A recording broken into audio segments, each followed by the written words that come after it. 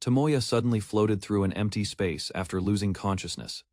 Memories of the truck crash returned while he checked his unharmed body and untouched suit. Soon a mysterious goddess appeared before him in a strange white world.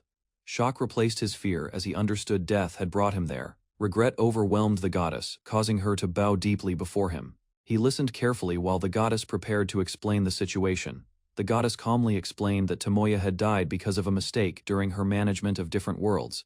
Silence filled the room after he learned returning to his old life would disturb the balance of the universe. Frustration burst from Tomoya as he struggled to accept such an unreasonable explanation. Panic soon replaced his anger when he heard the waiting time could last millions of years. Desperation pushed him to seek another solution. The goddess introduced a fantasy world where magic and abilities determined a person's strength and status. She offered Tomoya a chance to live safely in that world, while granting him powerful cheat skills for survival.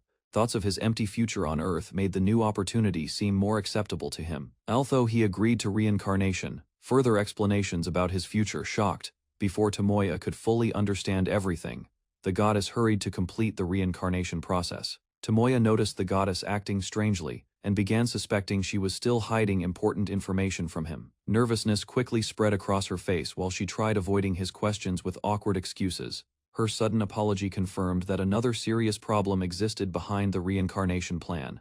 The goddess finally revealed that the Demon King had repeatedly destroyed the fantasy world through endless battles. He realized the goddess wanted his help to restore balance there. Tomoya accepted the goddess's request to help save the fantasy world. Without warning, the goddess transferred powerful cheat skills to him through a sudden kiss.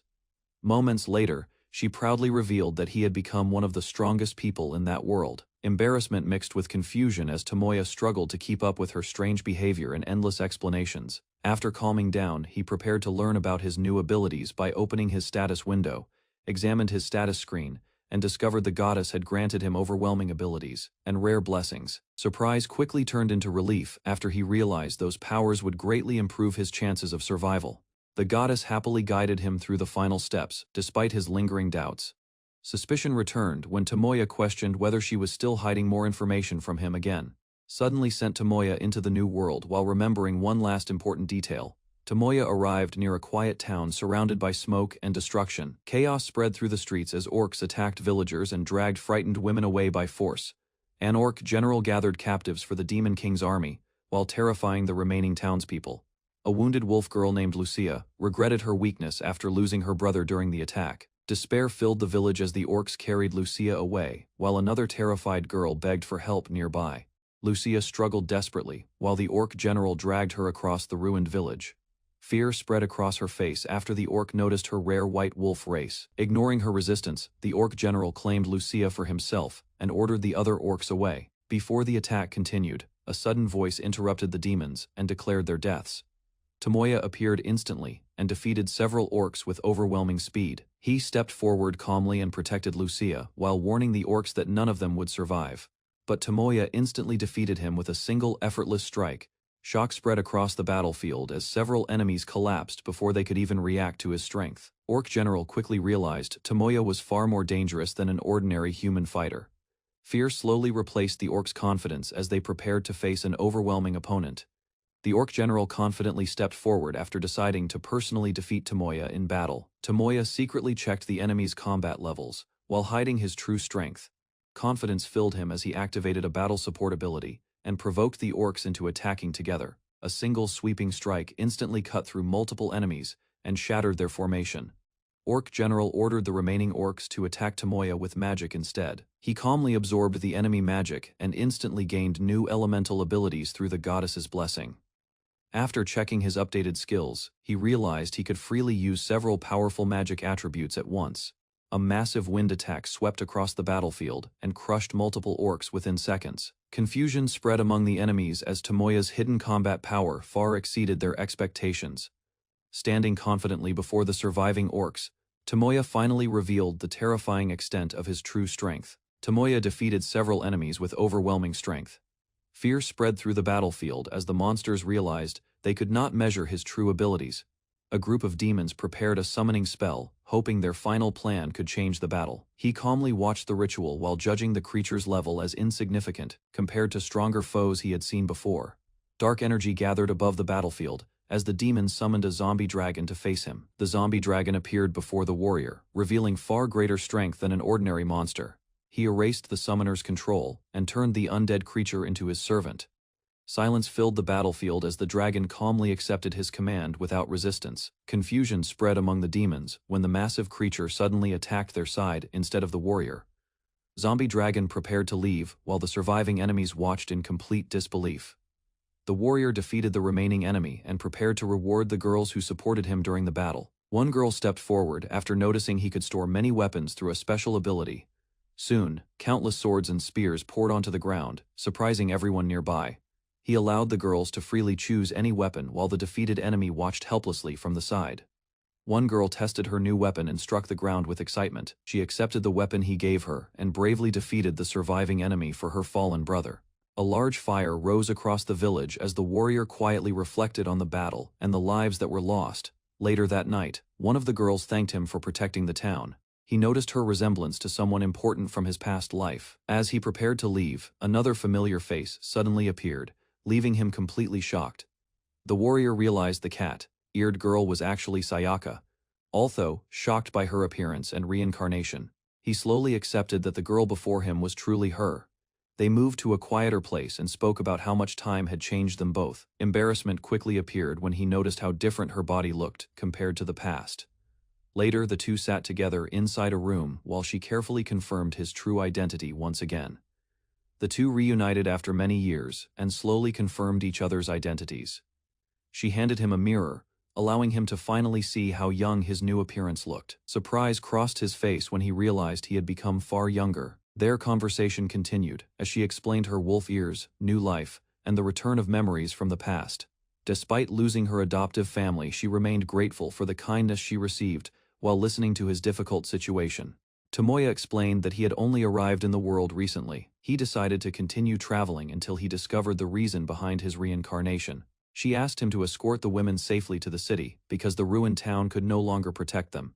Dangerous monsters and starving thieves filled the forest. Wanting to protect the villagers she cared about, the girl offered him a reward in exchange for his help. The girl offered herself as his reward, leaving the warrior completely confused by her sudden decision. Without hesitation, she embraced and kissed him while he struggled to understand her feelings and intentions. She confessed that her affection had grown beyond friendship after meeting him again. Tears formed in her eyes as he carefully considered her feelings. Faced with her sincere confession, the warrior realized he could no longer avoid making a difficult choice. Explaining that he did not want her feelings to come from obligation alone, she asked to become his wife and revealed how much she already understood about his interests. Her affection only grew stronger as she insisted on staying beside him and serving him in the future. Placing her under his command and leaving both of them completely confused, Tomoya understood that her devotion had become far more serious than before. The girl happily accepted their new bond and believed they would remain together from that moment onward. Under the quiet night sky, the pair spent their first night together before their journey continued. Morning light entered the room while he realized his new life in another world had already changed greatly. After checking his abilities, he discovered powerful skills connected to his companion. Later, he traveled across a rocky land while a dragon suddenly chased him from behind. Fear quickly spread as he tried escaping the flying beast. During the chase, Tomoya slipped on the rough ground and noticed blood beside him. Shock filled Tomoya as the dragon suddenly blocked his path. At the same time, the goddess's blessing finished installing inside his body. Moments later, emergency magic activated automatically and strengthened his physical abilities. Without hesitation, Tomoya released a powerful flame attack toward the monster. After surviving the explosion, he rushed forward and awakened a sword aura skill during the battle. Soon afterward, the creature collapsed, while Tomoya's analysis ability activated on its own. Tomoya discovered the monster's weak point and attacked its body with full force. Even after the strike, the dragon continued moving while his skills increased his attack power during the battle. The emergency combat state ended once the system confirmed its death. Additional experience points rapidly raised Tomoya's level beyond his expectations. New abilities healed his wounds completely and left his body far stronger than before. After defeating the dragon, Tomoya finally understood that the mysterious voice truly came from a goddess's gift. Soon afterward, the system introduced itself as a helper created to guide him safely through the unfamiliar world. An image of the goddess appeared and explained that only her knowledge Later, Tomoya asked whether the support system had its own name. Since no designation existed, he started thinking of a simple name for his new companion. Tomoya decided to give the support system the name Isis because its voice sounded feminine. Afterward, Isis officially recognized Tomoya as her master and promised to continue supporting him in the other world. Curious about her abilities, Tomoya asked how much assistance she could provide. Instead, she advised him to first understand his current situation and surroundings. Soon afterward, Isis revealed that they were standing near Dragon Mountain on the Castral continent. Isis explained that the dragon came from one of the most dangerous dungeons in the continent. Tomoya realized the goddess had accidentally placed him in a deadly location far beyond his current strength. Despite criticizing the goddess's careless decision, Isis still focused on helping Tomoya survive the harsh environment. She advised him to collect materials from the defeated dragon before more monsters appeared nearby. He activated a skill and generated resources directly from the dragon's body. Tomoya learned that defeated monsters could be converted into crystals, containing valuable materials and magical energy. Isis explained that adventurers often sold demon materials, or restored them later through regeneration techniques. After storing the crystal, Tomoya wondered how far the nearest human settlement might be. Unfortunately, Isis estimated the closest town was nearly 1,000 kilometers away from their location. Before he could react further, multiple hostile creatures suddenly surrounded the area. Several powerful dragons suddenly appeared around Tomoya, each possessing terrifying combat strength far beyond ordinary monsters. Among them, a sacred dragon emperor revealed itself as the strongest enemy in the area. Tomoya stayed calm while Isis noticed fear still had not fully controlled his mind. Rather than retreating, he stepped forward with determination and refused to abandon the fight. Moments later, the surrounding dragons closed in and trapped Tomoya from every direction. After the battle ended, Tomoya unknowingly activated a hidden luck ability connected to his special title. Soon afterward, his level rose dramatically, while the goddess blessing multiplied the experience he received from the dragons. Questioned whether his current strength was truly enough for the dangerous continent, she warned that unprocessed monster bodies could eventually revive as violent undead creatures. Before leaving, Tomoya stored the corpses safely inside Isis's special storage space. Tomoya discovered an ancient ruin after Isis sensed a faint magical reaction nearby. Inside the ruin, a dragon statue suddenly spoke and thanked Tomoya for defeating the monsters outside. Statue explained that it allowed communication through a magical effigy connected to its creator. The dragon then revealed that demons had attacked the sacred dragon emperor and slaughtered his companions across the mountain. Defeated dragon rulers had accepted death proudly while protecting their territory. The dragon spirit rewarded Tomoya for protecting its fallen companions. Before disappearing, the sacred dragon emperor introduced himself to Tomoya. While exploring deeper inside the ruin, Tomoya discovered a large collection of rare weapons and tools stored in ornate chests. He obtained an indestructible divine sword whose overwhelming power far exceeded ordinary weapons. Soon afterward, Tomoya analyzed a mysterious jewel that contained ancient knowledge and enormous magical potential. Tomoya gained several new skills and titles connected to ancient knowledge hidden inside the artifact. He found a strange skill description that left him completely confused about its true purpose. Soon afterward, Tomoya tested his newly acquired flying ability and traveled through the sky with Isis guiding his movements. Isis detected multiple life signs disappearing inside a nearby town and warned him to proceed carefully. Immediately changed course after learning that demons were attacking humans across the area. Tomoya finally reached the town after surviving dangerous battles and remembered the goddess responsible for sending him there. Later, he rested beside Sayaka after protecting her from danger during the difficult journey. The following morning, peace finally returned as Sayaka calmly welcomed the start of a new day. After leaving the forest, the group continued traveling toward the city with several wagons carrying supplies. Tomoya stayed awake at night to guard the camp while preparing monster meat gathered along the road. Later, Misha felt grateful for Tomoya's help and began staying close to him throughout the trip. Group discussed Misha's age and their growing bond during the dangerous journey. Soon afterward, Tomoya worried about his reputation while the others continued teasing him during the night. Misha asked Tomoya to train her after realizing how weak she had been during recent battles. Determination filled her mind as she promised herself to fight harder for the people she cared about most. He agreed to help and began teaching her combat skills every day. During one late night session, the training became awkward when they moved too close to each other. She steadily improved her abilities while continuing her intense practice beside Tomoya. Several days later, Tomoya sensed danger while the group rested near the forest on their way to Amrud. He warned everyone that a large force of humans and beastmen was approaching their camp.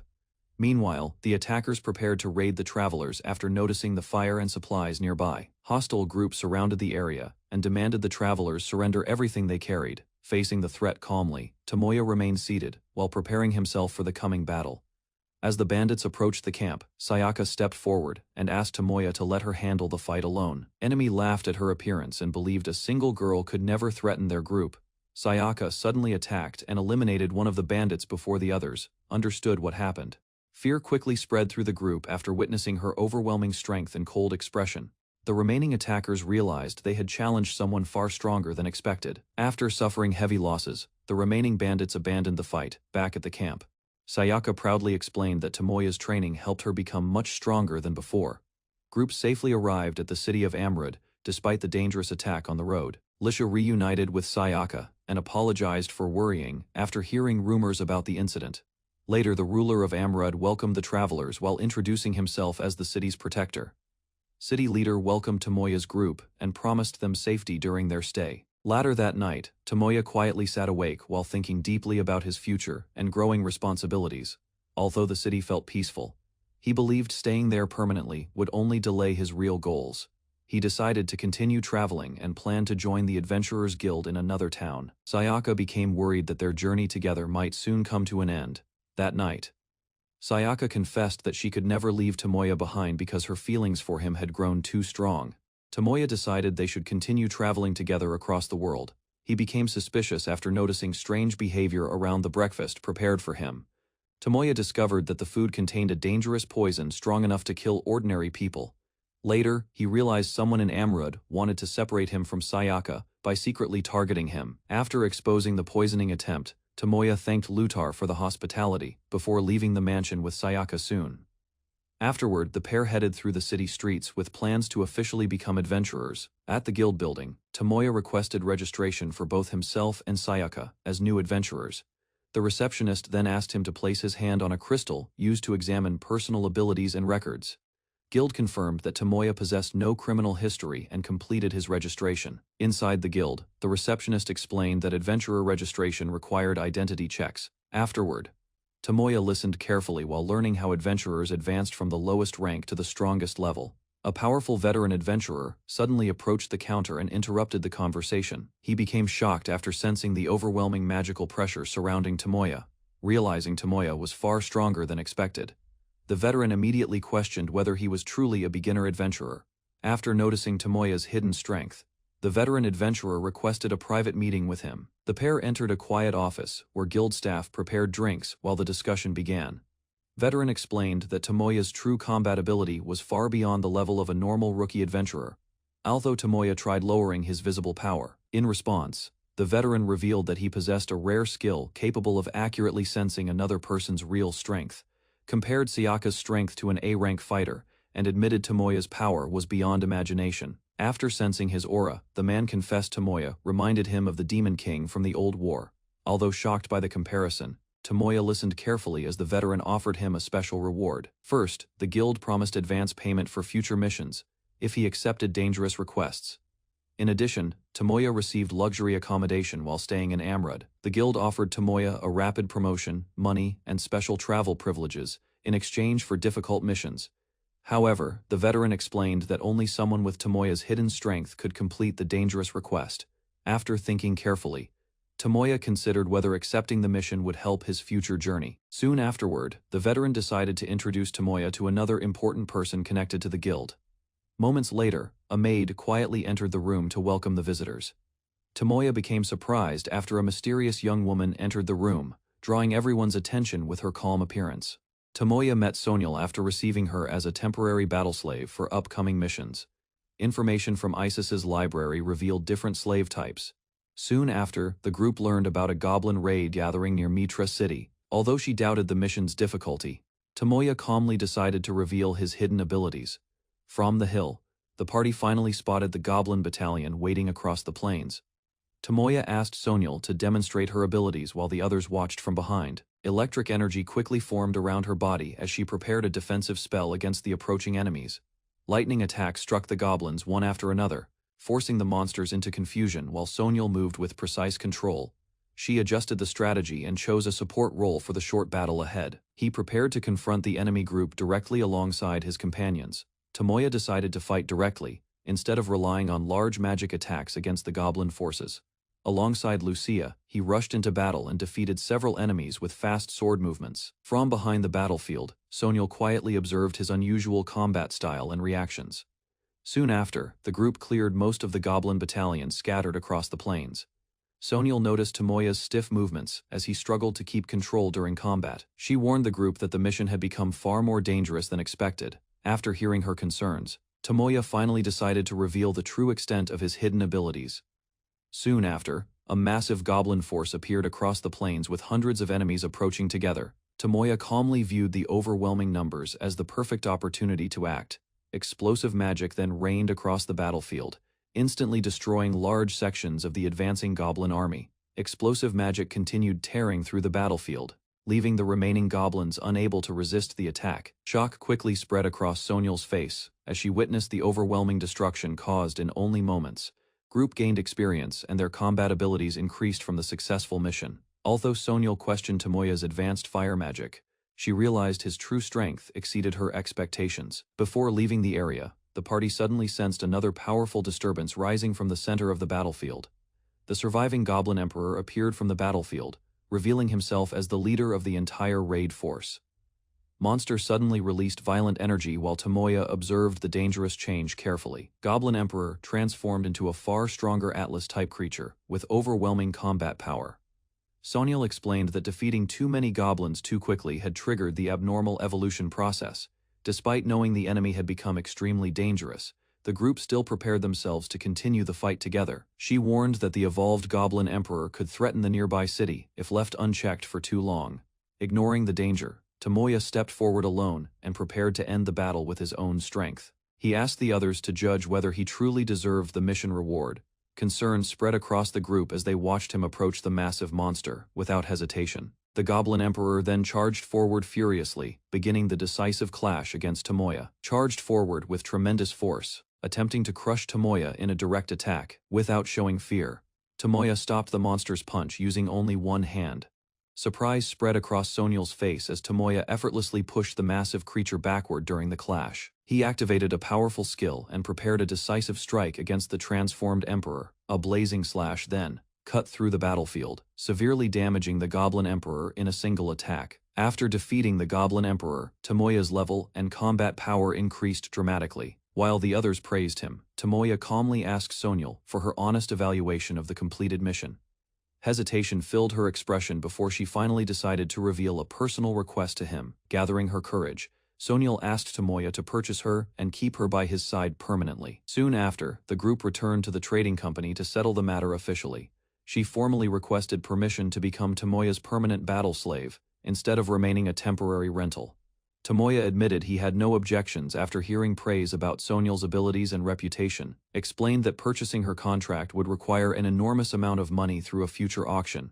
Group learned that a wealthy diplomatic minister intended to buy Sonyal for personal reasons, refusing to leave her with such a cruel man. Tomoya immediately accepted the challenge to save her, shocked everyone by declaring that Sonyal deserved far more than the expected auction price. The company owner reacted with disbelief after hearing Tomoya promise to prepare 30,000 gold pieces within a month. He confidently confirmed his decision and settled the agreement without hesitation. As the meeting ended, the owner quietly realized why Sonyal had become attached to Tomoya so quickly. Tomoya admitted that helping Sonyal was also something he genuinely wanted for himself. Promised Sonyal that he would definitely purchase her contract and protect her from the coming auction. Lucia invited Sonyal for a private discussion while the group rested together peacefully. She admitted she had misunderstood Sonyal's closeness with Tomoya and suspected a romantic relationship. Embarrassment quickly spread across Sonyal's face as she apologized for creating unnecessary misunderstandings within the group. Meanwhile, Tomoya remained unaware that his growing reputation was slowly attracting more attention from those around him. Lucia encouraged Sonyal to support Tomoya together, while strengthening their bond as companions. Embarrassment filled Sonyal's expression, but she still accepted Lucia's feelings sincerely. Soon after, both women agreed to stand beside Tomoya equally and treat each other as trusted partners. Their handshake marked the beginning of a powerful alliance that would later become famous across the kingdom. Tomoya quietly enjoyed his meal and watched the calm atmosphere around the streets. He headed to the guild headquarters to receive an urgent mission from the Grand Guild Master. Reports revealed that an intelligent wolf tribe had started a war against the capital for unknown reasons. The kingdom struggled to respond because the queen could not manage the growing crisis alone. Ordinary citizens continued their daily activities without realizing the danger moving closer to the city. Tomoya realized the citizens still remained calm despite the troubling situation spreading across the capital. A weak old woman suddenly collapsed near him, and hunger appeared to be the cause of her condition. After receiving food from Tomoya, she quickly regained her strength and continued eating without hesitation. She insisted on repaying his kindness before leaving the street. Her strange repayment involved offering herself as his future wife instead of giving money. The strange woman suddenly offered to solve any problem troubling Tomoya after receiving his kindness. Another man appeared and revealed that the woman actually held great authority within the country. Before leaving, she continued teasing Tomoya and promised they would meet again in the future. Tomoya returned home still confused about the unusual encounter from earlier that day. Not long after resting, two girls unexpectedly visited him and questioned his strange behavior. Two girls suddenly approached Tomoya and tried to attract his attention with bold actions. Although he became confused by their behavior, one of them remained determined to please him in her own way. Other girl explained that her companion truly wished to devote herself completely to Tomoya. As the strange situation continued, both girls carefully attempted to satisfy him despite his awkward reaction. Tomoya noticed something unusual about one girl before the atmosphere finally settled down. After spending more time together, one of the girls openly promised her loyalty and became deeply attached to Tomoya. He noticed a strange skill had activated because of the growing relationship around him. Several officials gathered to prepare for the dangerous operation against the coming threat. During the meeting, tension increased as important members continued arguing over risky decisions and responsibilities. Another leader arrived at the hall, causing everyone nearby to shift their attention toward the meeting. An influential minister welcomed the gathered officials before the strategic discussion officially began. Tomoya realized the same minister was connected to the auction involving Sonyal. Soon afterward, the group learned that the Spirit's Forest contained an unexplored dungeon tied to the Fenrir conflict. Because of the rumored treasure hidden there, several powerful elites decided to travel into the dangerous forest together. Members introduced themselves properly as the expedition team prepared for the upcoming mission. During the journey, Ariel apologized for speaking too formally and promised to support Tomoya from then on. Embarrassed by the situation, Tomoya tried to respond casually while Ariel adjusted her manner of speaking toward him. Ariel praised his growing sword skills and asked him to call her more naturally. Meanwhile, Sonyal defended her loyalty to Tomoya after Ariel questioned her unusual devotion toward him. Lucia warned that bringing Sonyal along could become dangerous during the mission ahead, apologized for his son's earlier behavior, and greeted Tomoya respectfully once again, rather than becoming offended. Tomoya calmly dismissed the issue and treated the incident as youthful immaturity. Luther noticed Tomoya's unusual maturity despite his young appearance and growing experience. Soon afterward, the atmosphere around the forest suddenly changed, causing Tomoya to become cautious. Sonyal confidently stepped forward and volunteered to handle the situation herself. Deep inside the forest, several Fenrir surrounded the group and blocked the path with clear hostility. Remaining calm, Lucia stepped forward and attempted to speak peacefully with the Fenrir leader on behalf of everyone. He suddenly gained the ability to understand the language spoken by the beasts. The Fenrir leader demanded the return of a stolen treasure and refused to leave without it. Tomoya interrupted the tense exchange and questioned the truth behind the missing treasure. Fenrir leader carefully questioned the inconsistencies between both sides of the conflict. Trying to calm the situation, Tomoya suggested exchanging information first before making any harsh decisions. To everyone's surprise, Lucia discovered that Tomoya could now understand and speak the Fenrir language fluently. Meanwhile, the group realized they lacked enough time to fully investigate the truth behind the accusations. Team divided their roles while Lucia and Tomoya stayed behind to continue negotiating with the Fenrir. As the discussion became more dangerous, Lucia's companion refused to let her remain near the Fenrir negotiations alone. Lucia harshly criticized him for doubting both her judgment and abilities. Tomoya decided to handle the negotiations himself to reduce the risks around Lucia. Without warning, Lucia suddenly struck him across the face after losing patience with his stubborn behavior. Meanwhile, the others stood in complete shock while Lucia continued scolding him for ignoring everyone's concerns. After losing her temper, Lucia pinned the knight down and warned him to stop treating her carelessly. Meanwhile, Tomoya remembered how Lucia once punished children who bullied Sayaka during the past. Wanting to calm the situation, He stopped Lucia before the knight suffered even more damage from her anger. Once the argument settled down, the group finally resumed preparing for the Fenrir negotiations together. Lucia became mentally unstable. Ariel stayed behind while the boy continued traveling through the kingdom with her. Although she could not understand the language well, Ariel slowly trusted his actions. During their journey, Ariel admitted she still lacked maturity despite trying to act like an adult woman. Soon, the boy revealed he was only 10 years old, leaving Ariel shocked by his appearance. Later, Ariel explained her developed body often caused others to mistake her age. Ariel felt insecure about her future because she could not improve her sword skills or behave like other adults. Meanwhile, the boy encouraged her by saying she already looked mature and adorable despite her worries. Soon after, he helped Ariel stand and guided her toward Fenris, while calming her embarrassment. She became flustered when he promised to properly support and protect her. By the end, Ariel's feelings deepened quickly, leaving her completely overwhelmed by his kindness. Ariel admitted her mistakes and asked for punishment, while her strange skill caused her body to move on its own. Before the situation grew worse, a silver wolf suddenly appeared and interrupted their private moment. Instead of fighting, the boy calmly chose negotiation and lowered the tension between both sides. Group prepared to meet the Emperor while Ariel remained embarrassed by earlier events.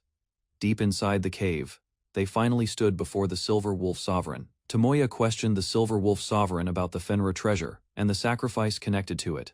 Explained the treasure was a crystal jewel left behind after the previous emperor's death. Although Ariel knew little about the jewel, she recalled hearing stories connected to its mysterious power. Soon, another figure revealed the jewels could grant strength greater than anything in the world when gathered together. Absorbing even one jewel already provided enormous power beyond normal human ability. Explained that Emperor jewels were extremely rare treasures created only by Emperor species before death. While discussing the dangerous Apex jewel, the boy revealed knowledge about the Dragon Emperor jewel hidden within the sacred mountain. He shocked everyone by admitting he already possessed all three legendary jewels. The wolf immediately connected his claim to the defeated Sacred Mountain Emperor from the past battle. Silver Wolf Sovereign finally acknowledged the boy as someone far beyond an ordinary human, admitted he never planned to use the powerful jewels despite understanding their danger. Silver Wolf Sovereign decided to temporarily return the clan's jewel to him. Although worried about the future of the clan, the wolf trusted the boy to protect the treasure properly. Soon, the boy promised to recover the remaining jewel before enemies invaded the capital. Meanwhile, two small wolves approached them, surprising Ariel with their adorable appearance. The Silver Wolf Sovereign introduced the playful pups as the next generation of future emperors. Later, the group reported their meeting to the kingdom, while explaining the wolves only wanted their treasure returned. However, confusion spread after officials questioned why the wolves had secretly demanded the Fenrir jewel. He explained the answer could only be found through the Silver Wolf Emperor jewel. Another elder admitted he knew nothing about the jewel, despite hearing rumors about it. Tomoya revealed he possessed several Emperor jewels, but considered selling them because he could not use their power. Elder desperately offered enormous amounts of gold in exchange for the rare treasures. Soon, the old man realized the jewel's true value far exceeded ordinary wealth or common trade. Without hesitation, he paid everything he had just to finally obtain the legendary jewels. The elder celebrated happily while the boy still lacked information about the Silver Wolf Emperor jewel, gathered every Emperor jewel but failed to activate their hidden power. Suddenly the boy floated into the sky as the jewels reacted strongly to his presence. Realizing the Silver Wolf Emperor jewel was genuine, he quickly took control before anyone could steal it. After securing the jewel, the boy prepared to return it to the Fenrir clan without delay.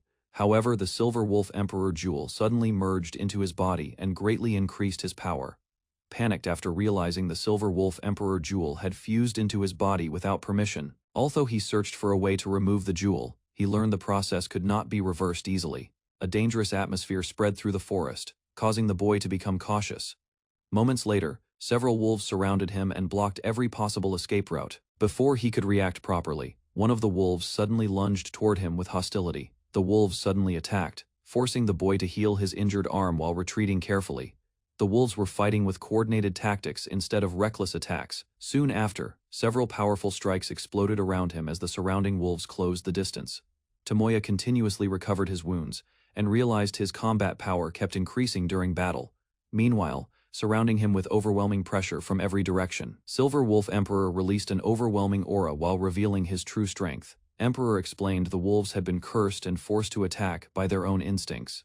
Although the curse could never be removed completely, The emperor accepted the painful truth calmly. Tears fell from the emperor's eyes as he confessed the wolves had committed an unforgivable sin. Tomoya silently accepted the emperor's final feelings and understood their suffering. He activated his fighting spirit aura and prepared to end the wolves' suffering peacefully. The Silver Wolf Emperor charged forward fiercely, accepting the boy's final attack without hesitation. A powerful slash cut through the darkness as the boy released all of his strength at once. Soon after, the wolves collapsed silently across the forest, while rain poured over the battlefield. Standing beside the fallen emperor, the boy quietly mourned the tragic end of the cursed wolves. Tomoya completed the magic crystal analysis and walked through the quiet forest with guilt filling his mind. Several wolf cubs were found dead on the ground, causing him to stop in shock while anger and regret overwhelmed him. Realizing innocent lives were lost because of his actions and reckless power, despite possessing unmatched strength and limitless magic. The truth revealed the cubs had absorbed the Silver Wolf Emperor's orb long before he arrived. Tomoya collapsed in grief as a strange tidal skill reacted to his sorrow. Crystals suddenly returned from storage and surrounded him while a new spirit skill awakened. A massive crystal formed before his eyes after the synthesis process finished. Energy gathered around the dead wolf cubs, leaving him frozen in confusion. Bright light covered the forest before a mysterious lion-like spirit finally appeared. The summoned Wolf Emperor revealed its overwhelming power while the surrounding wolves gathered before it. Spirit crystals responded to the Emperor's presence and created a connection with Fenrir's spirit. Tomoya watched silently as the crystal reacted and the sacred field filled with light. The Wolf Emperor recognized him as the new inheritor of the ancient title. Fenrir's spirit thanked Tomoya for ending the curse that had driven the wolves into madness. Explained that the curse had already doomed the wolves long before Tomoya arrived. The Wolf Emperor admitted its remaining consciousness would soon disappear forever. Before fading away, Fenrir entrusted the spirit crystals and the surviving pups to Tomoya. Tomoya accepted the responsibility while the Emperor expressed gratitude for carrying their will. With a final howl, Fenrir vanished peacefully, leaving the young wolves to follow Tomoya's path. Morning arrived as Tomoya continued traveling with the young wolves through the quiet forest. Mysterious man observed Tomoya through a magical crystal while showing great interest in his strength. After learning Tomoya had defeated the Silver Wolf Emperor, the stranger decided to make him a future target. A dark smile appeared across the man's face as dangerous plans slowly formed in his mind. Meanwhile, another figure reacted violently inside a distant castle after receiving unexpected news. The nobleman panicked after hearing every magical orb in his possession had become worthless. Suddenly, a mysterious woman appeared inside the room and interrupted his frustration. She revealed that the Silver Wolf Emperor's true orbs had already been stolen by someone else. After examining the remaining spheres, the woman confirmed they were authentic, despite their impossible power. Suspicion filled her mind as she realized only a being close to the divine could create such extraordinary artifacts.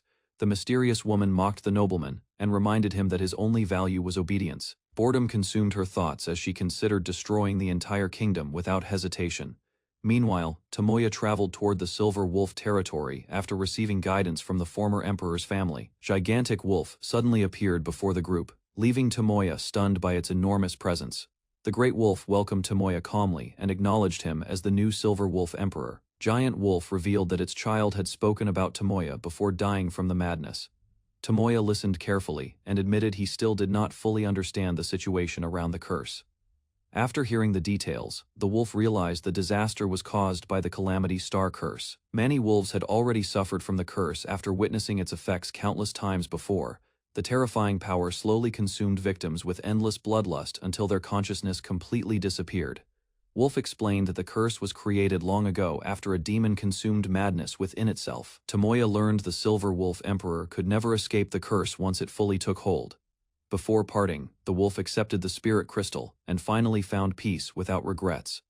Soon after, the wolf asked Tomoya to fulfill one final request involving an old companion. Name of Princess Hildegard from the Dorum Kingdom was quietly revealed before the meeting ended. Giant Silver Wolf asked for help reaching the palace where the queen remained trapped inside its massive body. After hearing the request, the young man learned the wolf no longer had enough strength. Soon, the girl accepted a glowing sphere containing the Silver Wolf Emperor's soul. Meanwhile, the young man realized the sphere would allow the wolf to possess Lucia's body. In the end, the wolf explained its consciousness would disappear once the sphere broke.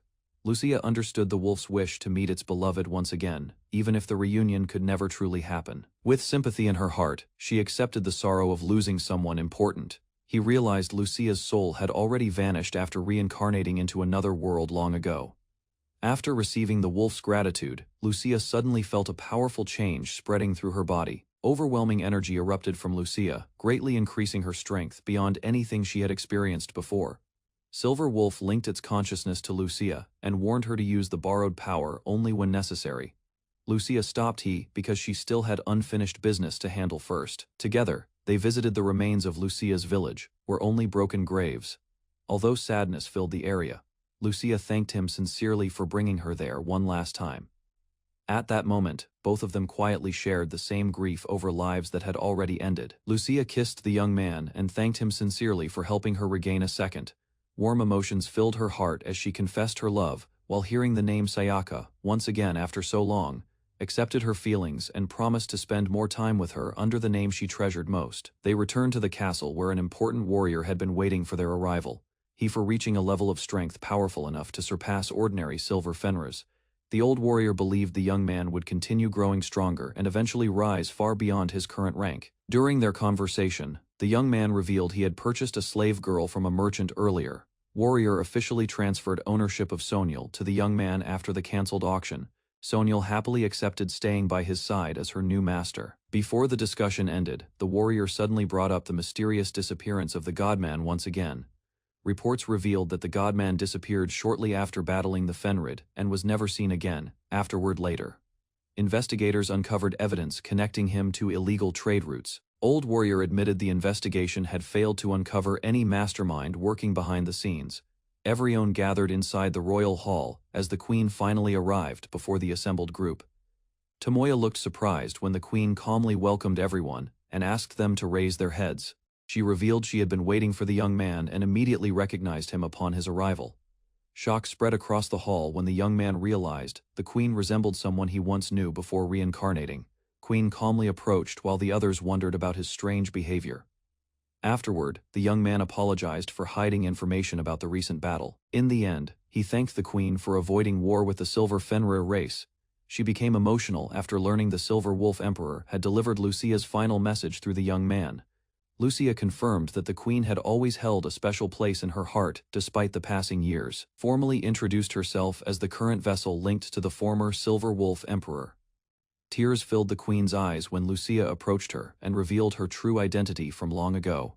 Embraced warmly after finally reuniting again following many years of separation, the queen admitted how lonely life had become after Lucia disappeared from her side many years ago. Meanwhile, Lucia explained that time and fate had separated them into completely different worlds that could never truly reconnect. Queen still wished to spend more peaceful moments together like the past. Sadly, Lucia apologized because their reunion only lasted long enough for a final farewell, before another separation arrived. Quietly wished they could continue seeing each other, despite the painful reality between them. The queen begged Lucia to deliver a proper farewell before leaving once again after their long-awaited reunion. She slowly admitted she no longer intended to return to her previous life anymore. Violent tremors shook the castle while Lucia sensed an approaching danger from outside the city walls. Guards discovered something enormous had crashed into the inner district and caused massive destruction nearby. Gigantic wolf appeared within the city, towering over the surrounding buildings and spreading panic everywhere. The queen immediately recognized the giant wolf outside the castle and understood the danger surrounding the city. Tomoya knelt before the queen and prepared to escort her away from the collapsing area. He carried the queen through the air while the enormous wolf moved below the damaged buildings. She recalled happier days spent beside Charna before royal duties forced them apart.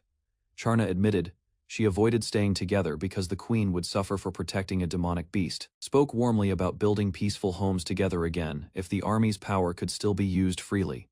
Soon afterward, Charna quietly admitted the time for their final farewell had finally arrived at last. Tomoya thanked Charna sincerely for protecting him and promised to honor the debt carried within Lucia's body. Meanwhile, Hildegard tearfully exchanged final words with Charna while wishing for her friend's happiness and safety. Hildegard gently touched Charna's face and bid her a peaceful final rest. She honored the fallen wolf while celebrating the hero who protected the kingdom. Tomoya received the noble title Delta from the queen after protecting the kingdom from danger. Although worried about future threats, he accepted the responsibility to keep the country stable and prevent disorder. To avoid political problems, careful management of his land became his main duty. Later, he revealed his true origin from another world, surprising the queen. Meanwhile, ancient records connected his world to forgotten names from the past.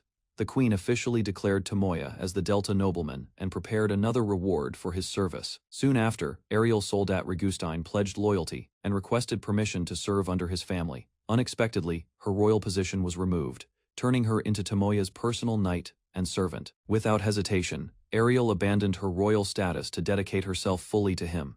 Later, Tomoya accepted her decision and began working with her as his trusted companion. Late at night, Tomoya woke after hearing someone call from outside his room. Standing at the door, Ariel visited him because she could not sleep and wanted to stay nearby. During their conversation, she decided to reveal details about her painful past and former homeland. Long ago, the island kingdom of Markafork was destroyed after the Demon Lord's army invaded its territory. After escaping the disaster, Ariel survived for years by working as a mercenary and rental slave. Ariel explained that her uncle arranged her work through a slave trading house after her homeland collapsed.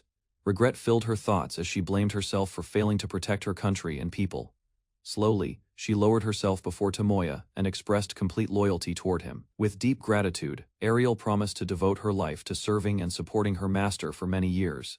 Finally, Tomoya reached out his hand while she bowed respectfully before him. Tomoya noticed Ariel's strange condition, while his special skill affected both of their bodies and emotions. Under the influence of the skill, Ariel completely devoted herself to him without resistance. The next day, Tomoya visited a trading company to discuss Ariel's background and future care.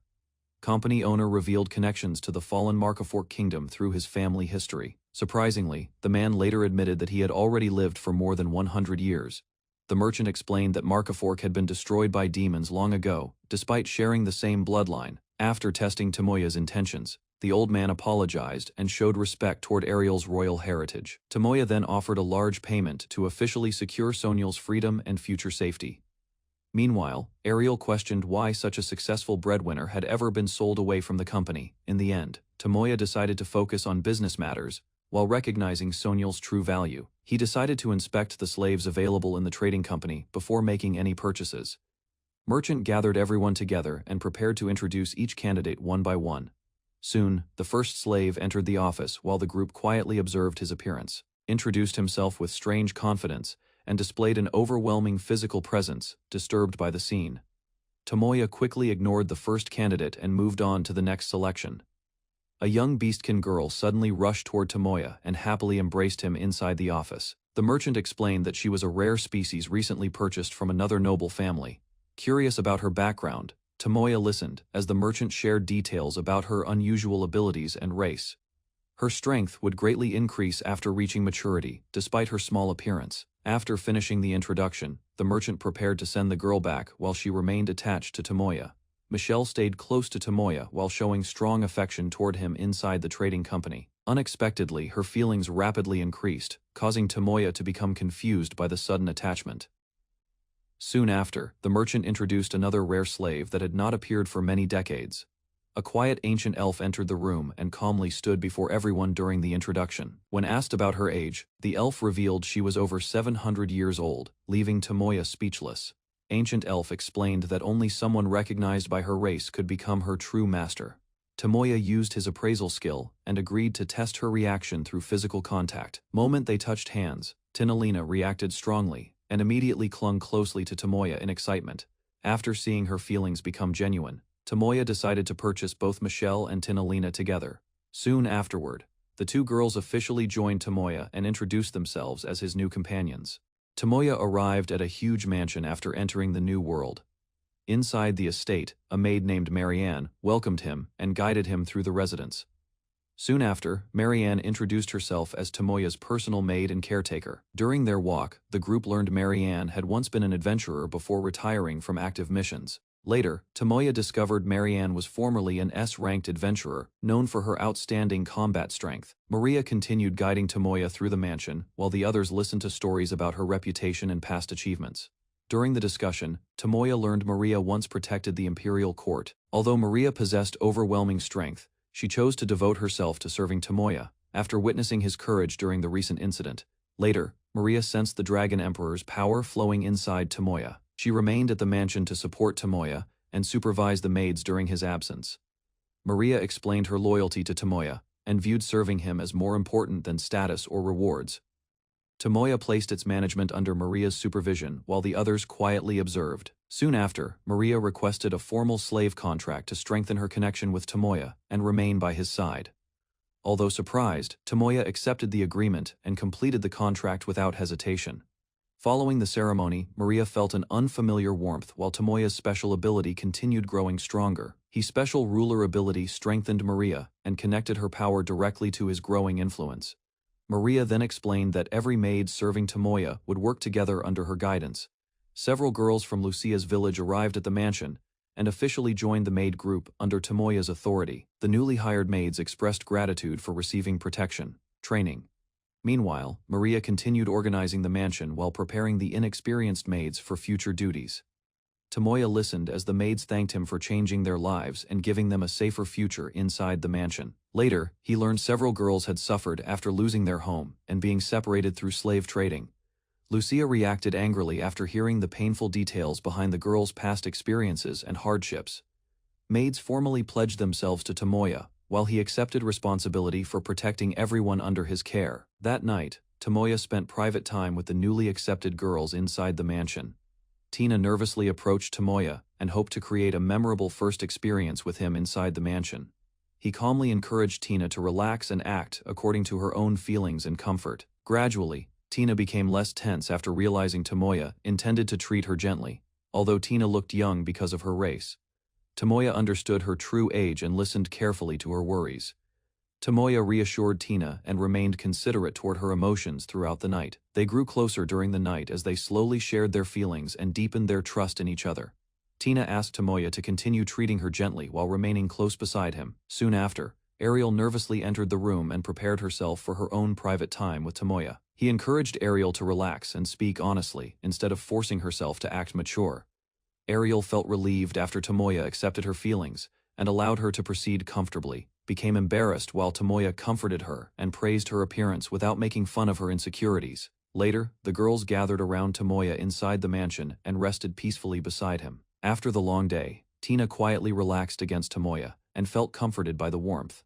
Another girl happily rested on Tomoya's lap while enjoying the calm atmosphere inside the mansion. Girls remained close together and appreciated the peaceful life they had finally gained.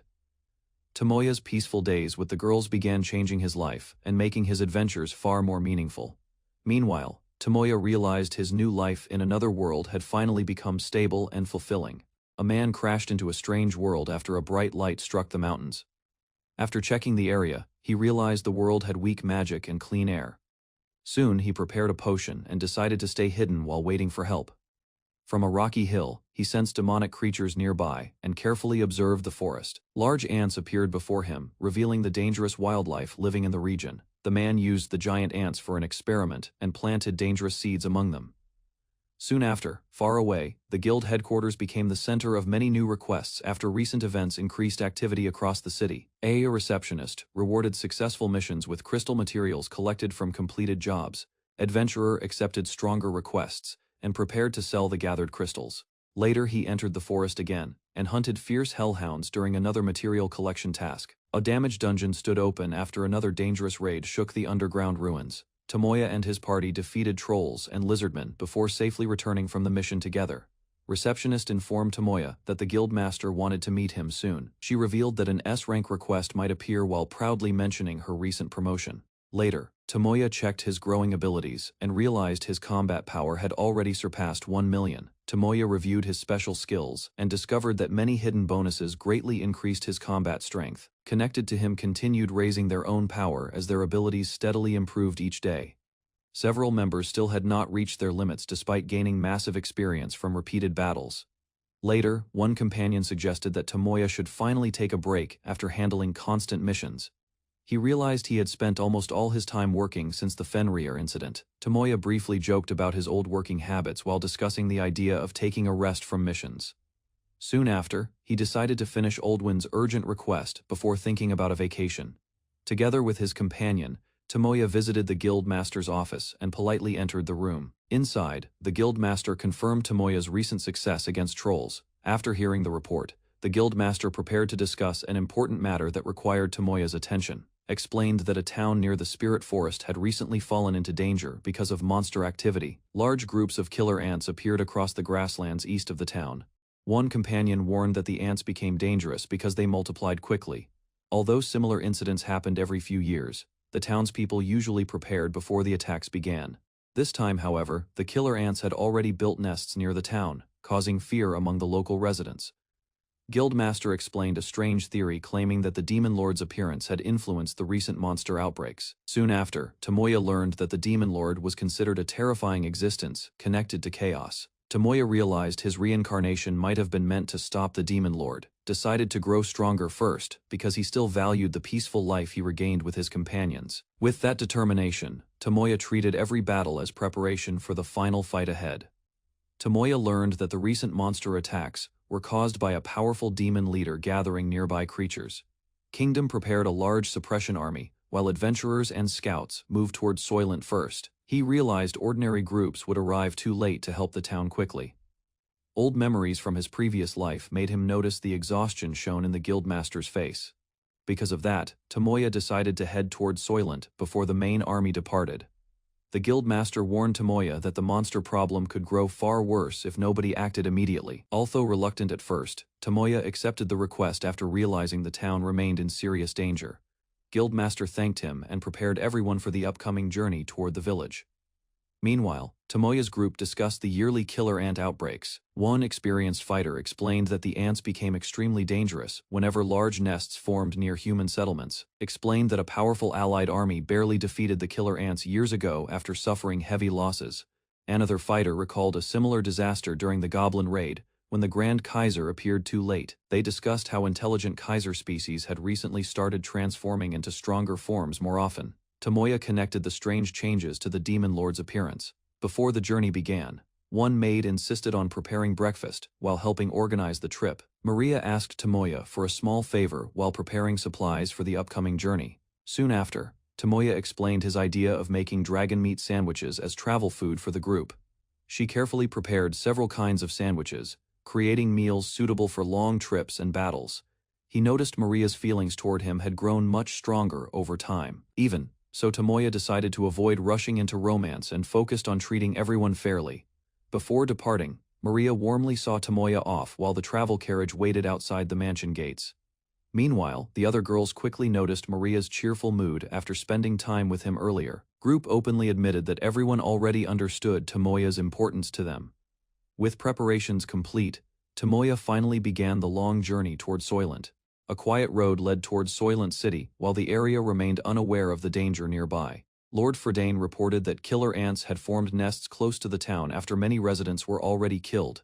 Deep inside the caves, countless ants gathered as their colony expanded faster than expected. Meanwhile, the young adventurer planned to coordinate with the city forces instead of attacking alone. After reaching town, the group entered a crowded cafeteria before beginning their investigation. Inside the cafeteria, the adventurers introduced themselves while the group reacted with surprise toward Sonial's presence. Hearing the famous berserker's name left the young woman overwhelmed and unable to hide her embarrassment.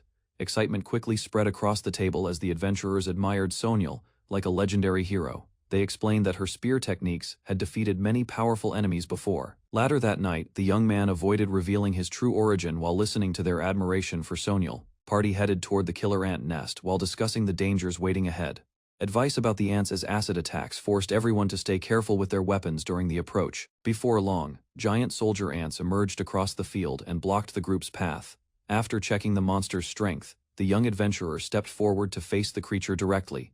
At the same time, the elf launched a fire spell that struck the killer ant with explosive force. She rushed forward together as the elf struck the killer ant before it could attack again.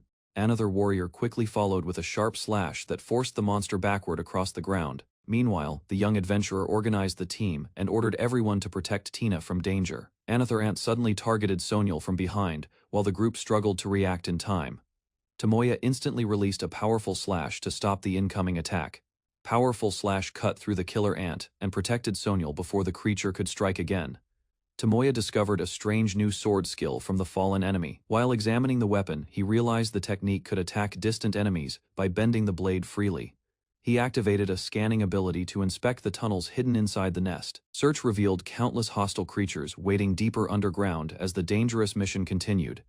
the scan revealed hundreds of killer ants hidden inside the nest. After confirming the enemy positions, the young adventurer activated a marking skill to track every hostile target. Glowing markers quickly spread across the area while the group watched his strange technique with surprise. Intense magic surrounded his body as he prepared to launch a large attack against the colony. Using his new sword abilities, he unleashed countless strikes that pierced through the advancing killer ants. Group stood among the defeated ants, while the young adventurer confirmed their victory. He explained that everyone's abilities had increased greatly because of the intense fight. However, the discussion revealed that the killer ants possessed far greater strength than anyone originally expected. Information about previous battles made the situation appear even more dangerous for the surrounding region. Before leaving, the party gathered materials from the destroyed nest while preparing for future threats. After clearing the nest, the young adventurer recovered valuable materials. The group reacted with surprise after learning he had already collected all the enemy remains by himself. The others realized his unusual storage ability greatly exceeded normal methods. They confirmed that another nearby nest had already been destroyed during the operation. Following the mission, the party returned to the city and reported the successful extermination to the local lord. Local lord realized the rising ant levels could create a major threat for the region. Further discussion revealed that the defeated empress possessed strength far beyond ordinary monsters encountered before. Concerns continued growing as they compared the ants' dangerous numbers with the power of previous enemies. Group explained that killer ants hunted humans differently from goblins because they treated people as food. Lord ordered soldiers to continue searching nearby areas for additional nests. 1 week later, the young adventurer warned the others that provoking the killer ants would only increase casualties.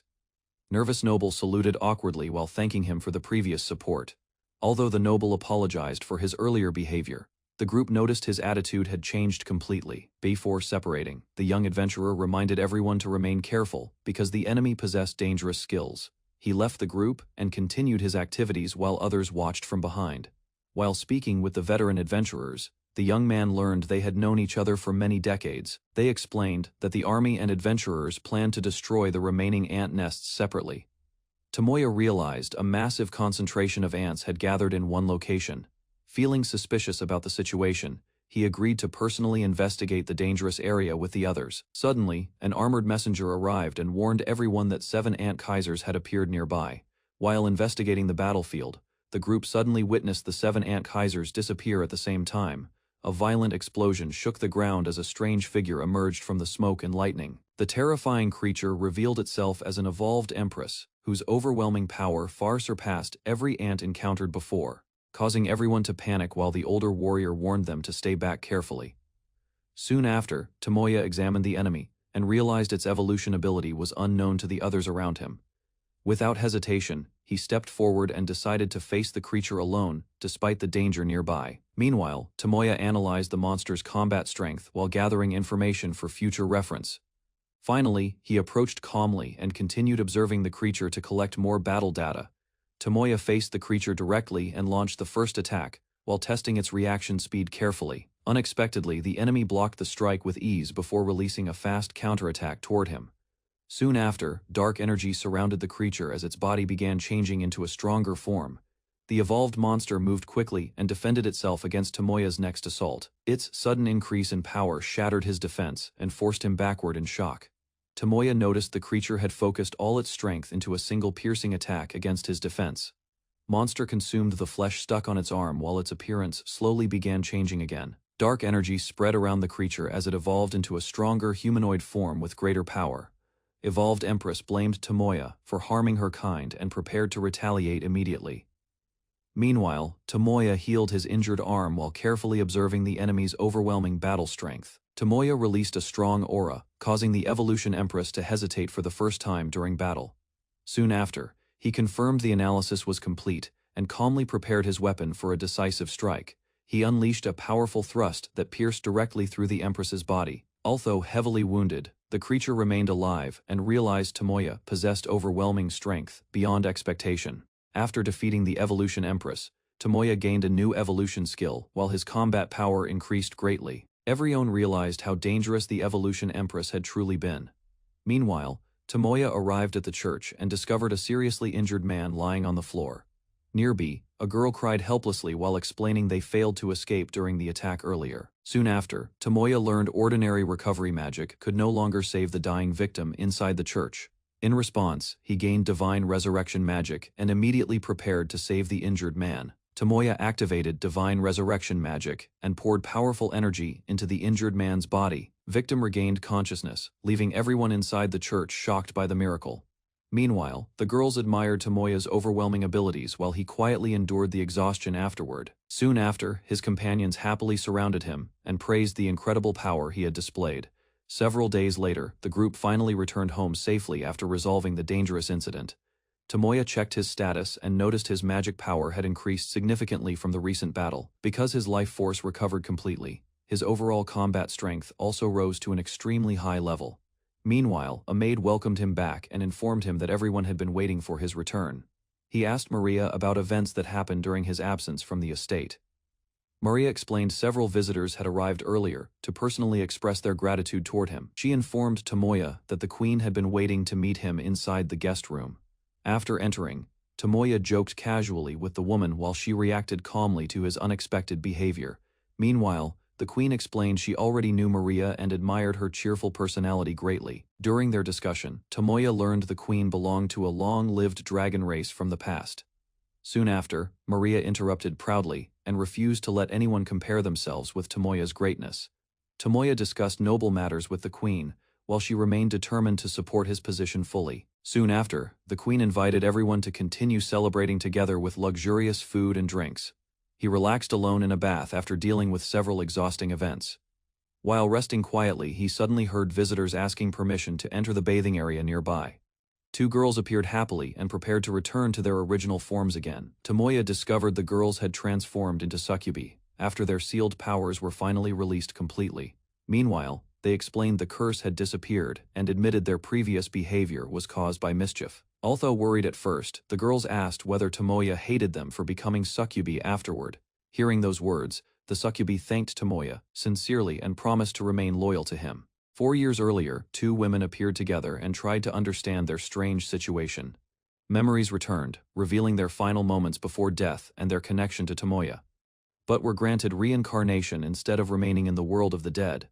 Further details revealed that Tomoya already existed in their destination world, though his location remained unknown. Determined to reunite with him, the pair accepted the challenge and prepared to begin their search. The pair accepted reincarnation but requested stronger bodies, divine protection, and faster growth. Their demands surprised the god, yet he agreed and prepared their transfer. Moments later, both were summoned into another nation and assigned as heroes against the Demon King. After sending them away, the god realized their friend had already been reincarnated years earlier. Meanwhile, one of them arrived in Soylent Town and discovered her first mission had already been completed. Years of searching left the two women exhausted, hungry, and without money after losing their wallet. Doubts began to grow as they questioned whether their long journey had been for nothing. While discussing ways to earn travel funds, they overheard a nearby young man. The stranger casually mentioned Sato Shima, the person they had been seeking for years. Shock immediately replaced their frustration as they rushed toward him, desperate to learn more. Two women rushed toward the young man after hearing a familiar name and demanded answers. Realizing their excitement had caused trouble, they apologized and introduced themselves as adventurers. Their identities quickly drew attention, as they were recognized as famous rank heroes. Meanwhile, a week earlier, Tomoya relaxed after a series of major events and achievements.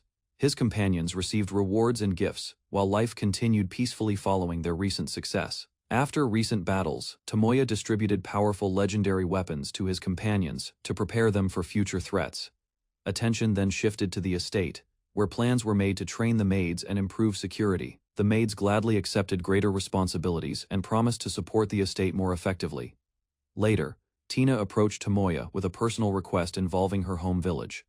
Without hesitation, he agreed to help and prepared to leave as soon as she was ready. After hearing Tina's request, Tomoya decided to accompany her to the Forest of Spirits and search for her friend.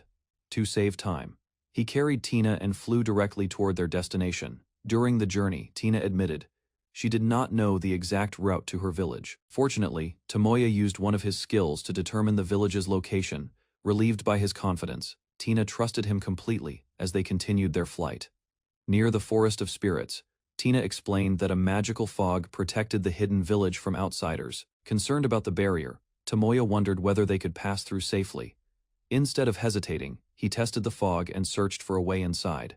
Soon, a hidden path revealed itself, allowing them to move beyond the barrier. Ahead of them stood Tina's village, concealed among enormous trees and untouched by the outside world. After entering the village, Tomoya confirmed that the residents were safe and began gathering information. While he and Tina walked through the settlement, familiar faces quickly noticed their arrival. Soon, Tina reunited with an older elf who warmly welcomed her back home. The reunion brought relief as the villagers shared news and invited their guests inside. Later, the village representative expressed gratitude to Tomoya and formally introduced herself before discussing village matters. Tomoya was surprised to learn that Tina's older sister was centuries older, despite their youthful appearances. Moments later, the sisters shared an emotional reunion after spending many years apart. Typhemia then revealed that their village had once been attacked by a powerful serpent, forcing the elves to use a risky spell. The spell saved the village but accidentally transported Tina away. As the discussion continued, Tomoya learned that Typhemia had become the village's chief during Tina's absence. Village barrier continued to weaken, allowing monsters to approach more frequently, despite temporary repairs. Typhemia believed Tina's return could restore the barrier and reunite the village. However, Tina explained that her lost power prevented her from taking on that responsibility. After inspecting the barrier himself, Tomoya realized the situation was far worse than expected. She proposed evacuating the villagers and asked Tomoya to shelter them at his estate. Typhemia pleaded with Tomoya to protect the villagers, believing they would be safe under his care. Trying to strengthen her request, she even offered an unreasonable condition that embarrassed her sister. Tomoya admitted that his estate had enough space to shelter everyone. Meanwhile, several elves worried about leaving their homeland and becoming dependent on an outsider. Caught between responsibility and uncertainty, Tomoya struggled to decide how he should handle the villagers' future. Suddenly, a powerful disturbance interrupted the discussion and drew everyone's attention. Without wasting time, Tomoya rushed outside and used his search ability to identify the source. To everyone's shock, the mana-eater had returned and evolved into a far stronger monster. Fear spread among the elves as they realized defeating this new threat would be far more difficult. Meanwhile, leaving Tomoya frustrated despite the danger before them. The elves' suspicious looks left Tomoya feeling increasingly uncomfortable as tensions rose around him. Although he insisted he was helping others, the situation continued to make him appear questionable. Meanwhile, the evolved mana-eater remained strangely inactive. Soon, the true threat revealed herself when a winged woman arrived and took interest in the elf village. She focused on Tomoya's presence and approached him with curiosity after spotting a human deep within the forest. A winged woman named Riru appeared before Tomoya and revealed herself without hesitation. Soon after, her true identity was exposed as one of the Demon King's 7 Stars generals, raising the threat facing the village. Tomoya encountered Lyrule, a high-ranking general of the Demon King's army, while 2 giant snakes watched from nearby. Instead of showing caution, he calmly examined the situation and considered the powerful creatures surrounding him. After assessing their strength, Tomoya made a decision and prepared to eliminate the snakes without hesitation. Doubt briefly appeared on Lyrule's face as she realized his confidence was genuine. Standing between the monsters, he released overwhelming power. The massive snakes could not resist and were instantly destroyed. Broken remains scattered across the area, shocked by the outcome. Lyrule stared at him while Tomoya remained composed after ending the threat. After defeating the giant snakes, Tomoya approached Lyrule and asked about her next move. She confidently relied on a special ability that had never failed before. Activating her charm skill, Lyrule expected the usual result. Tomoya appeared affected for a moment, causing her to lower her guard. The situation quickly changed when he revealed that he had only been pretending. His sudden reaction left her startled and completely vulnerable. A powerful subjugation skill spread its influence to nearby women, filling them with overwhelming devotion toward him. Soon afterward, the affected women gathered around Tomoya, accepting their new status while praising him without resistance. Lyrule and another woman completed the subjugation process. Both felt the effects immediately, and their loyalty toward Tomoya deepened as the skill took hold. Later, Tomoya gathered the women under his control. They accepted his authority without resistance and devoted themselves entirely to serving him. Their bond grew stronger, while every member fully embraced the influence of the subjugation skill and their new role at his side. Tomoya flew through the sky with several winged girls, testing his newly acquired angelic abilities while leading the group across the open air. After learning the spell from Lululu, he successfully copied and improved it, allowing everyone to travel freely above the land. Meanwhile, one companion reflected on past mistakes and accepted the consequences awaiting her, choosing to follow him willingly. Later, Tomoya thanked Isis for her support, realizing her assistance had helped overcome a temporary weakness in his abilities. Noticing he was near the Drimlock's royal palace, he changed direction and decided to pay the kingdom an unexpected visit. While flying near the border, Tomoya spotted a large battlefield where soldiers from Drumlu Kingdom and the Alorade Empire were locked in fierce combat. Recalling the long-standing conflict between the two nations, he quickly realized the gathering below was not a military exercise but a real war. From what he knew, disputes over territory and royal succession had pushed both sides into open confrontation, leaving him frustrated by the situation. Examining the map, he searched for a safe route to avoid the fighting and keep his companions away from danger.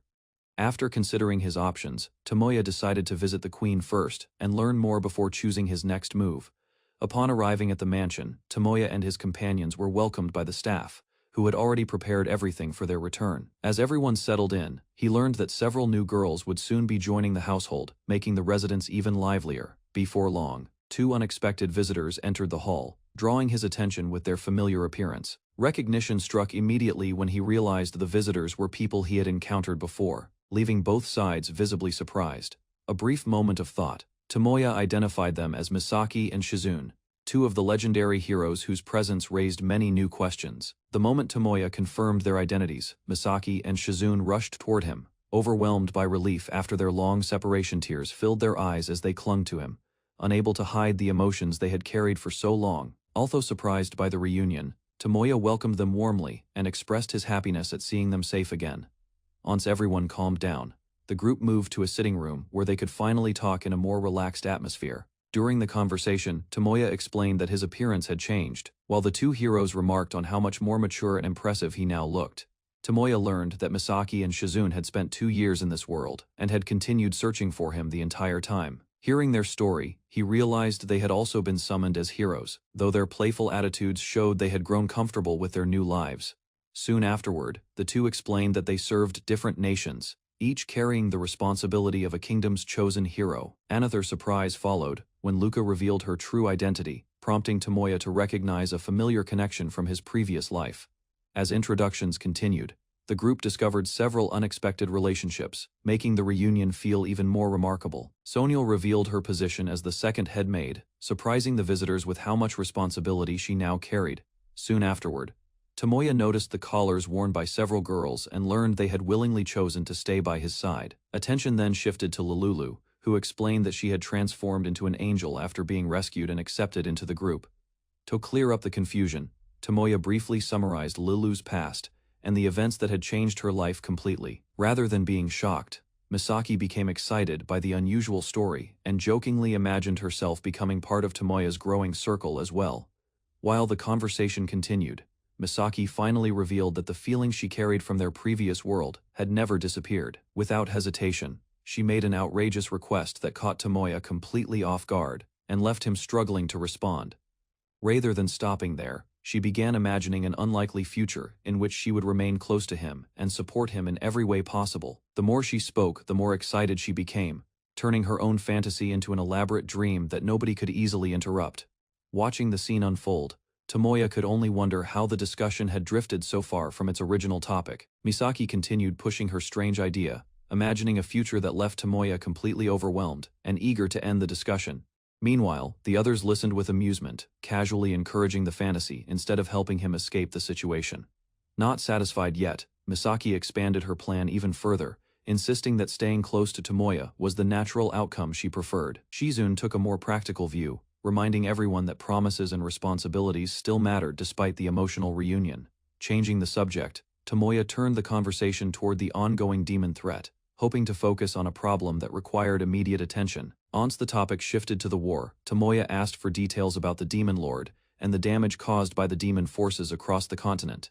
In response, describing the powerful leaders who commanded the demon army from the shadows. Despite years of conflict, the Demon Lord's location remained unknown, while only a few elite commanders had ever been identified.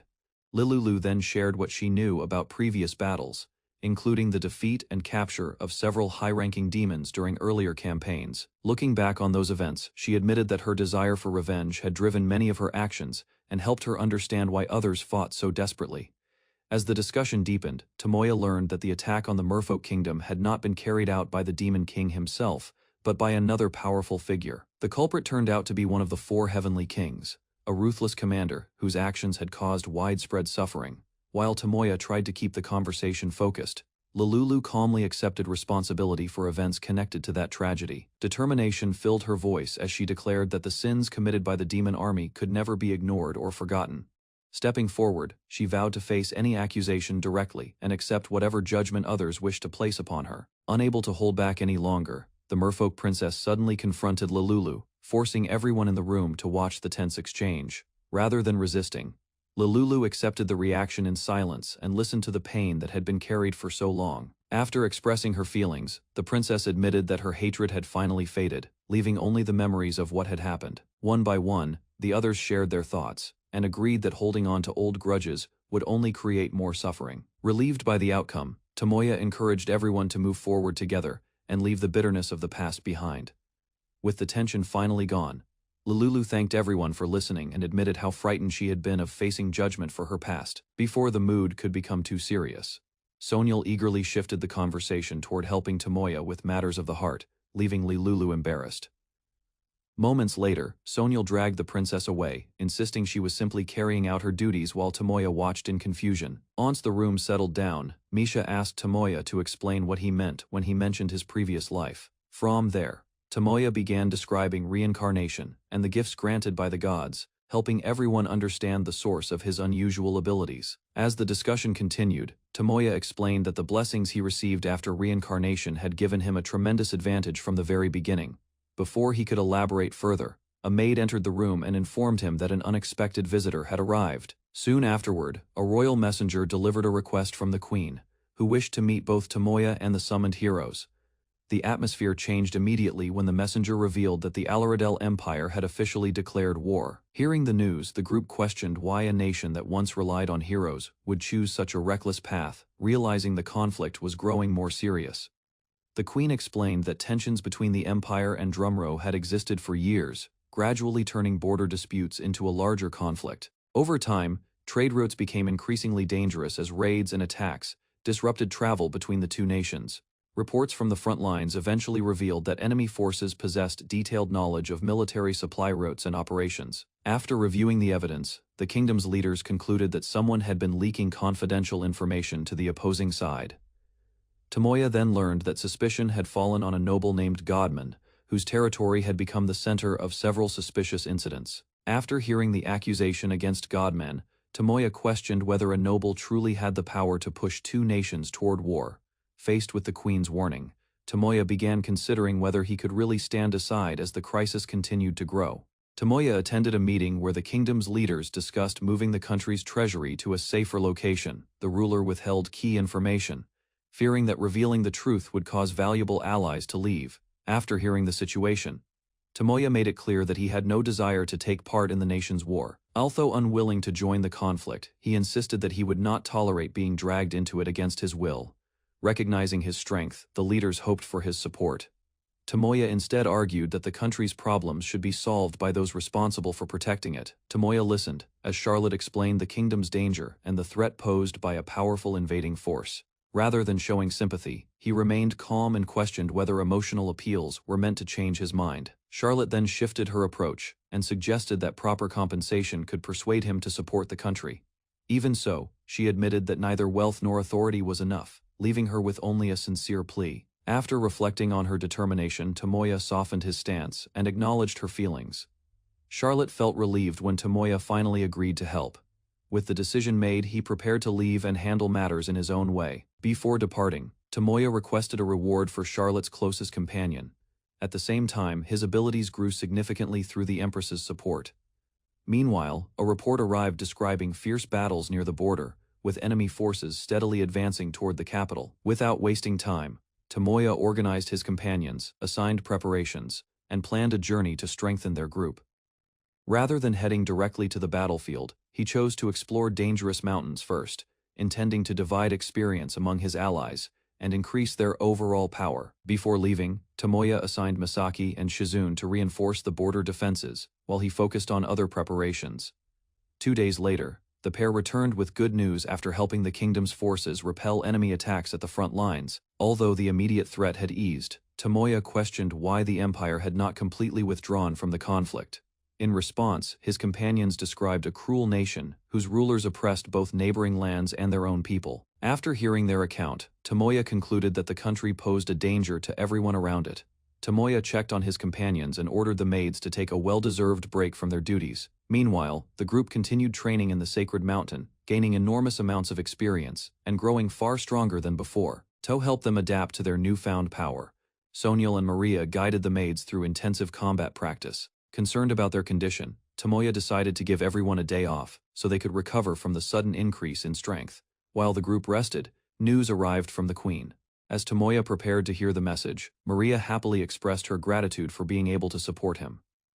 Reports arrived stating that the enemy had suddenly requested negotiations and compensation. Rather than accepting the offer immediately, Charlotte questioned whether such a greedy nation would truly surrender without another motive. Attention soon shifted to an abandoned palace where unusual activity suggested that a larger scheme was unfolding behind the scenes. At the same time, enemy leaders confirmed that Tomoya's allies were staying nearby, strengthening their interest in the situation. Elsewhere, Gozart viewed the development as more than coincidence and began considering how it could be exploited in his next operation.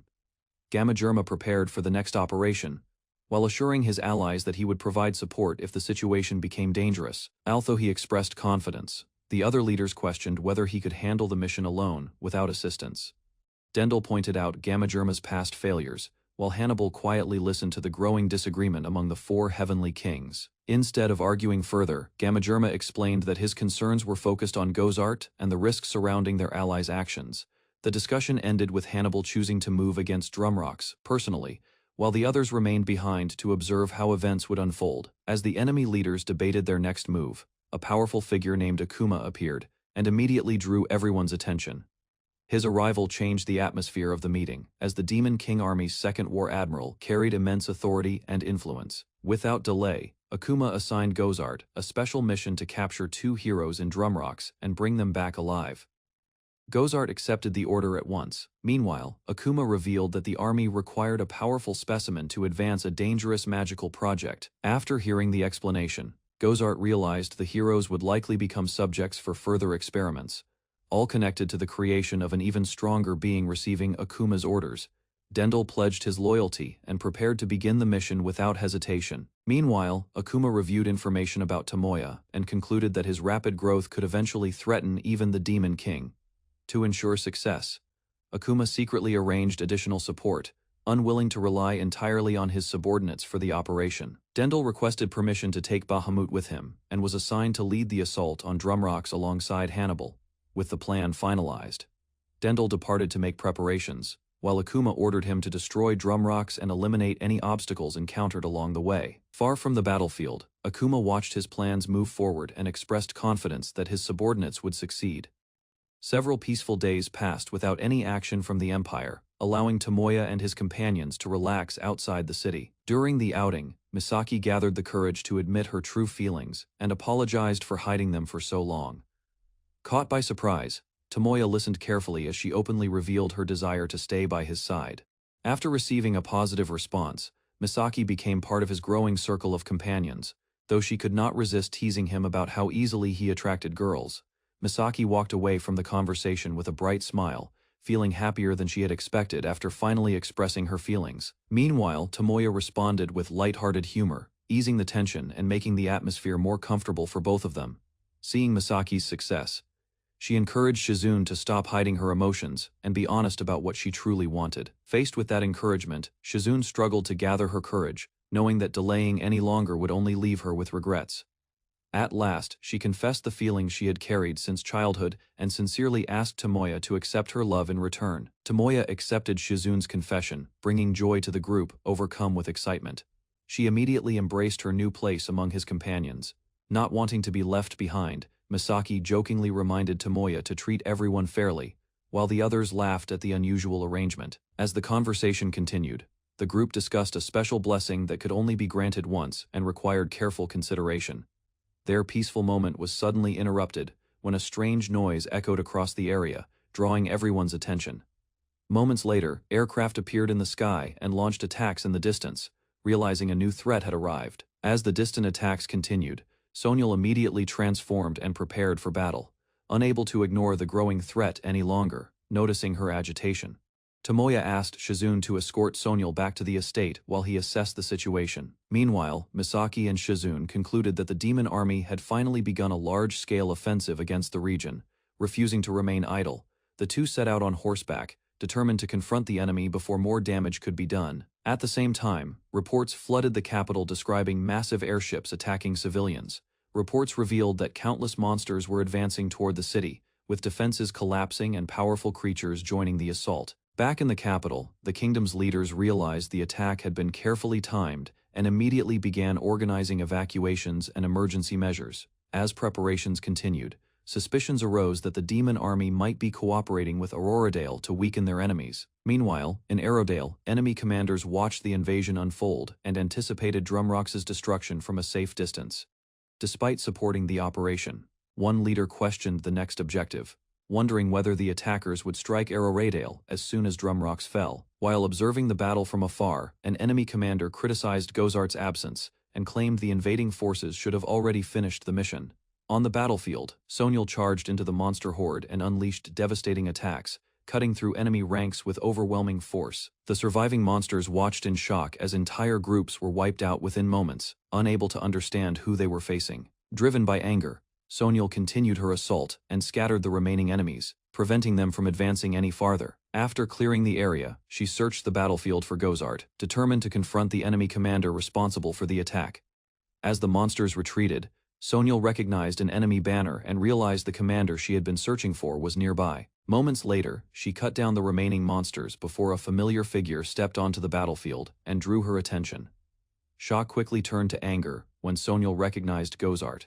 Seeing her strength, he acknowledged her growth as the long-awaited confrontation finally began. A winged girl charged toward the demon warrior with her spear, hoping to strike first. Midway through the attack, she noticed the vast difference in strength and hesitated. The demon remained calm and mocked her reckless move. Meanwhile, she regained her footing and prepared herself for another attempt. Rather than finishing the battle immediately, the demon decided to spare her life and intended to take her captive, refusing to surrender. The girl gathered her resolve. Determination filled her heart as she moved forward to restore her family's honor and protect her people. Without wasting another moment, she launched a sudden strike, aiming directly at the demon's back before he could react. Her surprise attack failed when the demon instantly caught her weapon. A moment later, he lifted her into the air and mocked her lack of strength. While hanging helplessly, the girl refused to give up. Hatred and determination remained clear, despite the overwhelming disadvantage. An opening finally appeared. Using all her remaining strength, she drove her spear forward and struck the demon at close range. Blood burst from the wound as the attack severed his arm. Pain forced the demon to his knees, and his confidence vanished. Soon afterward, her master arrived and cast healing magic on her injuries. Embarrassment replaced her battle spirit as she apologized. After the battle, Sonyal and her master compared their strength with the wounded demon. The numbers revealed a huge gap. Concern filled her expression as her master considered another solution, rather than relying on brute force. Soon, he proposed using a sealed power hidden within her. The plan carried great risk, but it offered a chance to overcome the stronger enemy. Carefully, he explained the dangers involved. Unstable magic could overwhelm her mind and drive her into a violent state. Despite the warning, Sonyal remained calm. Remembering her past struggles, she believed she now possessed enough control to handle the power. Even so, her master reassured her that he would remain by her side no matter what happened. His confidence eased her fears. Trust gradually replaced her hesitation as she accepted the risk ahead. A smile returned to her face, and gratitude filled her heart. Encouraged by his support, she prepared herself for the next step. Meanwhile, the wounded demon watched from a distance and demanded time to recover. Rather than backing down, he mocked their efforts and challenged them again. Without delay, her master began removing the magic seal. As the spell took effect, Sonyal's body weakened briefly while the hidden power started to awaken. As the seal broke apart, overwhelming power surged through Sonyal's body. Pain spread across her entire being, while a dark transformation slowly began. Moments later, the energy stabilized. A faint smile appeared as she adjusted to the newly awakened strength flowing within her. Horns emerged from her head, and her personality shifted under the influence of the unleashed power. Without hesitation, she launched a devastating magical attack. The strike crashed into her enemy, forcing him back while she enjoyed watching his suffering. Laughter escaped her lips as the battle turned in her favor. Nearby, her master observed the change while the badly injured demon struggled to remain standing. At her master's request, Sonyal calmed down as the seal was restored. The overwhelming power faded, leaving her standing quietly beside him. Once the battle ended, she introduced herself with pride as the Princess of Mercafolk. A new responsibility now awaited her beyond revenge. Facing the defeated demon, Sonyal gathered her family's lingering hatred and sorrow into a single resolve. The final blow came down without hesitation. Already weakened and unable to resist, the demon met his end on the battlefield. Only then did the weight on her heart finally lift. Tears flowed as she realized her revenge was complete. With the battle finally over, Sonyal collapsed from exhaustion. Her master carried her while their companions hurried over to check on their condition. After assessing her state, he explained that repeated use of recovery magic had drained her strength further. For that reason, he asked the others to bring her back safely. Meanwhile, new information arrived from the battlefield. Although their commander had fallen, reports soon revealed that two heroes were still struggling against powerful opponents. Both sides had reached their limits, leaving the outcome uncertain. Without wasting time, the young man entrusted Sonyal to his companions and rushed toward the next battlefield. After sending him off, the angel unleashed a powerful spell to support the battlefield. Flames spread across the area. Meanwhile, the young man rushed toward the location of the two struggling heroes. A dangerous presence soon drew his attention before he could reach them. His advance was interrupted by a mysterious winged figure. The stranger introduced himself as one of the 4 heavenly kings and calmly blocked the road. Another heavenly king appeared beside him, revealing that they had come together to stop any interference. Rather than showing fear, the young man accepted the challenge. The enemy assessed his strength with interest. The young man launched a fire attack the moment the heavenly king stood in his way. Although surprised, the heavenly king quickly regained his composure. He tried to dismiss the attack, yet concern began to creep into his expression. Everything changed when the young man revealed his true strength. The overwhelming battle power shocked his opponent. Seeing no reason to waste time, the young man decided to end the fight immediately and prepared a decisive strike. Before the heavenly king could react, a swift slash tore through his body. Defeat came instantly, leaving him unable to comprehend what had happened. After defeating another heavenly king, the young man prepared to continue his journey. Believing the path ahead was finally clear, he turned his attention back to the two heroes. Suddenly, several dark pillars rose from the ground. The strange phenomenon forced him to stop and investigate. Moments later, 3 powerful figures emerged from the darkness. They praised him for overcoming the heavenly kings. Each of the newcomers carried the same appearance and identity. Their presence created an eerie atmosphere as they calmly introduced themselves. Rather than wasting time on explanations, the young man attacked at once. He struck one of them aside and immediately rushed forward. Elsewhere on the battlefield, 2 heroines suddenly found themselves knocked to the ground by a strange enemy. Proud of his success, the bizarre demon boasted about his clever strategy. Meanwhile, the 2 warriors quickly recovered and focused on the threat before them. As the fight continued, the demon revealed the true effect of his ability. The stronger his opponents were, the longer they would suffer from intense pain. Refusing to be intimidated, one heroine charged forward and unleashed a powerful slash before their eyes. The demon's body began regenerating, forcing the 2 heroines to realize that this opponent was far more dangerous than expected. The demon confidently revealed the secret behind his immortality. As long as his core remained intact, any wound he suffered would eventually heal. Growing more arrogant, he threatened the 2 heroines, and believed victory was already within his grasp. Despite their injuries and exhaustion, both girls stood firm and refused to let anyone else claim what was precious to them. Determination surged through their bodies as they prepared a final counterattack together. They gathered their strength and focused on breaking the enemy's advantage. Shock replaced his confidence when he realized an unfamiliar force had begun stripping away his greatest protection. The blessing's power surged through both heroines at once. Their strength increased dramatically. Realizing where the power came from, they understood that their ally had intervened from afar. Standing side by side, the 2 warriors prepared their final assault. Meanwhile, the injured demon struggled to recover, and could only watch in frustration. A relentless combination attack crashed down on him from both directions. Lightning and steel struck repeatedly, leaving no chance to escape. With his body broken and his advantage gone, the demon finally panicked. Desperate pleas replaced his earlier arrogance as the battle slipped completely out of his control. The group questioned a captured demon soldier and learned he knew a small part of the Demon King's army activities. Under pressure, the prisoner revealed that women were being kidnapped in large numbers for a specific purpose. Victims were used to generate despair energy, while the captive admitted he only followed orders without knowing much else. Information about the army's base finally emerged. Its location was hidden in a remote mountain region deep within the Great Gasca Plains. A curse prevented the prisoner from speaking about the Demon King directly. Using a dispelling skill, the girl removed the restriction and prepared to uncover the final secret. Hidden beneath the Demon King's castle, a secret labyrinth stretched through the innermost region of Death Skull Mountain. Anger quickly replaced sympathy. One of the warriors activated a powerful skill and struck the captive with a devastating blow before he could say anything further. The attack consumed the remaining strength that sustained his existence. His body collapsed and vanished, bringing the interrogation to an end. Tomoya returned after completing his task and reassured his companions that everything was under control. Soon after, new information emerged about the Demon Lord's strategy. The discovery caught the others by surprise and changed the mood. Moments later, the three looked toward the distant sky. An unusual sight appeared on the horizon, drawing their attention. Large warships advanced through the air in massive numbers. Their formation revealed the scale of the approaching force. Facing the threat, the group quickly assessed the situation. While concern remained, Tomoya stayed calm and prepared to confront the enemy army. Without hesitation, Tomoya rushed toward the approaching enemy force. His companions remained behind while he moved ahead alone. Soon afterward, powerful explosions erupted across the battlefield. The attack struck distant targets with unexpected reach. Meanwhile, Tomoya continued channeling magic at a relentless pace. Rather than relying on a single attack, he unleashed spell after spell without slowing down.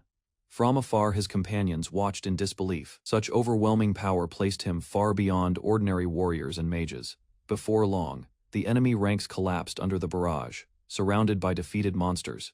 Tomoya stood firm as the battlefield fell under his control. After watching Tomoya head into battle, the two companions remained behind and turned their attention to each other. Before long, both began reflecting on their feelings. Admiration for Tomoya had gradually grown into deep affection. Meanwhile, their thoughts drifted toward the future they hoped to share with him. Excitement and embarrassment mixed as they imagined it.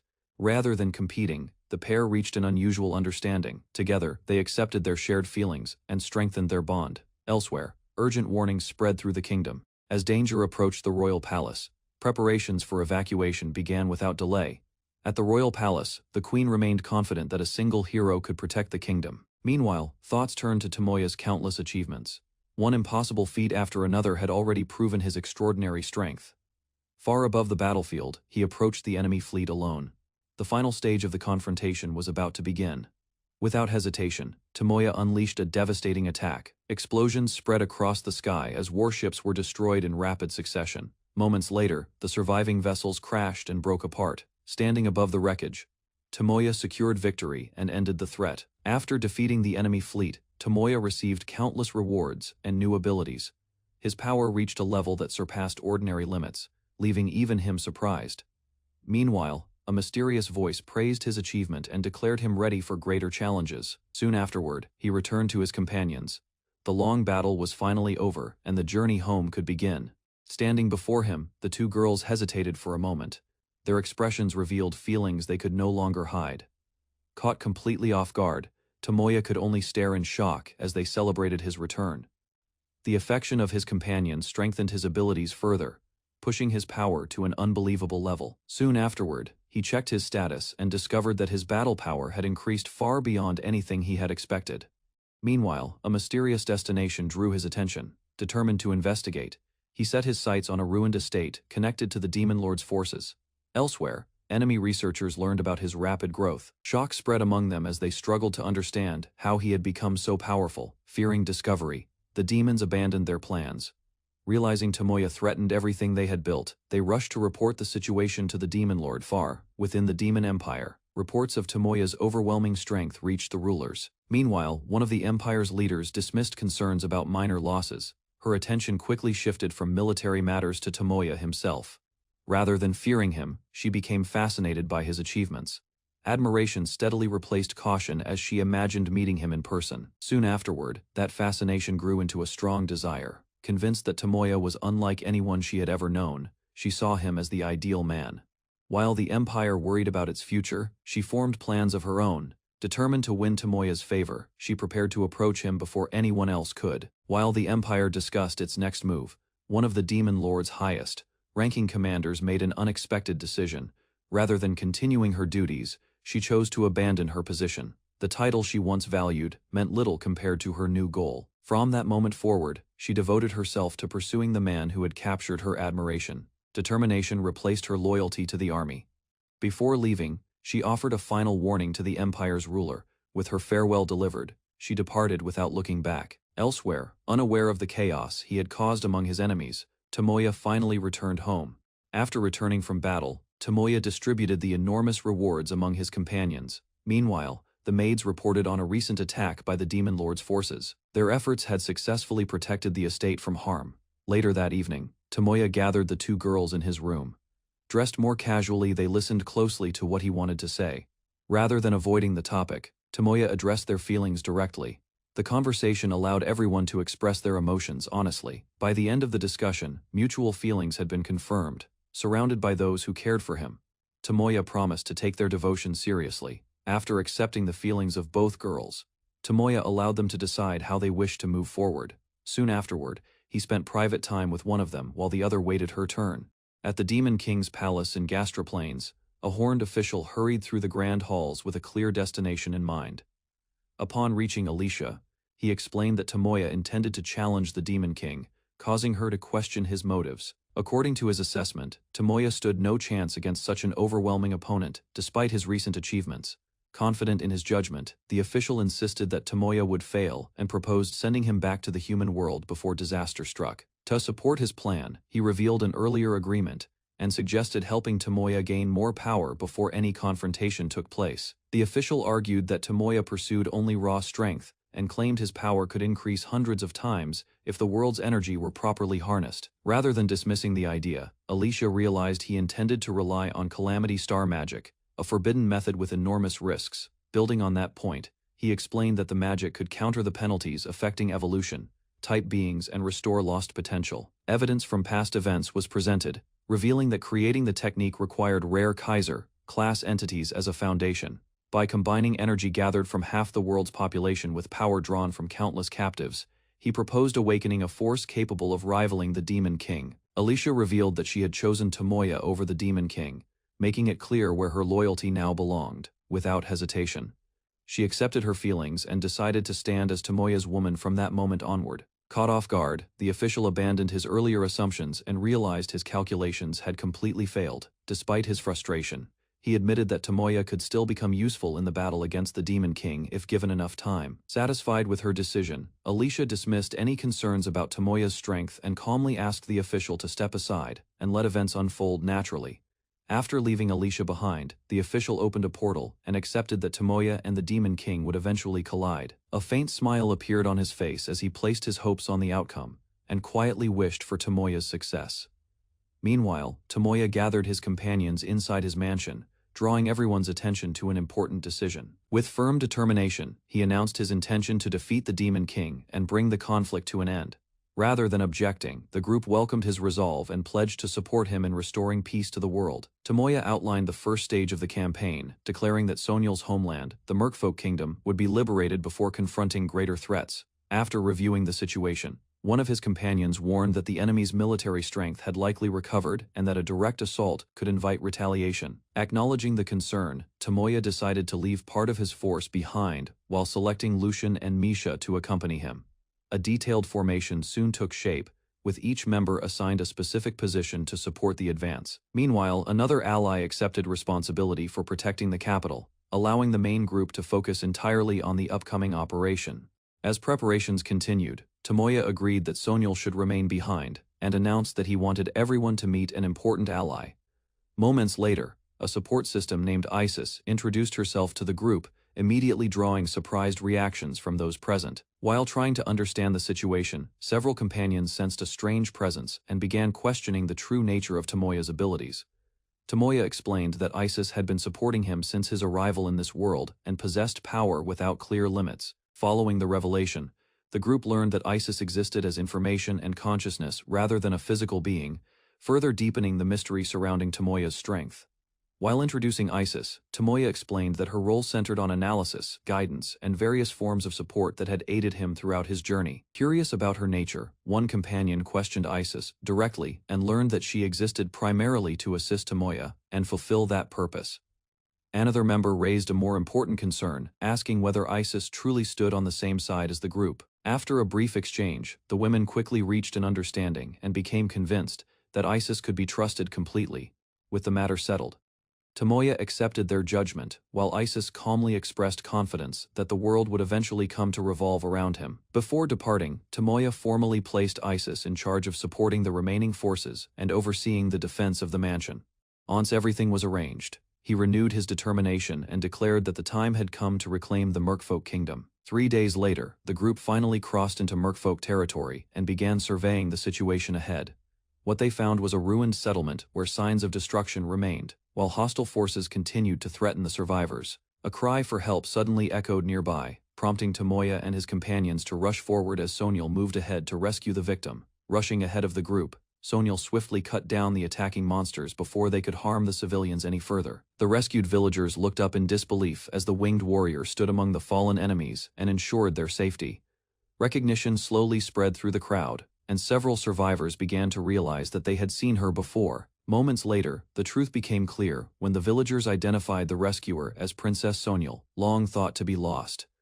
Overcome with relief, the people gathered around her and expressed their gratitude, amazed that their beloved princess had returned alive and unharmed. Standing before the survivors, Sonyal apologized for her long absence and announced that she had finally returned to her homeland. Gathering her resolve, she vowed to free the Merfolk Kingdom from Demon King occupation and restore its future. Watching from nearby, Tomoya felt relieved as the villagers accepted her words instead of rejecting her return.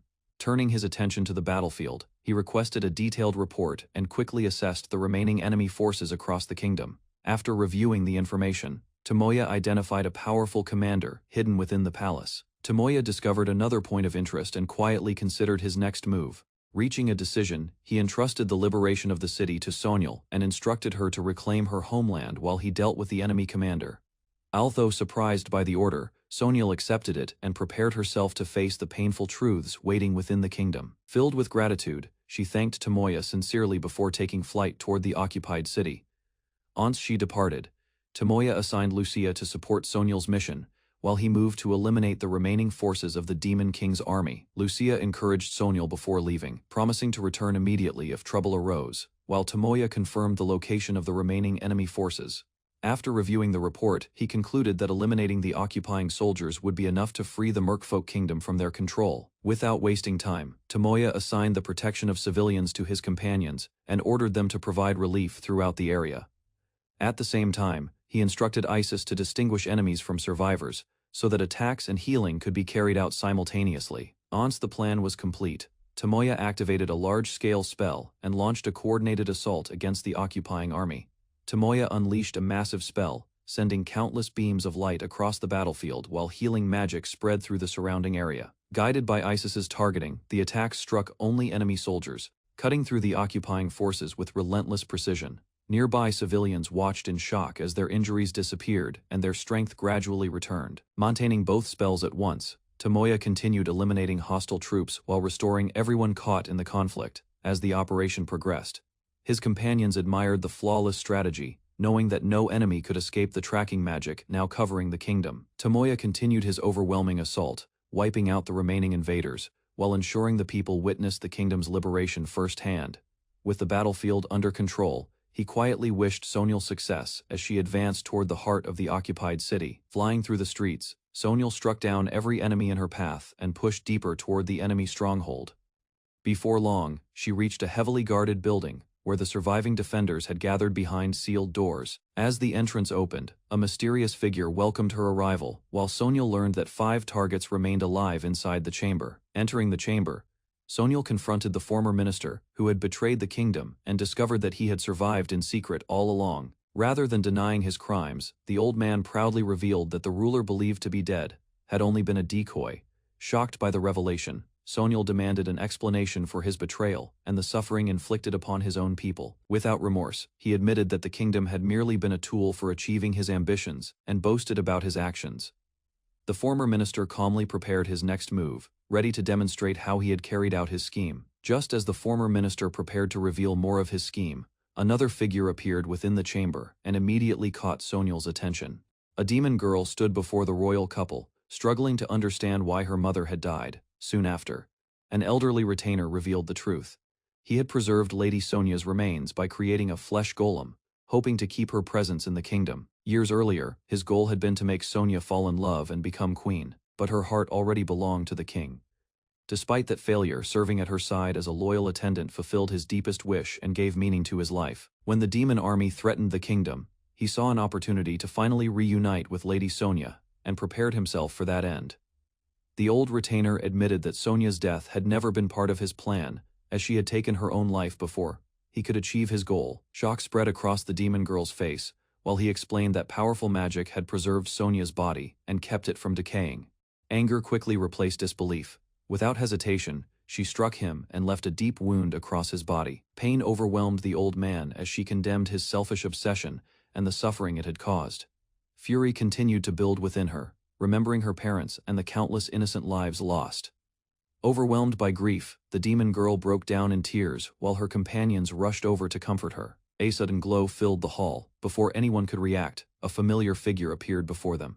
Recognition struck instantly as the woman revealed herself to be Sonia. Shock and hope spread across the room at the impossible sight. Unable to hold back her emotions, the girl ran forward and wrapped her arms around her mother. Their long-awaited reunion finally came to pass. Sonia apologized for leaving her behind and promised to remain by her side. Sonia's soul merged with her daughter, leaving behind a final message of love. Before her presence slowly faded away, tears streamed down Sonia's face as she accepted her mother's feelings and returned them with all her heart. The fusion completed successfully. As the light disappeared, Sonial gained a new power while the limits on her growth were removed. Nearby, Tomoya received praise for his quick thinking after using advanced spirit magic to make the reunion possible. Having analyzed the situation, he copied an ancient elven technique and awakened a new form of soul magic. After the battle ended, Tomoya spoke privately with Queen Sonia's soul and learned the reason behind her final decision. She explained that she wished to remain with Sonial forever, watching over her daughter instead of passing on alone. Using powerful soul magic, Tomoya fulfilled that wish, though he warned that the technique carried serious risks and could not be used carelessly. Accepting the warning, he promised to remember the dangers and avoid relying on such magic recklessly in the future. Once everything was settled, Tomoya and his companions gathered the survivors and informed the citizens that the kingdom had finally been liberated from the demon army. While assessing the aftermath, Tomoya noticed that most of the surviving citizens were young women, as many men had been killed during the demon occupation. Faced with the problem of housing and protecting the survivors, he began considering possible solutions for their future. Shizune proposed relocating 1,500 survivors to the Satojima territory. Although the idea divided the kingdom's population, she believed it was the most practical option. Further details followed as Sonial described the land, opportunities, and important positions available within the territory. As the discussion continued, Shizune revealed a unique ability that allowed her to influence the consciousness of those who listened. Standing before the survivors, Sonial delivered an emotional speech and asked them to help build a new home together. Soon afterward, plans were announced to establish a new kingdom in the Satojima territory, with Sonial chosen as its ruler. As the migration began, Tomoya used newly acquired mental abilities to ease the survivors' fears and help them recover from exhaustion. Among those he assisted were several girls traumatized by slavery and the horrors they had endured during the invasion. Although he disliked relying on such powers, Tomoya continued using his mental skills to protect and heal those who had suffered the most. Tomoya continued treating the former slaves, using his abilities to remove their fear and trauma so they could return to normal lives. After helping the survivors recover, he turned his attention to a new objective. Reports pointed to the Demon King's castle on the Gastra continent. Confident that the situation was stable, Tomoya focused on caring for the citizens, while waiting for further information about the enemy stronghold, far away. Activity began within a mysterious facility connected to the Demon King's forces, where a major operation was set into motion. Realizing the process required special assistance, they decided to seek help from Tomoya's group. Inside a hidden facility, A captive demon woman was ordered to wear a device designed to synchronize with Zahark's magical waves and break his trance. Although unwilling to cooperate, she accepted the procedure while the researchers assured her that freedom would follow once the task was complete. Chains tightened around her body as the experiment began, leaving her shocked by the sudden restraint. The lead scientist revealed his true intentions and explained that her immense demonic power was essential for a dangerous test. Their goal was to create a rational fighting force from Zahark's destructive nature, preventing him from becoming nothing more than a mindless monster if the experiment succeeded. Scientists revealed that the captive demon woman had once loved the man chosen to become Zahark, leaving her stunned by the truth. Soon after, he activated the device and prepared the experiment while she remained restrained in the chair. Without warning, powerful energy surged through her body. Pain overwhelmed her as the synchronization process began. Alicia completed a dangerous evolution and emerged with overwhelming power. Her new form marked a dramatic rise in strength, while confidence replaced any sign of weakness. Soon after, the researcher confirmed the experiment's success. Amused by the result, he welcomed her transformation. From that moment onward, Alicia received a new role. The researcher declared her his strongest soldier. Without hesitation, she accepted the situation. Understanding the conditions placed upon her, Alicia focused on the mission ahead.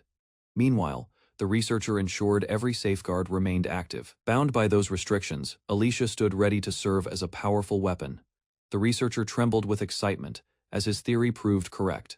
Confident in his success, he prepared to awaken another powerful being for his grand plan. Soon afterward, energy surged through a massive chamber. The activation process began while he eagerly anticipated the next step of his project. Suddenly, the machine released an overwhelming glow. Confusion replaced his excitement as the unexpected reaction spread across the laboratory. Moments later, a crystal-like object emerged from the center of the device. Alarmed by the strange result, he demanded an explanation, but received none. Realization slowly crossed his face as he understood that the crystal had produced something far beyond his expectations. A strange figure emerged from the crystal and greeted the researcher as an old acquaintance. The unexpected appearance immediately shattered his confidence.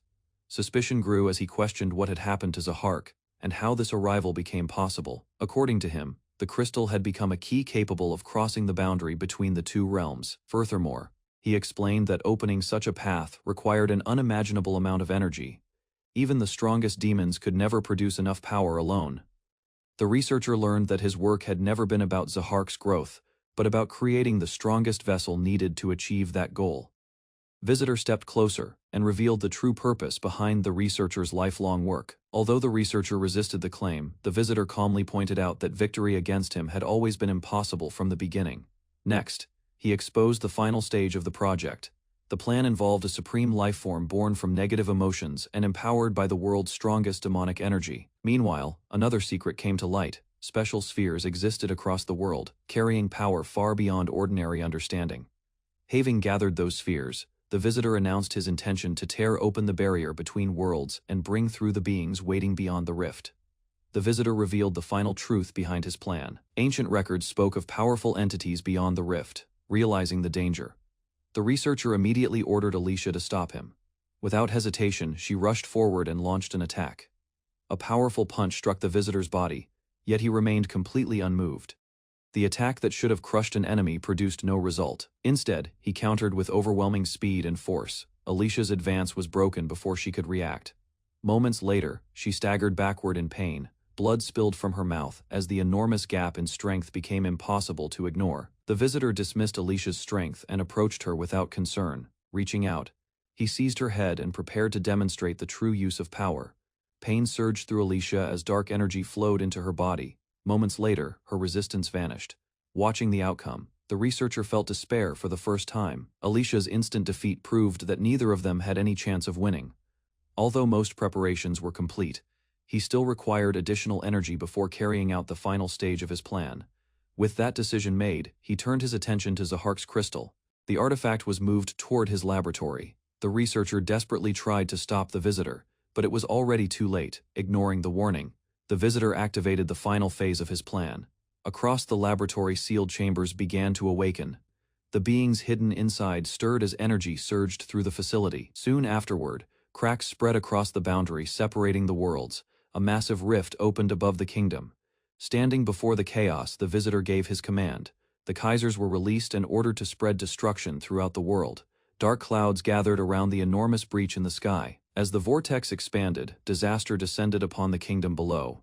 Earlier that night, the young master reviewed the aftermath of the rescue operation. With the refugees safe, his attention shifted to an unusual condition affecting him. After hearing the report, he considered the problem carefully. The symptoms appeared linked to prolonged soul integration. Meanwhile, Sonia listened quietly before offering her thoughts. Concern mixed with affection as she searched for a way to ease his condition. Unable to suppress her feelings any longer, she confessed her devotion. Her desire to stay close to him had grown beyond what she could endure alone. A newly evolved ability had emerged, granting him complete control over the power connected to Sonial. Early that morning, a report revealed a massive energy disturbance near the demon castle. After issuing orders to continue monitoring the situation, he prepared to leave. Before departing, he instructed his allies to inform him immediately if conditions worsened. Determined to act before disaster spread further, he announced his plan. His next objective was to confront the Demon King and uncover the source of the disturbance. Soon afterward, he gathered his companions and explained the mission. The capital would remain under their protection while he carried out the operation. With preparations complete, leadership duties were delegated to trusted allies. Leaving the remaining instructions behind, he set off toward the battlefield. After leaving the capital, he traveled across the sky and arrived above the Gastra Plains. The vast region below showed signs that something unusual had taken place. Once there, he contacted his support system and requested an update.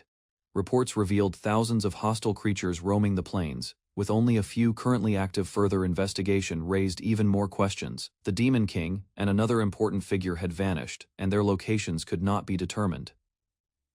Reviewing the available data, he learned that both individuals disappeared after a sudden magical surge. Meanwhile, new information pointed toward the visitor and Alicia, believing they held the answers. Strengthening the maids would improve the safety of those unable to fight during the coming crisis. Remembering that wish, he decided to help despite his reluctance. The growing threat left little room for personal preferences. Meanwhile, the angelic warrior continued enjoying her peaceful days at his side. For the moment, he allowed her to remain free from the burdens of battle. After settling those matters, he focused entirely on the mission ahead. Determination replaced hesitation as he prepared to confront the dangers waiting in the plains. Surrounded by crackling energy, he began gathering the strength needed for the battles to come. He poured enormous amounts of magic into a divine relic, using its unique properties to withstand power that would destroy ordinary weapons. As the energy continued rising, the surrounding air became saturated with magic. Gradually, the strain spread through his body, leaving his hands numb. Eventually, the required amount of power filled the entire Gastra Plains. Satisfied with the result, he prepared to begin the next stage. Without wasting another moment, he gripped the charged blade firmly. The operation finally began as he advanced toward his objective. Tomoya activated a powerful spell and released God's judgment toward the battlefield. Ahead of him, a large group of skeleton soldiers advanced under the bright sky, preparing to overwhelm their enemies. Moments later, pillars of divine energy descended from above and struck the undead army without mercy. Across the forest, countless beams rained down in succession, blasting the ground and erasing every target in their path. Thanks to its wide area effect, the battlefield was cleared before the remaining undead could mount any resistance. Divine pillars continued falling from the sky, crushing the last skeleton soldiers as the battlefield shook beneath the relentless attack. 10 minutes later, the destruction finally ended. Reports confirmed that 60,000 enemy units had been wiped out. Soon afterward, Tomoya received an enormous increase in battle prowess. The massive number of defeated enemies caused his strength to rise dramatically. As new rewards appeared, he gained a useful slave management skill that would help strengthen future followers. Another ability followed, allowing experience points to be stored and distributed later. With powerful new skills secured, Tomoya began considering his next move. After reviewing the battle data, Tomoya discovered a sudden surge of power from a distant location. Its value exceeded 200,000 points, far beyond what should have been possible. Because of that, he became certain that something was wrong. Further analysis revealed the source of the anomaly. The abnormal power was linked to the Calamity Star, explaining how an enemy attack had bypassed his defenses. Without wasting time, Tomoya decided to investigate both the mysterious force and the whereabouts of the twin fierce gods. Sans preparations were complete. He headed straight toward the Demon King's palace. A teleportation spell carried Tomoya across the sky at incredible speed as he rushed toward the source of the disturbance. Soon he arrived at the Demon King's palace and confirmed that one of the twin fierce gods was likely inside. New information revealed an even greater threat. The defeated 4 heavenly kings were somehow being revived one after another. Realizing the situation could worsen at any moment, Tomoya immediately decided to act before the enemy's plans progressed further. Beyond the palace doors, a group of powerful figures awaited his arrival. Standing before them, Tomoya finally faced the individuals connected to the growing crisis. Upon entering the chamber, Tomoya confronted a horned man who revealed himself as one of the twin fierce gods in demon form. Beside him stood Alicia, the demon goddess.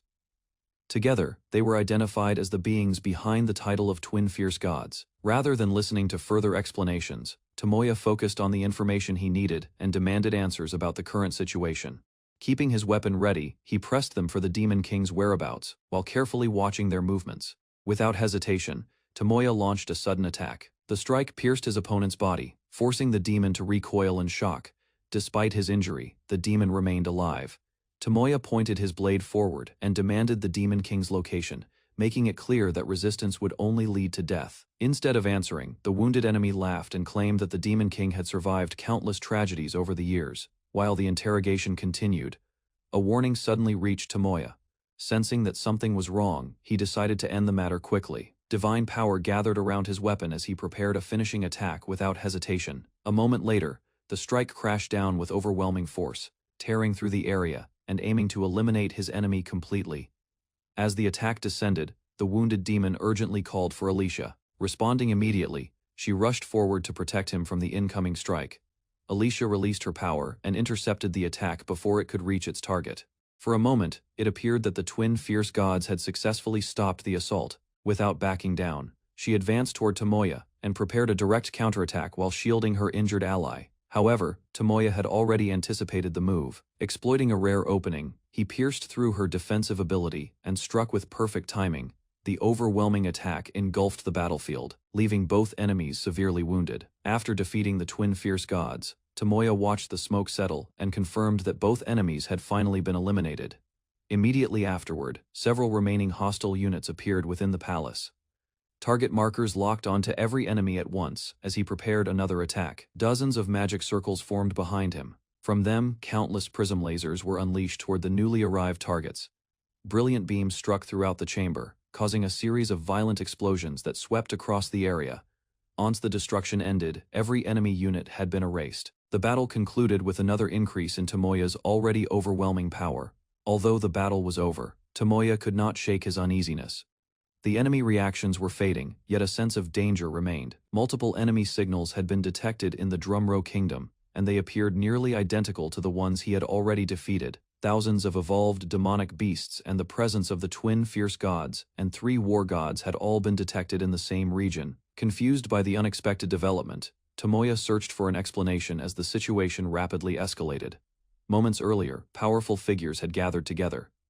The enemies he believed destroyed were standing once again, preparing to move as a united force. Elsewhere, the revived twin fierce god anticipated Tomoya's arrival. Confident in his preparations, he planned to destroy everything in Dronzer Kingdom and leave only despair behind.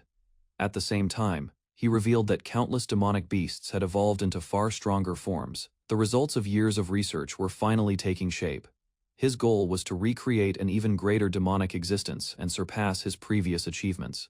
Suddenly, the jewel reacted violently. Uncontrollable energy erupted from within his body, causing intense pain. As the transformation continued, his power expanded beyond expectations.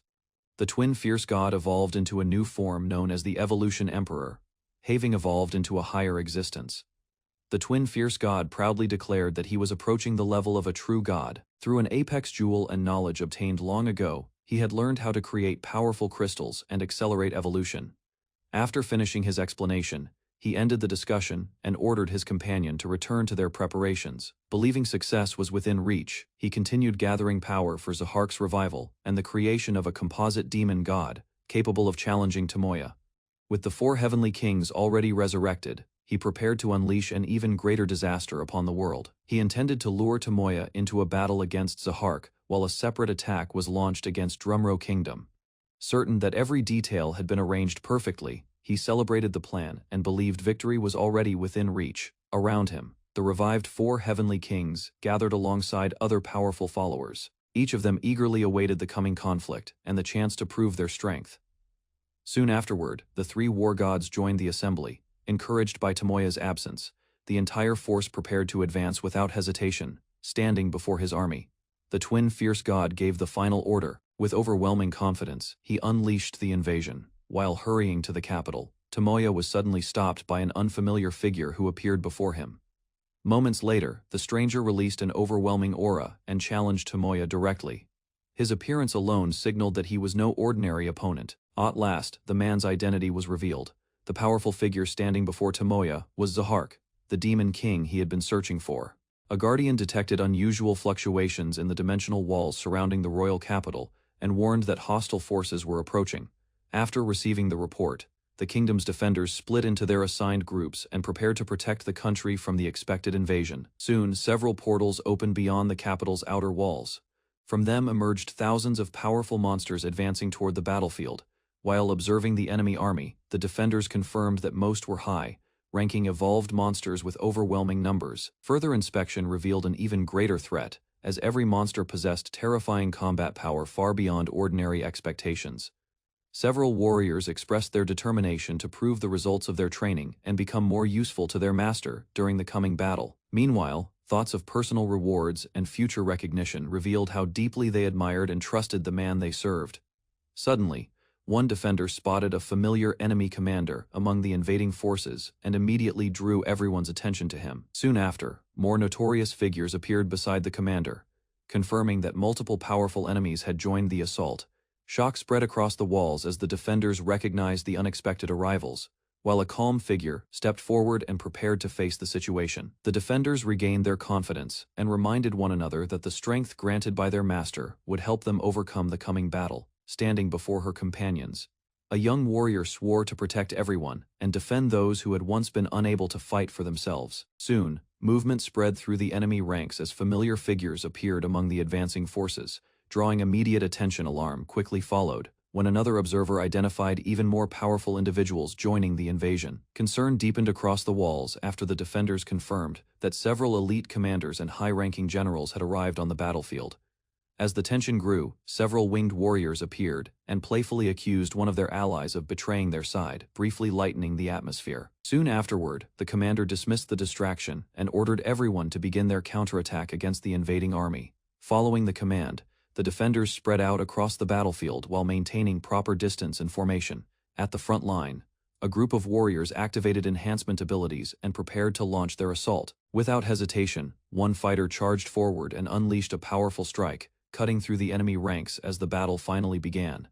As the battle intensified, the defenders unleashed powerful magic and volleys of arrows, striking the advancing monsters from a distance. Moments later, the enemy attempted to retaliate, but the coordinated assault continued to pressure their front lines. Elsewhere on the battlefield, a former demon encountered familiar faces, triggering memories of her past and drawing attention from nearby allies. Meanwhile, the winged warriors teased her changed appearance, creating a brief distraction amid the ongoing conflict. The light-hearted moment ended quickly when she stepped forward with determination and prepared to eliminate a dangerous opponent herself. A powerful angel stepped onto the battlefield and released an overwhelming amount of holy energy, leaving even her former allies stunned by the display. Without delay, she launched a devastating combination of heavenly attacks that swept across the battlefield and crushed everything in their path. As the destruction spread, observers struggled to believe the scale of her power and realized it exceeded anything they had expected. Soon afterward, her true strength was revealed, confirming that her combat ability had reached an extraordinary level. She unleashed a final heavenly spell that engulfed the area and left her enemies overwhelmed by its terrifying force. One of the enemy leaders confidently declared that victory was certain, believing their increased numbers. In response, the maid commander remained calm and recalled how easily they had defeated similar opponents during their previous encounter. Determination filled her heart as she resolved to punish those responsible for countless victims, drawing strength from the power entrusted to her. Soon afterward, multiple magic circles appeared around her, releasing a massive spell that covered the battlefield with destructive energy. Fear quickly spread through the enemy ranks when she warned them of the suffering that awaited once her attack was unleashed. The maid commander condemned the enemy for their cruelty and crimes, refusing to show mercy as her overwhelming magic surrounded the battlefield. Although she struggled to express her emotions, she prepared to demonstrate the anger she had been holding back throughout the conflict. A devastating spell was unleashed moments later, engulfing the enemy forces in an explosion of destructive power that shattered their formation. Confusion spread among the surviving commanders as they watched their troops disappear under the relentless assault. At the same time, another warrior activated an advanced skill and struck down powerful opponents. The maid commander ordered her allies to focus all their strength on a powerful enemy whose abilities had been greatly enhanced beyond normal limits. Frustrated that she could not fight at full capacity, she released her true power and stepped onto the battlefield with overwhelming confidence. Without hesitation, she charged forward and struck the enemy leader before he could properly react to her sudden assault. At the same time, her companions launched coordinated wind-based attacks that cut through enemy forces and disrupted their advance. Witnessing the defenders' immense strength, the remaining enemies realized the battle was turning against them. 3 powerful enemy commanders stepped forward and proudly revealed themselves, believing their combined strength would turn the battle in their favor. In response, the defenders decided to stop holding back and demonstrate the results of the intense training they had undergone. Ariel moved first, unleashing a devastating strike that sliced through the enemy ranks while displaying her overwhelming combat ability. Immediately afterward, another ally joined the assault and summoned multiple copies of the kingdom's strongest warrior to support the attack. The battle escalated further as a massive explosion erupted across the battlefield, overwhelming the enemy forces and shattering their formation. Another elite defender stepped forward and declared her confidence before activating a powerful transformation granted by her master's training. Moments later, her body transformed into a massive lightning tiger, causing her combat power to rise to an extraordinary level. With a thunderous roar, she unleashed a devastating attack that struck the enemy commanders and left them shaken with fear. After the assault ended, the defenders confirmed that every enemy target had been successfully eliminated from the battlefield. Relief spread among the victors as they reflected on their success and credited their master's power for helping them overcome the invasion. With the invasion defeated, the commander stood before a mountain of fallen enemies and praised everyone for their efforts in securing victory. Far from the battlefield, a researcher reviewed the results of a secret project and expressed shock at the extraordinary strength displayed by the transformed subjects. Meanwhile, another experiment reached completion, as preparations were finalized to transfer a soul into a specially prepared vessel. The procedure succeeded without complications, allowing the soul to awaken within a powerful new body suited for its purpose. After confirming the success of the project, the researcher began considering a future plan involving Tomoya, believing it could produce even greater results. Inside a hidden laboratory, the researcher revealed that he had preserved Alicia's cells and developed a method to recreate her body whenever necessary. After restoring her memories, he awakened Alicia and informed her that a new mission awaited beyond the laboratory. Soon afterward, he ordered her to travel to the kingdom of Dronzer and carry out a task that he described as his final command. Shock filled Alicia as she learned the true objective, the complete extermination of all slaves connected to Tomoya Satoshima. With preparations complete, the researcher instructed her to use a transfer magic tool, while he remained behind to bid farewell to the world. Just as Alicia prepared to depart, she suddenly struck the researcher, bringing his plans to an unexpected end. Alicia stood behind Tomoya, while dark emotions consumed her mind. Blood stained her lips as she stared at him with an unsettling obsession.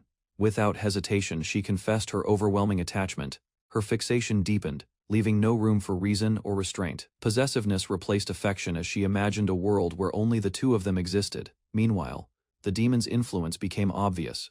Her twisted thoughts and unusual behavior revealed how deeply corruption had taken hold. From the depths of despair, Alicia clung to Tomoya as her only source of hope. That dependence grew into an unhealthy obsession she could no longer control.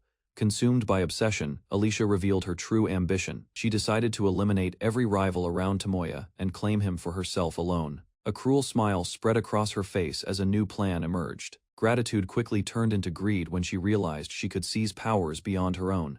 Using the gift she had gained, Alicia began drawing strength from her target. Confidence filled her as the transfer started successfully.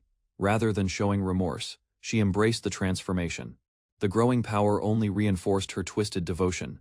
While her victim cried out in pain, Alicia absorbed the stolen power and moved one step closer to her goal. The immense power flowing through her body strengthened both her confidence and ambition. Excitement quickly turned into madness as the newly gained strength surged without limit.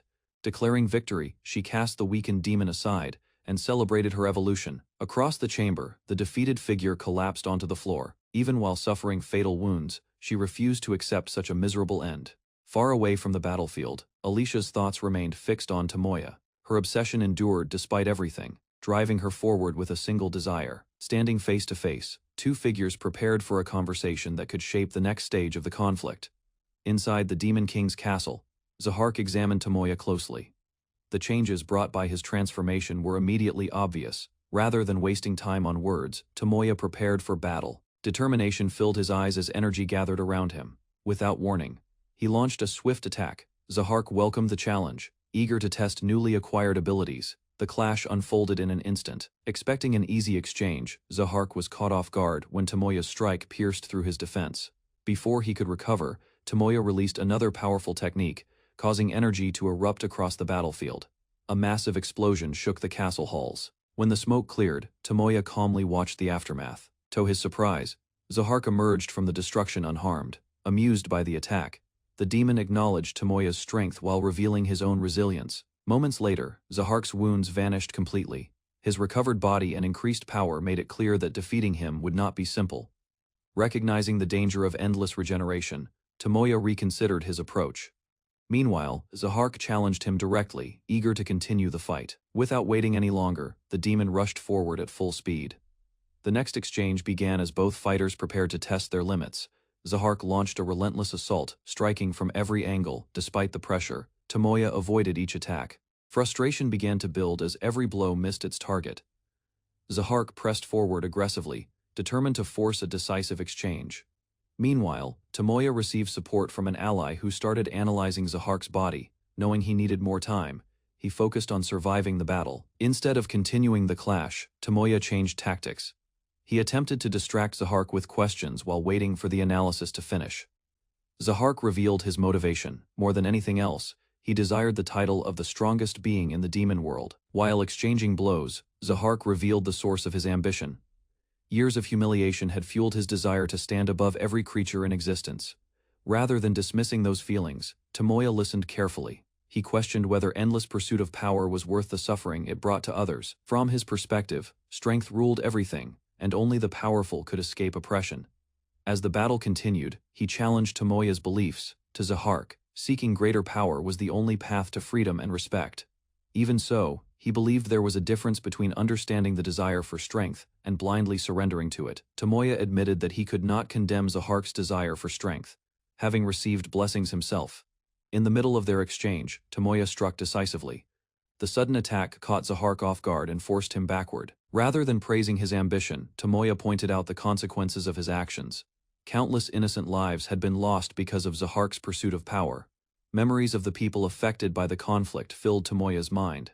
Their suffering strengthened his resolve to bring the battle to an end. With his decision made, Tomoya stepped forward confidently. No matter the cost, he vowed to defeat Zahark and protect those who remained.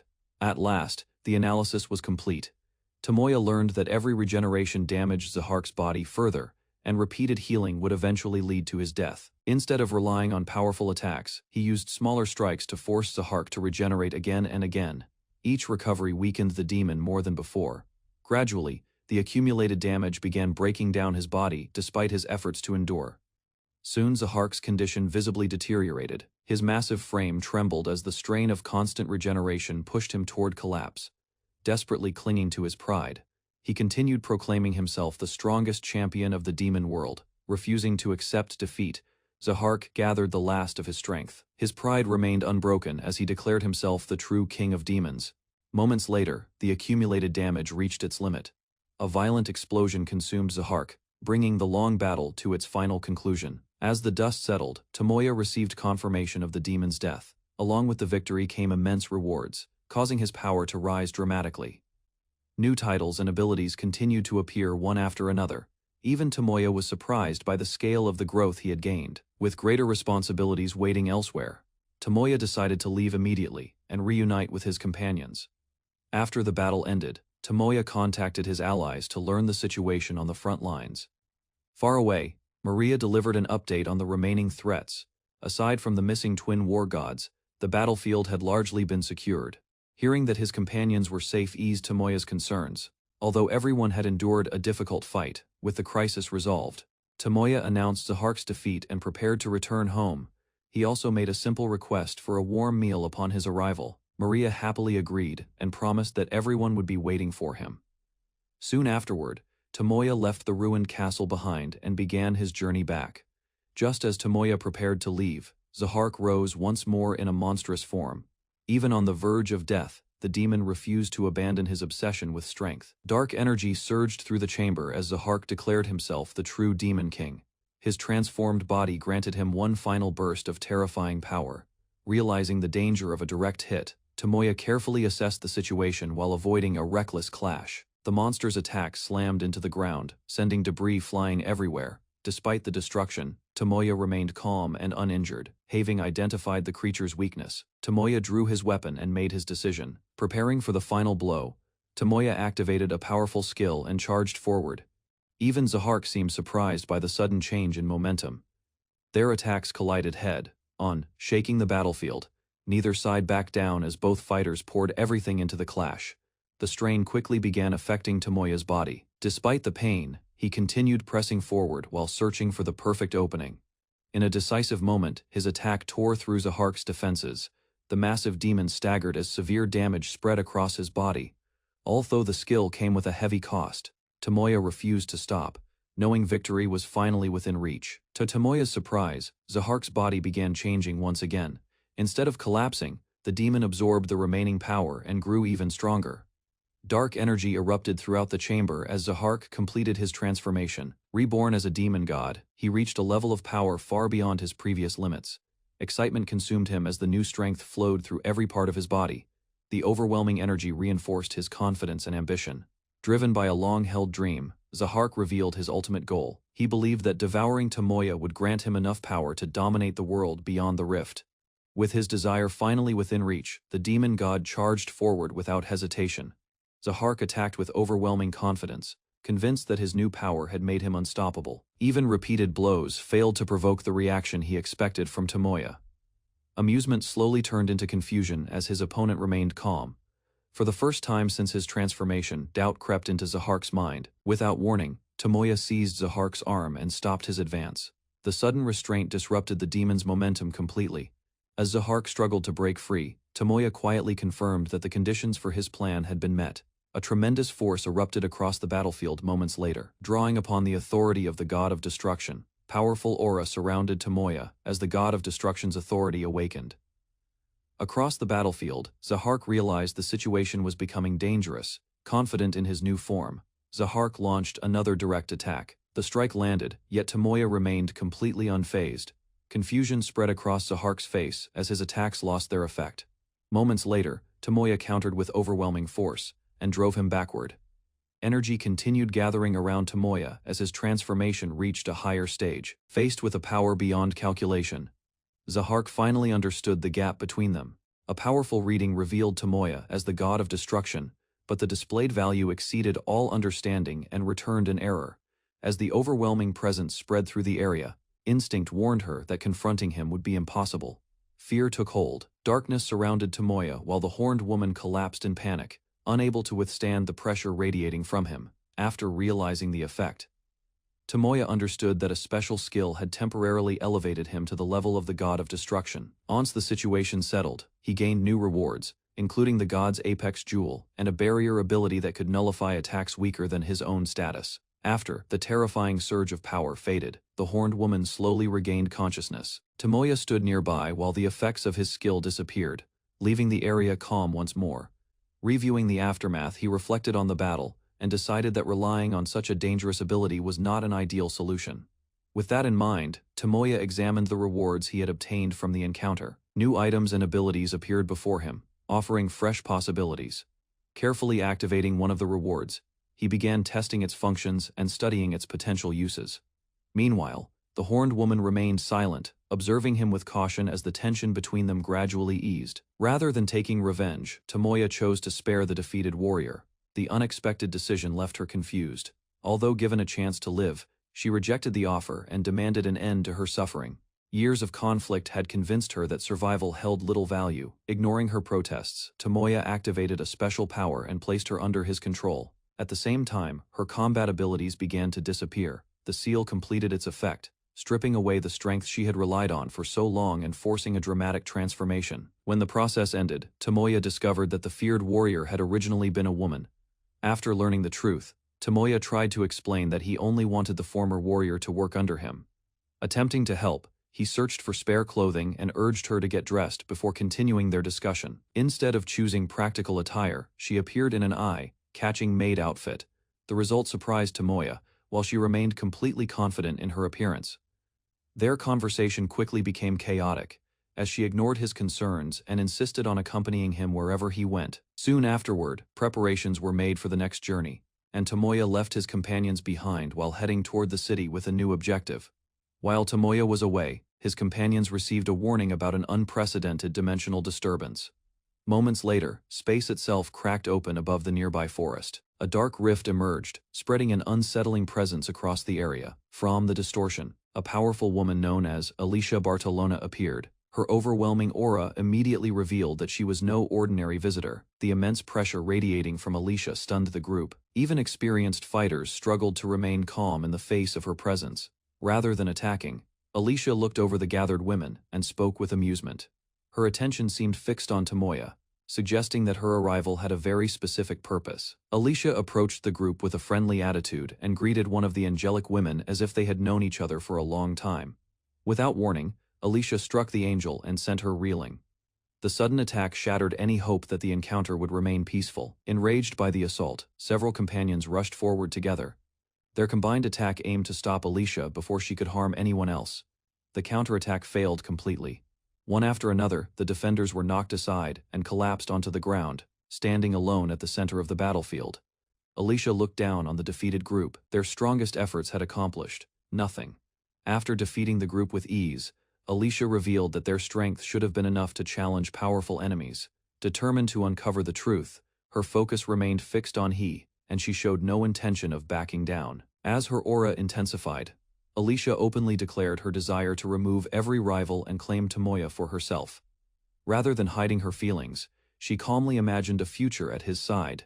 The possibility of becoming his wife seemed more important to her than any battle. For the first time in ages, Alicia allowed herself to dream again, picturing a wedding that she had long believed would never happen.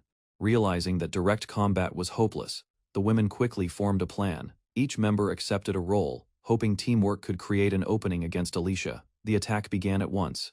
One fighter launched a powerful strike while another prepared to exploit any weakness that appeared. Instead of retreating, Alicia rushed forward through the assault. Her speed allowed her to avoid the incoming attack, without losing momentum. Before the plan could succeed, she closed the distance and seized her target. The sudden counter left the group shocked as their strategy collapsed. Even so, she remained completely in control, proving that skill alone was not enough to overcome her. After capturing her opponent, Alicia tightened her grip and attacked directly.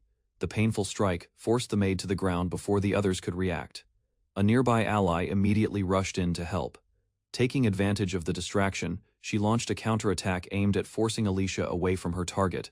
The effort achieved little. Alicia avoided the assault with ease and continued treating the battle as if it were nothing more than a game. Moments later, she retaliated with a powerful kick that sent another challenger flying across the battlefield. Refusing to surrender, the remaining fighter unleashed a devastating technique. The shattered remains of the attack scattered around her, proving that even a powerful technique could not stop her. Another warrior charged forward and continued fighting despite the hopeless odds. The desperate assault ended with her being thrown back once again. As the battle dragged on, Alicia's strength continued to rise. The growing gap in power convinced the defenders that victory was becoming impossible. Unable to contact Tomoya and lacking any reinforcements, the group struggled to decide how to respond to the crisis. At last, the head maid stepped forward. Accepting responsibility for everyone's safety, she ordered the others to retreat and prepared to face Alicia herself. Alicia mocked the exhausted defenders and pointed out the overwhelming gap in strength. To her, the outcome of the battle had already been decided. Despite the hopeless situation, the head maid refused to retreat. She instructed the others to recover while preparing to confront Alicia alone. After confirming that the wounded companions were moving to safety, she quietly accepted the burden of protecting everyone until Tomoya returned. Drawing on every remaining ounce of strength, the maid unleashed a hidden power. The sudden surge of energy even caught Alicia by surprise. For the first time since arriving, Alicia was forced to directly receive an attack from her opponent. The head maid continued her relentless assault, forcing Alicia to acknowledge the unexpected power behind the attacks. Drawing upon the blood of the dragonfolk, she pushed her body beyond its natural limits. The dangerous technique converted her own lifespan into overwhelming strength. For brief moments, the ability granted power rivaling that of a true dragonfolk. Alicia was repeatedly driven back as the attacks landed one after another. However, the price steadily accumulated. Every activation shortened the maid's remaining life and brought her closer to exhaustion. Determined to protect her companions, she continued attacking despite knowing that each blow pushed her nearer to death. The head maid's body finally began to fail. While her companions desperately begged her to stop, one final strike landed against Alicia. The attack lacked the overwhelming force of earlier blows, but it carried the maid's remaining determination. With her strength exhausted, the maid could no longer remain standing. Her body collapsed as the battle reached its limit. Alicia quietly watched the fallen defender. Instead of mocking her, she acknowledged the courage and devotion that had driven the maid to fight so fiercely. Remembering the struggle of Tomoya's companions, Alicia felt something unexpected. For the first time since arriving, admiration. As she looked at the injured defenders, Alicia briefly showed regret. Deep inside, she never intended for things to go this far, but a dark influence continued pushing her actions forward.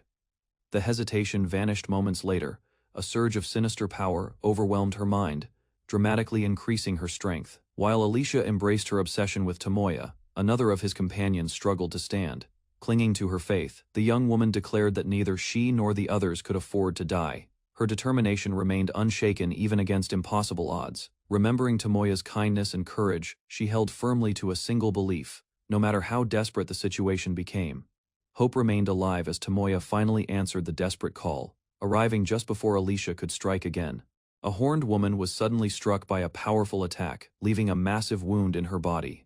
Shock spread across her face as the unexpected blow disrupted the battle. Meanwhile, a hidden skill activated automatically. A new body began to form, while emergency conditions removed previous restrictions to ensure survival. Soon afterward, a large magic circle appeared in the sky. Under its influence, a mysterious object descended toward the waiting group. From the object emerged a small girl connected to mechanical wings. Strange energy surrounded her as several figures watched in silence. Without hesitation, the newly arrived being moved into action, marking the beginning of a powerful intervention. After confirming the battle was over, the mechanical girl praised everyone's efforts and announced the start of a recovery program for the fallen. Her first target was Marianne Victoria, whose life had been lost during the conflict. The group watched closely as preparations began. With several systems activated, a powerful resurrection spell spread across the battlefield and surrounded its target with light. Moments later, signs of recovery appeared. Relief grew among the gathered companions as Marianne slowly regained her condition. Although her lifespan could not be fully restored, the process succeeded. Soon afterward, Marianne returned to life, bringing hope to everyone present. A sacred resurrection spell ignited across the battlefield. Powerful divine energy gathered around the fallen woman as the revival process reached its final stage. She regained her form while the surrounding magic slowly faded away. Shortly afterward, the mechanical girl informed her that her exhausted lifespan had been restored with an additional 1,000 years. Realizing what had happened, Marianne approached her savior and expressed deep gratitude. Respect replaced her confusion as she accepted her second chance at life. Moved by Marianne's loyalty and determination, the mechanical girl acknowledged her noble spirit and urged her to value the life she had regained. After accepting the advice, Marianne promised to treasure her restored life. The mechanical girl then shifted her attention toward another unfinished matter. Standing alone on the battlefield, the small guardian prepared to deal with the horned woman whose condition had been left unresolved during the recovery efforts. Suddenly, the demon woman revealed her overwhelming strength and declared her confidence. Rather than showing concern, the mechanical girl calmly explained that she had simply chosen not to appear earlier. The demon woman responded with suspicion and frustration. As tensions rose, the guardian introduced herself as an AI support system created to assist life in another world. Facing the horned woman directly, the mechanical girl revealed that she had been watching events from the very beginning. Instead of accepting the offer, the demon woman mocked the claim and prepared for battle. Without warning, she launched a fierce attack. The mechanical girl avoided serious harm and responded before the assault could continue. A strange ability activated and began absorbing the darkness within her opponent. Agony spread through the demon woman as the process took effect. Gradually, the corruption buried deep inside her heart started to break apart. Forced away from the battlefield, she struggled to understand the unfamiliar change. As the corruption was pulled away, Alicia suffered intense pain. Rage and confusion overwhelmed her, while the dark force resisted being separated from its host. Observing the reaction, the mechanical girl concluded that stronger measures were necessary. She calmly prepared the next stage of the purification process. Meanwhile, Alicia's body continued to be consumed by the accumulated darkness. The realization confirmed that the corruption had grown far beyond normal limits. Determined to save her, the mechanical girl unleashed a harsher method. Powerful energy restrained Alicia, while extracting the source of the corruption from within. Strange visions appeared as the extraction advanced, bringing Alicia closer to freedom from its control. As the extraction continued, countless undead warriors suddenly emerged from the darkness. Their appearance transformed the battlefield into a dangerous sea of enemies. Several companions prepared to fight, alarmed by the overwhelming numbers. Despite their concern, the mechanical girl remained completely calm. Without hesitation, she activated multiple high-level spells. At the same time, vast magical energy gathered around her as she targeted the undead army. Moments later, a devastating attack swept across the battlefield. Brilliant power erupted outward and engulfed the advancing horde. The spectators watched in astonishment as the mechanical girl continued displaying unimaginable magical abilities. The final wave of destruction struck the battlefield, leaving a massive crater behind. With the undead army eliminated, attention returned to Alicia's purification. Deciding the process had gone on long enough, the mechanical girl prepared a direct solution. In an instant, she unleashed a precise martial technique and struck Alicia at close range. Alicia collapsed in pain while the mechanical girl calmly assigned her companions to watch over her condition. Drawing upon multiple combat records, the small guardian began the final purification stage, determined to remove every remaining trace of darkness from Alicia's body. Drawing on multiple abilities at once, the mechanical girl merged several powerful spells. The gathering energy shocked even the experienced observers watching nearby. Once the preparation was complete, she unleashed the attack without hesitation. Brilliant streams of magic surged forward toward the trapped target. At the same time, a multi-layered barrier sealed Alicia inside a restricted space. Escape became impossible as the purification entered its decisive phase. An overwhelming lance of holy power pierced through the darkness surrounding her. Every remaining trace of corruption was struck by the concentrated assault. Soon afterward, a massive explosion consumed the battlefield. Thick clouds and raging energy filled the sky as the final purification reached its climax. As the explosion faded, the mechanical girl declared the purification complete. The remaining darkness finally lost its hold, leaving the battlefield silent. Without wasting time, she prepared one final divine procedure. Complex magic circles formed around her as the restoration process began. Sacred energy flowed into Alicia's body and repaired the damage caused by the corruption. The final traces of darkness vanished under the overwhelming holy power. Moments later, Alicia collapsed peacefully onto the ground. For the first time, her expression showed neither pain nor hostility. The companions gathered around her in disbelief. Realizing that Alicia had truly been saved, they decided to bring her back to the mansion and continue her recovery there. Back at the mansion, Alicia was placed in a room to recover while the others watched over her. During the discussion, Isis explained that strict conditions had prevented her from intervening sooner. Further details revealed that the rules were created by her creator to prevent interference before critical situations reached a certain level of danger. Despite the complicated regulations, Isis admitted she found them amusing. The unusual circumstances had allowed her to participate at the perfect moment. Later attention returned to Alicia as she rested on the bed. The group quietly checked on her condition and awaited her recovery. While recovering in the mansion, Alicia questioned why she had been saved, despite being an enemy. Those words broke through Alicia's remaining doubts. Overwhelmed by emotion, she finally released the pain she had carried for so long. Soon afterward, the discussion shifted to Tomoya. Isis revealed that she could not meet him yet, because certain circumstances still prevented their encounter. Before leaving, Isis asked that the truth remain secret for the time being. The others reluctantly accepted her request and kept the matter to themselves. To protect future relationships, she suggested presenting the outcome as Alicia's own decision to surrender and change her path. Just as the situation seemed settled, Isis made an unexpected announcement. Alicia listened in confusion as the small guardian revealed her next plan. Without hesitation, Isis began removing Alicia's demonic traits. The sudden process startled Alicia and left her completely unprepared. Although frightened by the unexpected change, Alicia quickly realized no harm was intended. The dramatic reaction drew attention from far beyond the room, bringing the peaceful atmosphere to an abrupt end. While flying toward the battlefield, Tomoya learned that Maria and the others had already captured Alicia, the demon goddess of war. Concern crossed his face as no report had arrived. Without any news, he assumed the battle must have been difficult. Meanwhile, Zahark remained close to him during the flight. Her weak condition forced her to rely on his support to stay steady. Rather than seeing her as a burden, he accepted that he could never defeat her no matter how hard he tried. At the same time, Zahark's feelings deepened rapidly. Admiration turned into affection, as she completely opened her heart to his strength. As Zahark stayed beside him, Tomoya learned that the divine power within his body had evolved. Soon afterward, the group returned home. Several companions gathered to welcome their master's safe return. Nearby, Alicia lay restrained on the ground. Her battered condition showed the fierce struggle she had endured before capture. After hearing the report, Tomoya discovered that his allies had subdued Alicia and brought her back for questioning.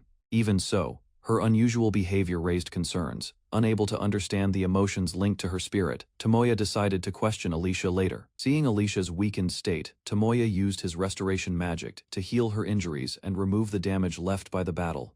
The moment she recovered, overwhelming emotions surfaced. Unable to hold them back, Alicia rushed toward him and clung to his side. As he listened to her feelings, Tomoya realized that her devotion had already reached its peak, though the cause remained unclear. Soon afterward, his divine power began purifying Alicia completely, surrounding her body with a radiant light. When the transformation ended, Alicia emerged as an angel. Her demonic nature vanished, replaced by immense holy power that astonished everyone present. After returning home, Tomoya gathered everyone together. Curiosity spread among the group as he prepared to introduce their newest companion. Standing confidently before them, Zahark revealed her identity. She explained that she had once been known as the Demon King. Shock immediately swept through the room. The unexpected revelation left everyone speechless for a moment. Seeking confirmation, the others questioned whether the former Demon King truly stood before them. Tomoya calmly confirmed the truth. Rather than denying her past, Zahark accepted responsibility. She explained that demons had manipulated her actions and vowed to atone for the suffering caused by her existence.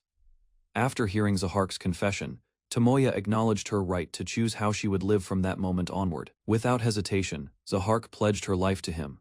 The declaration reflected her complete trust and unwavering loyalty. Alicia stepped forward and revealed that she shared the same resolve. Both women were prepared to sacrifice everything for their chosen lord. Memories of countless deaths and ruined lives weighed heavily on them. The burden of their past actions remained impossible to erase. Even so, Alicia believed redemption could begin through sincere effort. Standing together, she and Zahark sought a way to atone for the world's suffering. As Zahark and Alicia knelt before him, Tomoya sensed their true feelings through the spirit link. After giving it some thought, he concluded that neither woman would return to their former ways. Regret still remained.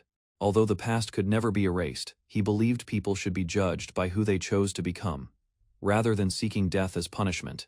Tomoya argued that such an ending would solve nothing and bring no comfort to those who suffered. Instead, he urged them to create happiness. Their path to redemption would be helping others smile more than they had ever caused tears. Tomoya encouraged Zahark to stop dwelling on the past. Instead of seeking punishment, he urged her to use her strength to protect people and bring them happiness. Hearing those words, Zahark accepted a new role. Rather than ruling through power, she agreed to support the group with her knowledge and experience.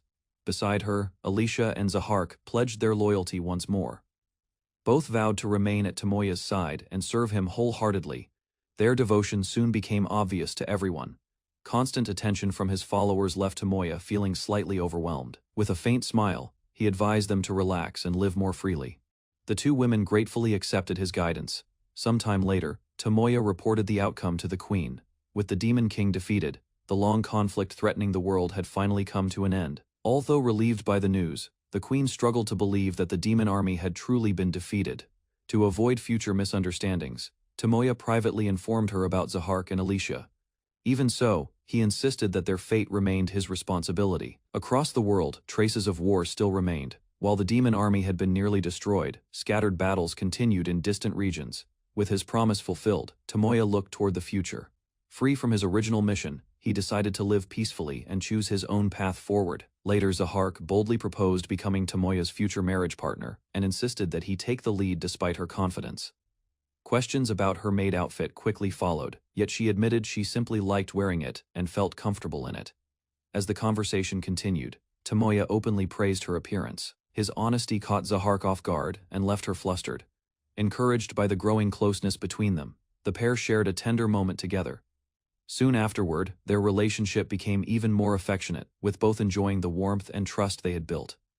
The warmth she felt beside him gradually eased the tension that had followed her for years. A short while later, Tomoya called for Rinka and entrusted her with supporting Zahark as she adjusted to her new life. Rather than focusing only on herself, Zahark worried about the others. She asked Tomoya not to neglect the companions who had always stood by him. Soon afterward, a divine blessing removed the last traces of hostility within her. At the same time, her sealed combat abilities were fully restored. Although peace now filled her heart, she remained ready to fight whenever the need arose. The next day, Tomoya complimented Alicia's appearance. Though embarrassed by the praise, she happily accepted his kind words. Their conversation soon grew more personal. Alicia expressed her desire to remain by his side, while Tomoya reassured her that he would never abandon her. As their bond deepened further, a new transformation occurred. Alicia evolved into a powerful demonic, winged angel, gaining immense strength and new abilities. Later, Tomoya watched over her as she rested peacefully. Seeing the content expression on her face, he felt relieved and accepted the outcome with a quiet smile. Near Drumrow, the magical kingdom of Blumeld stood peacefully behind its towering walls. Far above the kingdom, Tomoya's divine vibrations reached a goddess who eagerly watched events unfold from the heavens. Following a fierce battle against the Demon King's army, the royal forces worked tirelessly to restore order across the capital. Meanwhile, countless demons suddenly appeared, leaving widespread destruction and causing heavy losses to the Sadojima family. Later that evening, Tomoya focused on his studies in the library while the recovering kingdom slowly returned to normal life.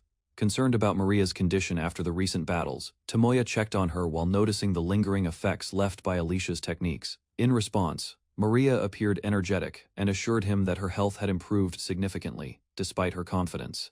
Tomoya remained worried and continued expressing concern for her well-being.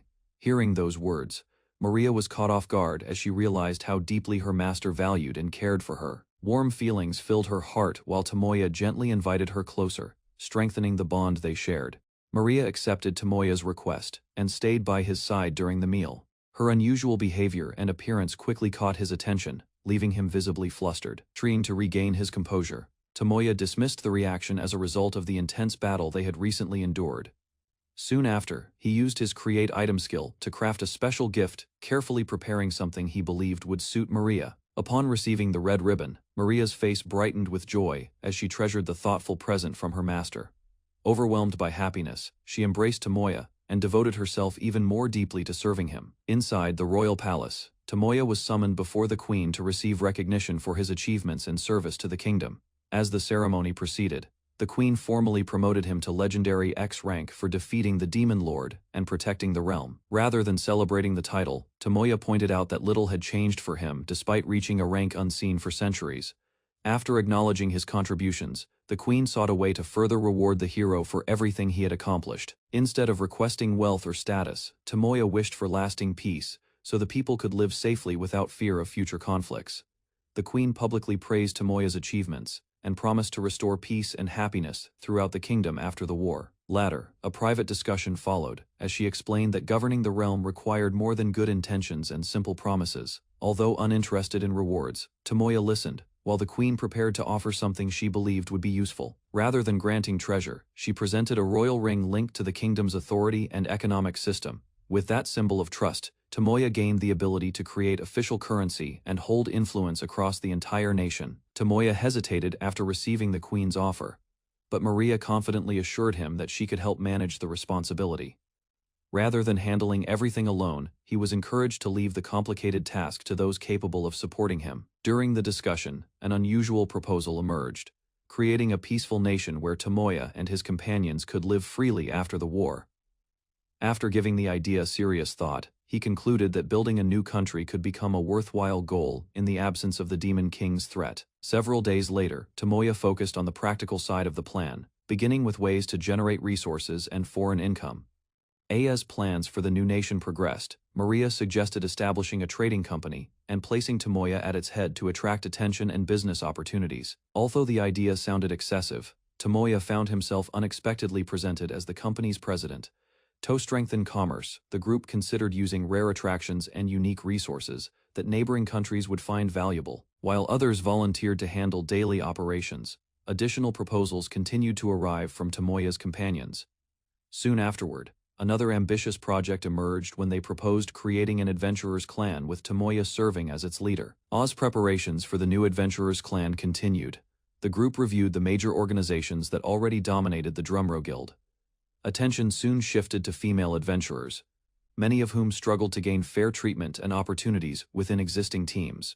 Because adventuring was largely controlled by men, women who tried to establish their own groups often faced resistance and prejudice. Drawing from years of experience, the companions explained that this problem extended beyond one city and affected many regions. After hearing their concerns, Tomoya approved the creation of a new clan that would welcome and support female adventurers without discrimination. Approval for the new clan, one of Tomoya's companions thanked him for supporting the idea and helping make it possible. A short while later, Maria stepped forward with a suggestion of her own regarding the growing number of visitors arriving at the estate. Since people came every day seeking opportunities and guidance, the group began discussing ways to better organize and assist them. Drawing from her observations, Maria proposed recruiting promising newcomers who could contribute to the expanding business association. Hearing this, Tomoya realized that many people had developed remarkable loyalty toward him, even without any magical bond connecting them. As the discussion continued, Maria explained that trusted companions could help prevent conflicts and strengthen the foundation of their growing enterprises. Rather than being surprised by their loyalty, the group believed it came naturally from the way Tomoya treated those around him. Listening carefully, Tomoya came to understand that trust and security were especially important to people who had faced difficult lives in the past. In response, he promised to support everyone whenever they needed help, and encouraged them to approach him without hesitation. Seeing their dedication, Tomoya felt satisfied knowing that each member was working hard toward their shared future. As the organization took shape, Maria proposed naming it the Sadojima Trading Company, believing the name would attract trust and recognition. Although Tomoya found the choice slightly embarrassing, the others quickly expressed their approval and support. Once the name was settled, attention shifted toward identifying products that could benefit both nobles and ordinary citizens. Drawing on knowledge from other worlds, Maria introduced a mana recovery potion that could become a valuable commercial product. After reviewing its potential, Tomoya realized the potion would be highly profitable due to strong demand and their ability to produce it independently. While discussing the mana potion business, the group realized that producing each bottle required costly materials and large amounts of magic crystals. Instead of accepting those limitations, Maria proposed an alternative method and handed Tomoya a bottle of ordinary water for a test. Following her instructions, Tomoya infused the water with magical energy and successfully transformed it into something entirely different. To everyone's surprise, Maria explained that a more effective mana potion could be created using pure magic power rather than expensive materials. From that discovery, the group began studying the world's spiritual nature to better understand how the new method worked. Maria explained that the new potion-making method demanded an enormous amount of magical power, making it impossible for ordinary people to reproduce. After hearing the requirements, Tomoya confirmed that only individuals with exceptional magic reserves could perform the process successfully. Because of his overwhelming abilities, he gained the advantage of producing large quantities of mana potions in a very short time. Rather than ignoring potential risks, Tomoya considered how competitors might react once the business entered the market. To strengthen their position, Maria proposed selling the potions under an officially approved brand while preparing additional products for future demand. While discussing future products, Maria revealed a new item she had been secretly developing and presented it to Tomoya. After examining the design, he learned that creating the product had required a great deal of effort and careful experimentation. Rather than targeting ordinary customers, Maria planned to introduce the luxury item to noblewomen first. Confident in her strategy, she expected fashion-conscious nobles to spread interest quickly through their social circles. Unlike the mana potions, this exclusive product could not be mass-produced, allowing it to remain rare, valuable, and highly profitable. After reviewing the new product plans, Tomoya found himself surrounded by his companions and quietly enjoyed the rare moment of peace and happiness. By the end of the day, Tomoya felt optimistic about the future, knowing his companions were fully committed to helping their ambitious plan succeed. A gentle voice reached Tomoya while he drifted through a strange white space, barely aware of his surroundings. Drawn by the sound, he moved forward as the voice repeatedly called his name and guided him closer. Before long, a goddess appeared and tried to wake him, carefully observing his confused state. Hearing her use an embarrassing nickname instantly snapped him awake, and his calm expression vanished in frustration. Once he recognized the goddess, Tomoya wondered if another mistake had brought them together. However, she explained that her visit was not an accident. The goddess bowed her head and thanked Tomoya for defeating the Demon King and restoring balance to the world. Although surprised, he felt the gratitude came much later than expected. Rather than accepting the praise immediately, Tomoya joked about the strict rules that seemed to govern even divine beings. Curious, he questioned why a creator god could not simply ignore those restrictions and act more freely. As the discussion continued, Tomoya also wondered whether the blessings she had granted him were far too powerful. Calmly, the goddess revealed that those abilities depended on the user's own strength and virtue, making their true potential different for every individual. The goddess explained that Tomoya's blessings responded to the strength of his desires, remembering a desperate moment on a dangerous mountain. That explanation also helped him understand why he had appeared in such an unusual location after arriving in the new world. According to the goddess, Tomoya's strong determination allowed many of his skills to develop far beyond normal limits, when she pointed out that his desire to make others happy counted as a wish for someone else's sake. Finally, the goddess noted that his victories and the happiness surrounding him were possible because his actions had consistently placed others before himself. The goddess informed Tomoya that his mission in the world was complete. Having restored peace and brought happiness to many people, he had fulfilled the purpose entrusted to him. Before ending the discussion, she thanked him for making full use of the abilities she had granted. Further explanation followed, as she described the universe's endless cycle of creation, maintenance, stagnation, and destruction. With that vacancy approaching, the goddess announced her decision to select Tomoya as the next successor and awaken his divine authority. Rather than feeling honored, Tomoya reacted with confusion, struggling to imagine himself holding such an overwhelming title and responsibility. The goddess clarified that becoming the next god of destruction was only one possible future. Rather than forcing an immediate decision, she encouraged him to enjoy the rest of his life first. His soul would have plenty of time to mature before entering true godhood. Tomoya listened carefully as she explained that becoming a god ultimately depended on personal choice. She then revealed that she had recognized his qualifications from the beginning, although fate had unexpectedly placed them together. With Tomoya's awakening, the future of the world had become increasingly uncertain. As a result, many possibilities now lay beyond even the goddess's ability to foresee. When Tomoya asked whether another great threat would appear in the future, the goddess refused to give a direct answer. Although he only wished for a peaceful life, she confidently assured him that he would find that peace in time. Without warning, the goddess suddenly embraced and kissed him, leaving Tomoya completely stunned by the unexpected gesture. Afterward, she strengthened her blessings upon him and encouraged him to continue living normally. Before departing, the goddess reacted playfully to Tomoya's request for honesty. Meanwhile, his frustration grew as he realized she was still keeping certain things hidden from him. After their conversation ended, the goddess opened a portal beneath Tomoya and cheerfully sent him back. 2 months passed after the Demon King's defeat. During that time, Tomoya focused on helping rebuild the kingdom, while receiving regular reports on its progress. One report revealed that abundant funding and stable management had successfully transformed many former refugees into productive workers. Despite those achievements, a major issue remained. Thousands of immigrants had settled in the region, creating a growing demand for resources and infrastructure. Reviewing the situation, Tomoya learned that transportation posed the greatest challenge, with rebuilding efforts consuming manpower and materials. Since only Tina and Tifa could communicate with spirits, the problem had remained unresolved for some time. After hearing the details, Tomoya considered supplying additional magical power himself. However, the forest residents explained that they were unable to negotiate directly with the spirits. Confident in his vast magical reserves and recovery abilities, Tomoya believed he could handle the burden if more energy was required. Understanding the situation, everyone agreed that meeting the ruler of the spirits was the best solution. Guided by Tina and Tifa, the group prepared to travel deeper into the forest toward a sacred gathering place where spirits assembled. Tina and Tifa argued over accompanying Tomoya into the spirit forest, while he watched their rivalry with amusement. Soon afterward, a guild request arrived asking for an investigation of ancient ruins hidden within the forest. Seeing an opportunity to handle multiple tasks at once, Tomoya organized the party, planned a visit to the elven village. Tomoya prepared to leave for an important trip and entrusted the mansion to the girls.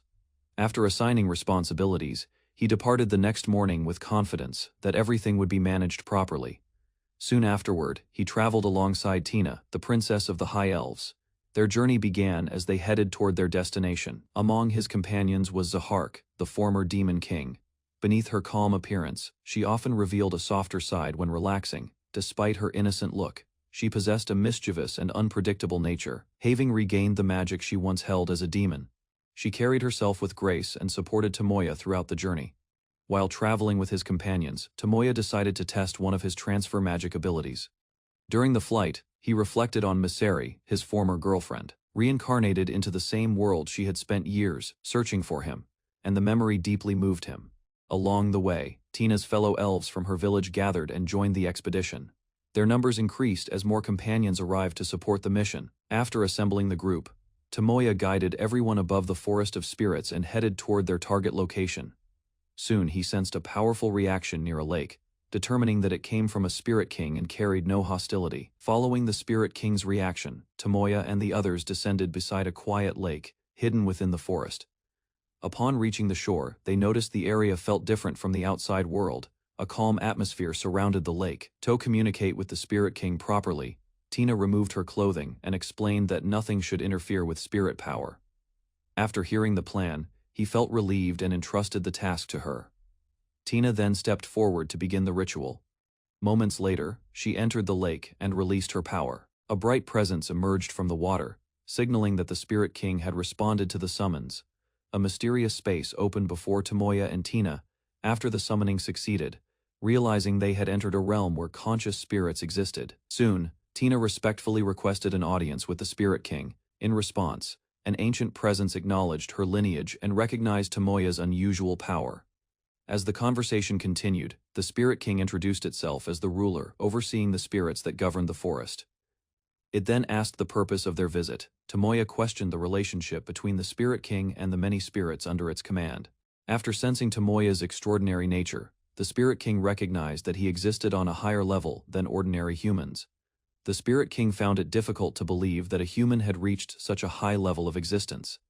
After hearing the explanation, the Spirit King suggested a direct comparison of power. Tina encouraged the test, believing it would reveal the truth more clearly than words. Accepting the challenge, Tomoya released a portion of his divine energy. Waves of immense power spread through the realm. Almost immediately, he realized the display was overwhelming the Spirit King. Concern crossed his face as the pressure continued to build. Unable to withstand the force, the Spirit King panicked and desperately tried to stop the demonstration. Surprised by her appearance, Tomoya learned that she had not expected a god to descend into the forest personally. As they continued talking, she explained that she now possessed a physical body within that realm. To demonstrate her strength, the Spirit King unleashed a portion of her power. Violent energy swept across the area, showing that she could easily devastate an army alone. Rather than demanding tribute, Tomoya simply asked for the forest's blessing.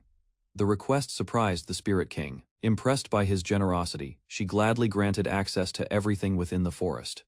In return, Tomoya offered some of his own magical power, completing the exchange peacefully. After completing the agreement, Tomoya discussed the use of forest resources. For the time being, he chose to gather only the plants needed for construction. Concerned about disturbing the ecosystem, he asked whether harvesting the plants would cause problems. Looking over the vast woodland, Tomoya learned that his magical energy alone could restore the entire spirit forest within a week if necessary. Hearing that the spirits could quickly regenerate any consumed resources, he realized there was no risk of damaging the forest. Satisfied with the arrangement, Tomoya informed his companions that building materials would no longer be an issue. After resolving the material shortage, Shizune pointed out another benefit. The forest could also provide edible plants. While discussing reconstruction plans, Tomoya mentioned the need to wait for selected crops to mature. Curious about Shizune's confidence, he asked about a crop she had been keeping secret. Rather than explaining immediately, she promised that the discovery would surprise him. Her certainty convinced Tomoya that the hidden crop must be something valuable. The possibility sparked his interest and raised his expectations. With that matter settled, he shifted his attention back to the main objective. The group then decided to continue their investigation of the ancient ruins. Tomoya assigned Alicia and the elves skilled in transfer magic to continue investigating the forest while he organized the rest of the group. As the teams separated, one companion noticed Alicia staying unusually close to him, giving the impression of a devoted wife. Hearing the remark, the angelic woman calmly admitted that Alicia's behavior resembled that of a married partner. Although Alicia denied the comparison, she still chose to remain near Tomoya as the discussion continued. Meanwhile, a maid stepped forward with a suggestion, directing Tomoya and Misaki toward the ruins, while showing careful attention to the mission. After assigning the investigation teams, Tomoya accepted the maid's proposal and entrusted her with managing the remaining work while he headed for the ruins with Misaki. Watching him prepare to leave, the maid quietly wished for a different outcome but kept her thoughts to herself. Before departing, Tomoya offered a few words of encouragement, causing her to become flustered despite trying to maintain her composure. Once he was gone, Alicia noticed the maid's reaction and gently explained that the girl had always wanted the chance to explore alongside him. Alicia speculated that the maid might be trying to overcome her feelings while reassuring herself that the dungeon expedition would proceed without trouble. While flying toward the ruins, Tomoya eagerly suggested going on an adventure together and asked Alicia to teach him proper dungeon exploration. Meanwhile, another companion observed the situation and concluded that Misaki seemed jealous of Alicia's close relationship with him. Rather than rejecting the idea, Misaki reflected on the customs of the world and considered that such relationships were not entirely unreasonable. For a brief moment, she imagined a future where all the girls remained by Tomoya's side, sharing a peaceful life together. Returning to reality, Tomoya wondered what Misaki truly thought while preparing for the next stage of their journey. After a long flight, Tomoya and Alicia finally reached the ruins and found an ancient structure standing alone on a massive rocky platform. Excitement filled Tomoya as he asked Isis to watch over him, determined to enjoy the exploration while relying on her support. With his preparations complete, he stepped forward confidently, trusting his companions as they approached the mysterious site together. Reaching the entrance, the pair discovered that thick vines had completely covered the building and blocked their way inside. Ready to clear the obstacle, Tomoya considered burning the plants away, but Alicia quickly pointed out that the old pillars depended on those vines for support. Ignoring Alicia's warning, Tomoya unleashed a powerful fire spell and engulfed the vine-covered entrance in flames. As the fire spread across the structure, Alicia quickly realized the situation was becoming far more dangerous than expected. Rushing to stop him, she explained that the plants were supporting the ruins and that excessive damage could bring the entire building down. After receiving a stern scolding, Tomoya apologized and listened, while Alicia reminded him to think more carefully before acting. Accepting the lesson, he agreed to be more cautious, while Alicia advised him to rely on Isis and pay closer attention to his surroundings. After clearing the entrance, Tomoya and Alicia finally stepped into the ancient dungeon and began exploring its interior. Without hesitation, Alicia rushed forward and cut down a stone monster with a swift strike before it could threaten them. More creatures emerged from the shadows, yet she continued fighting calmly, defeating each enemy while Tomoya observed from behind. Watching the battle unfold, he realized how much stronger and more skilled Misaki had become through her combat experience. As the dungeon grew quieter, Misaki explained that her unique ability allowed her to wield any weapon effectively, making it easy to adapt to different battles. While watching Misaki fight, Tomoya remembered the weapon she had lost and wished he had a way to restore it. Unexpectedly, a new blessing activated, granting him abilities related to item creation and weapon evolution. Realizing the opportunity, he decided to recreate Misaki's favorite weapon later and planned to surprise her with the gift. After advancing deeper into the dungeon, the pair took a short break and enjoyed a meal while recovering their energy. As they rested near a long corridor, Tomoya turned his attention to the ruins themselves and began wondering why such a massive structure had been built in the first place. Tomoya recalled information about a similar dungeon connected to the dragon's sacred mountain and its powerful magical environment. Drawing from his experience, he explained how the overwhelming concentration of magic had nearly prevented him from progressing through that dungeon. Meanwhile, Alicia's investigation of a defeated researcher uncovered documents containing extensive information about demons and their activities. Reviewing the findings, the group concluded that a dangerous experiment involving demonic magic had triggered the tragedy that destroyed the sacred mountain dragon tribe. After piecing everything together, Tomoya compared the situation to completing a difficult game, feeling as though he had reached the end of one chapter. As the conversation continued, Misaki reflected on their long history together and wondered why someone as kind as Tomoya had disappeared from her previous life. Just before they moved on, Tomoya suddenly stopped and activated his newly acquired creation and evolution abilities. Using the skills he had recently obtained, he carefully recreated a weapon and presented it to Misaki as a surprise. The moment she recognized the restored golden axe, gratitude filled her expression as she gladly accepted the treasured gift. With the matter settled, the two resumed their exploration, carrying the recreated weapon deeper into the ancient ruins. After exploring the lower levels of the ruins, Tomoya and Misaki arrived before a massive sealed door, believing they had reached the deepest section of the dungeon. Expecting a powerful enemy beyond it, the pair prepared their weapons and cautiously pushed the door open.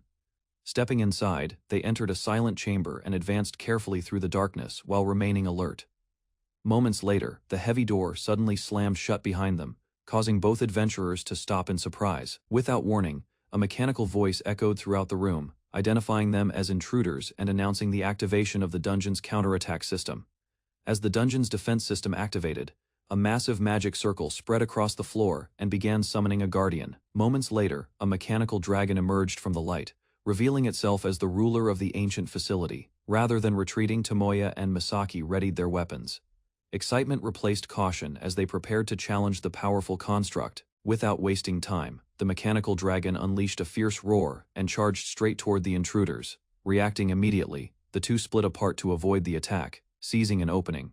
Tomoya rushed forward and struck the guardian, beginning the battle in earnest. Misaki rushed into close combat and struck the mechanical dragon repeatedly, but its armored body endured the assault with little damage. Recognizing that her current weapon was ineffective, she withdrew and asked Tomoya to hold the guardian's attention while she switched to her axe. Taking over the fight, Tomoya unleashed a series of attacks and magic blasts, forcing the dragon to focus entirely on him. The guardian responded with a sudden charge, yet he narrowly avoided the attack and maintained his position. Finding an opening at last, Tomoya lunged forward and drove his weapon into the dragon's body, pressing the battle into its next phase. Keeping the mechanical dragon occupied, Tomoya unleashed a powerful thunder attack that staggered the guardian and exposed an opening. Seizing the chance, Misaki rushed forward with her restored axe and prepared a decisive strike. With a single precise swing, she cleaved through the dragon's weakened body, splitting the massive construct apart. As the guardian collapsed, the battle finally came to an end. Misaki credited Tomoya's careful fighting style for creating the opportunity to defeat it. While discussing the victory, Tomoya explained that his movements had felt almost instinctive, as though the experience. After defeating the mechanical dragon, Tomoya and Misaki examined the fallen guardian and concluded that victory had come through strategy, rather than overwhelming force. Studying its appearance, they noticed similarities to the dragons of the sacred mountain and began questioning the creature's true origin. Drawing on her knowledge, Misaki compared the guardian to powerful bosses from games. Continuing their investigation, the pair discovered additional clues linking the dungeon to the dragon spirit peak and its ancient civilization. As they explored deeper, the materials and architecture revealed striking similarities, leaving Tomoya increasingly excited about uncovering the secrets hidden within the ruins. After finishing their investigation of the battle chamber, Tomoya led Misaki toward the treasure room. The moment the doors opened, a vast collection of treasure filled their view. Mountains of valuables confirmed that the room had served as a storage vault for the ruins. Surrounded by countless riches, Misaki became fascinated by the enormous pile of ancient gold coins and eagerly examined the treasure. Although Tomoya warned her to stay alert for hidden traps, she remained focused on the glittering rewards scattered across the chamber. A quick scan revealed no immediate threats, allowing the pair to relax slightly while continuing their search through the treasure-filled room. Embarrassed by her excitement over the treasure, Misaki quickly regained her composure and returned her attention to the exploration. Meanwhile, Tomoya teased her reaction before shifting his focus back to investigating the treasure room. Believing the ruins followed a familiar pattern, he asked Isis to wait while he searched for anything hidden nearby. Soon afterward, Misaki noticed another chamber beyond the treasure hall, prompting both of them to head deeper into the ancient ruins. Tomoya examined a special weapon that could change form according to its owner's will and emotions. After reading the details, he learned the weapon perfectly matched his straightforward personality. The discovery reminded him of a similar sword he had used before. Meanwhile, Misaki teased him about his simple way of thinking. Rather than arguing, he accepted the remark and reflected on the familiar feeling it brought back. Soon afterward, Misaki appeared noticeably more relaxed and cheerful as they continued together. Unexpectedly, a hidden condition was fulfilled, causing a secret passage to open before them and revealing a new opportunity ahead. Tomoya asked Misaki to take the newly discovered weapon. However, the item immediately attached itself to her. While examining the situation, Tomoya became curious about why everyone addressed her with honorifics. At the same time, Misaki agreed to help after hearing his request. Suddenly, a message announced that the hidden door had opened and would remain accessible only for a limited time. Realizing the urgency, they prepared to move. Without wasting another moment, both headed deeper into the area toward the newly revealed path. Before long, Tomoya noticed a strange display ahead. Resting on a pedestal was the Apex Jewel MK2, a treasure that immediately caught his attention. After obtaining the Apex Jewel MK2, Tomoya received a flood of skill upgrades. Instead of useful improvements, several strange abilities evolved into even more troublesome forms, leaving him frustrated. A closer look at the changes only deepened his concern. Some of the newly enhanced skills carried effects he never expected and would rather not have gained. Eventually, he accepted that the upgrades could not be reversed and decided to move forward. Meanwhile, Misaki happily called him over and asked him to come closer. With a playful smile, she explained that the jewel's effects had increased her sense of happiness and excitement. Tomoya suggested returning home. As he prepared to leave, Misaki hesitantly stopped him before they could depart. Gathering her courage, she asked if they could remain there a little longer. The unexpected request immediately caught his attention. After a brief pause, Misaki admitted that they rarely had time alone together. More than anything, she wanted to enjoy a quiet moment with him before heading back. Rather than refusing, Tomoya explained that certain customs existed among the group. In the end, Misaki clarified that it was not a strict rule anyway. Hearing that, Tomoya agreed to stay, allowing the two to spend a little more time together. Accepting Misaki's request, Tomoya decided to spend more time with her, wanting to make the moment special. A playful remark left Misaki flustered for a second, though her smile quickly returned as she followed his lead. Soon afterward, Tomoya carried her away and headed toward a place where they could relax without interruptions.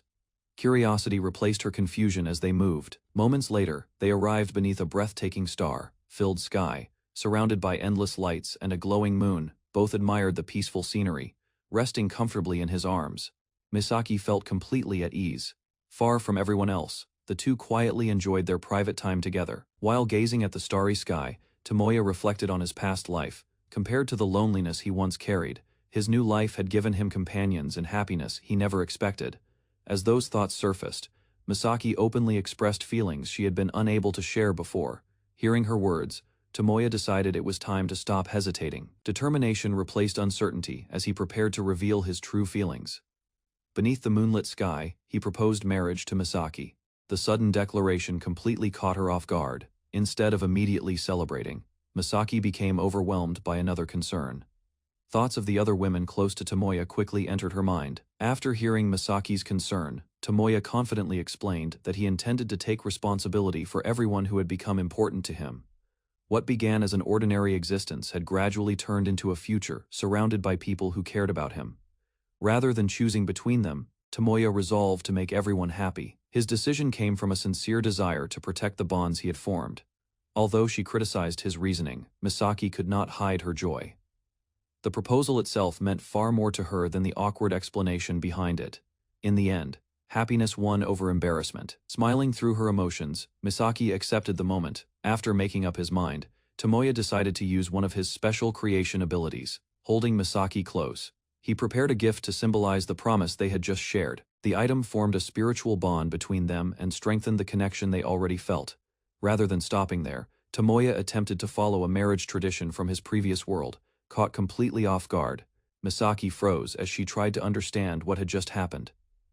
The significance of the moment slowly began to sink in. Overwhelmed by joy, she threw her arms around Tomoya and held him tightly. At last, her happiness could no longer be contained. Still holding Misaki in his arms, Tomoya decided that if he was going to make a commitment, he would eventually do the same for the others who shared his life. Hearing his decision, Misaki expressed her gratitude. Beneath the glowing night sky, the two quietly shared a heartfelt moment together. Later, they returned to the mansion. Inside, several members of the household were already waiting, creating an unexpectedly lively scene. Strange reactions from those around him suggested that something had changed while he was away. To his surprise, every woman present was already wearing a ring identical to Misaki's. The discovery left him wondering how the rings had appeared so quickly. Before long, the truth became clear as everyone realized the effects of his proposal had spread far beyond Misaki alone. Because of the divine blessing linked to the ring, identical rings appeared on the fingers of the other women connected to him.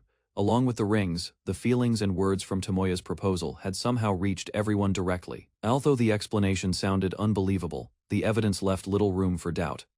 Tomoya could only accept that the strange event had really happened. New title and powerful bonuses activated within him.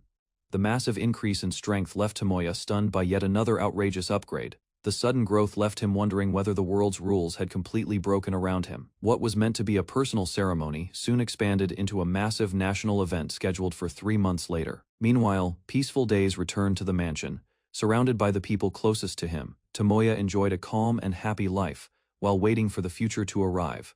One day, a young girl quietly approached him, with a serious expression. Something important seemed to be on her mind. Gathering her courage, she expressed a sincere desire to stay by Tomoya's side and support him as much as possible.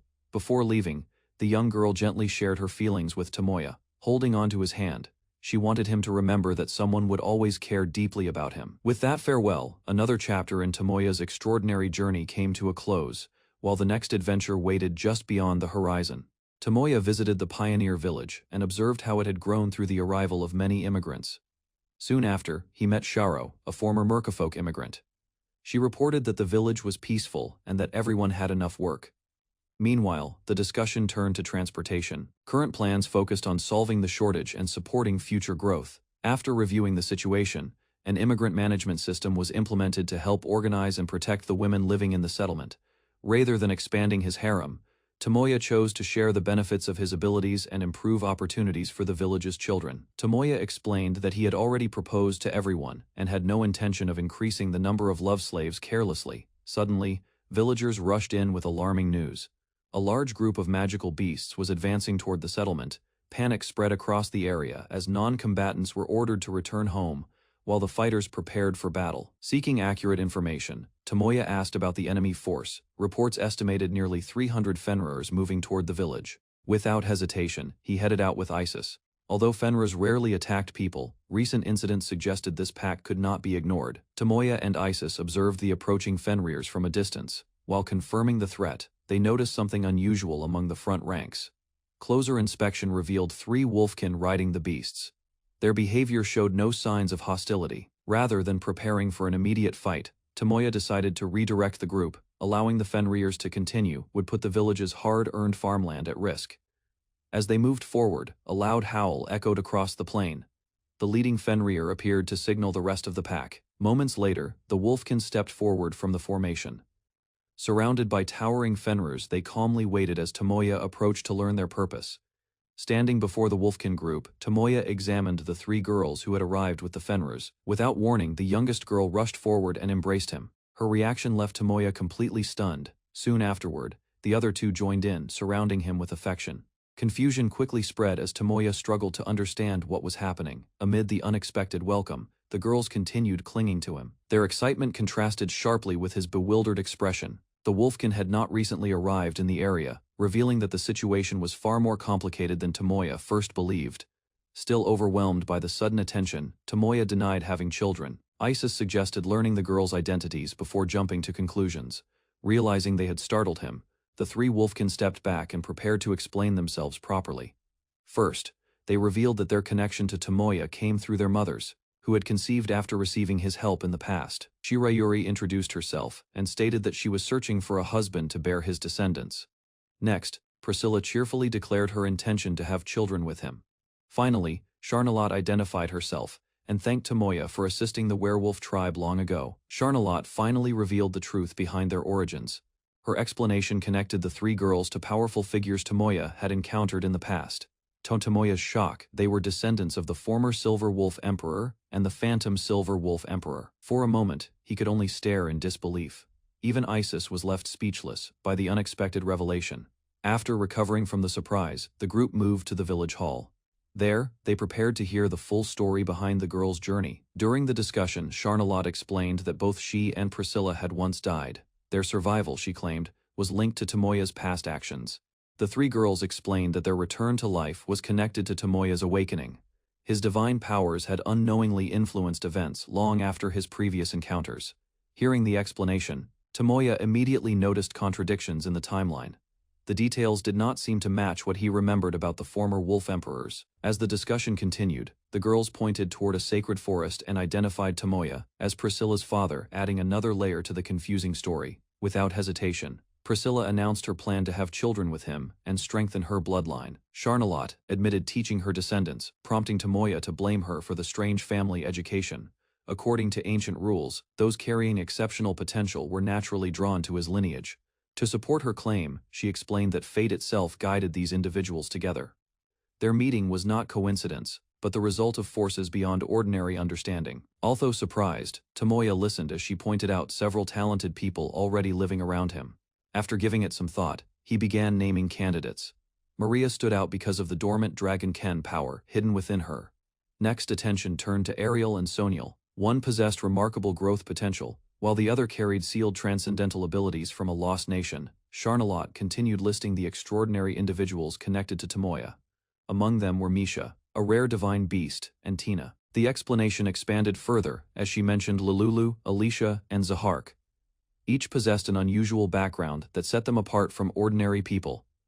Attention turned to heroes and reincarnated individuals. Their arrival in the same world seemed to follow an invisible path leading toward Tomoya. Even Lucia was included among those linked by destiny.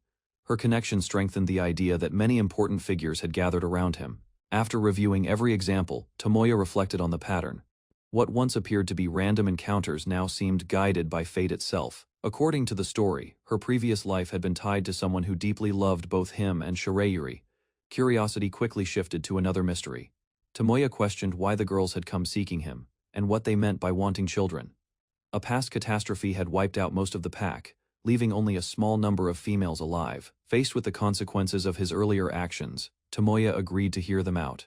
Their affection had already grown remarkably strong, despite meeting him only recently. Finally, Shirayuri explained that spiritual beings like herself faced unusual circumstances. Because of that, she believed having descendants with Tomoya would not be difficult at all. A new divine blessing suddenly activated, removing the restrictions that had limited Shirayuri and Charnalot. Before Tomoya could fully process that revelation, another notification appeared. The blessing of the Creator God continued to evolve, suggesting even greater changes ahead. Additional improvements soon followed, increasing various effects tied to Tomoya's abilities. Encouraged by his response, Shirayuri promised to support him as a wife.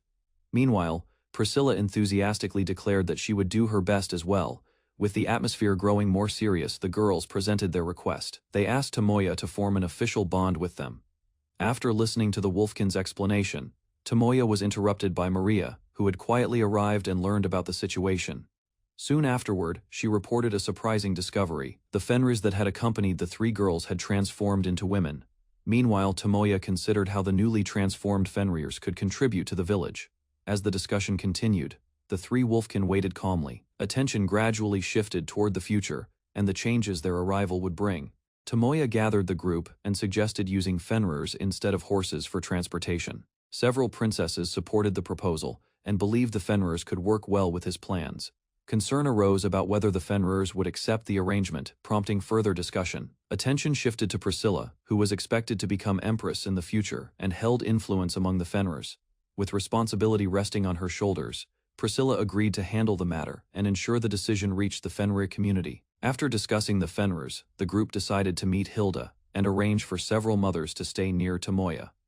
Back at the mansion, Tomoya learned that the Fenrirs were growing quickly and adapting well to village life. Meanwhile, observations showed that the Fenrirs were helping communication among residents and contributing to the village's development.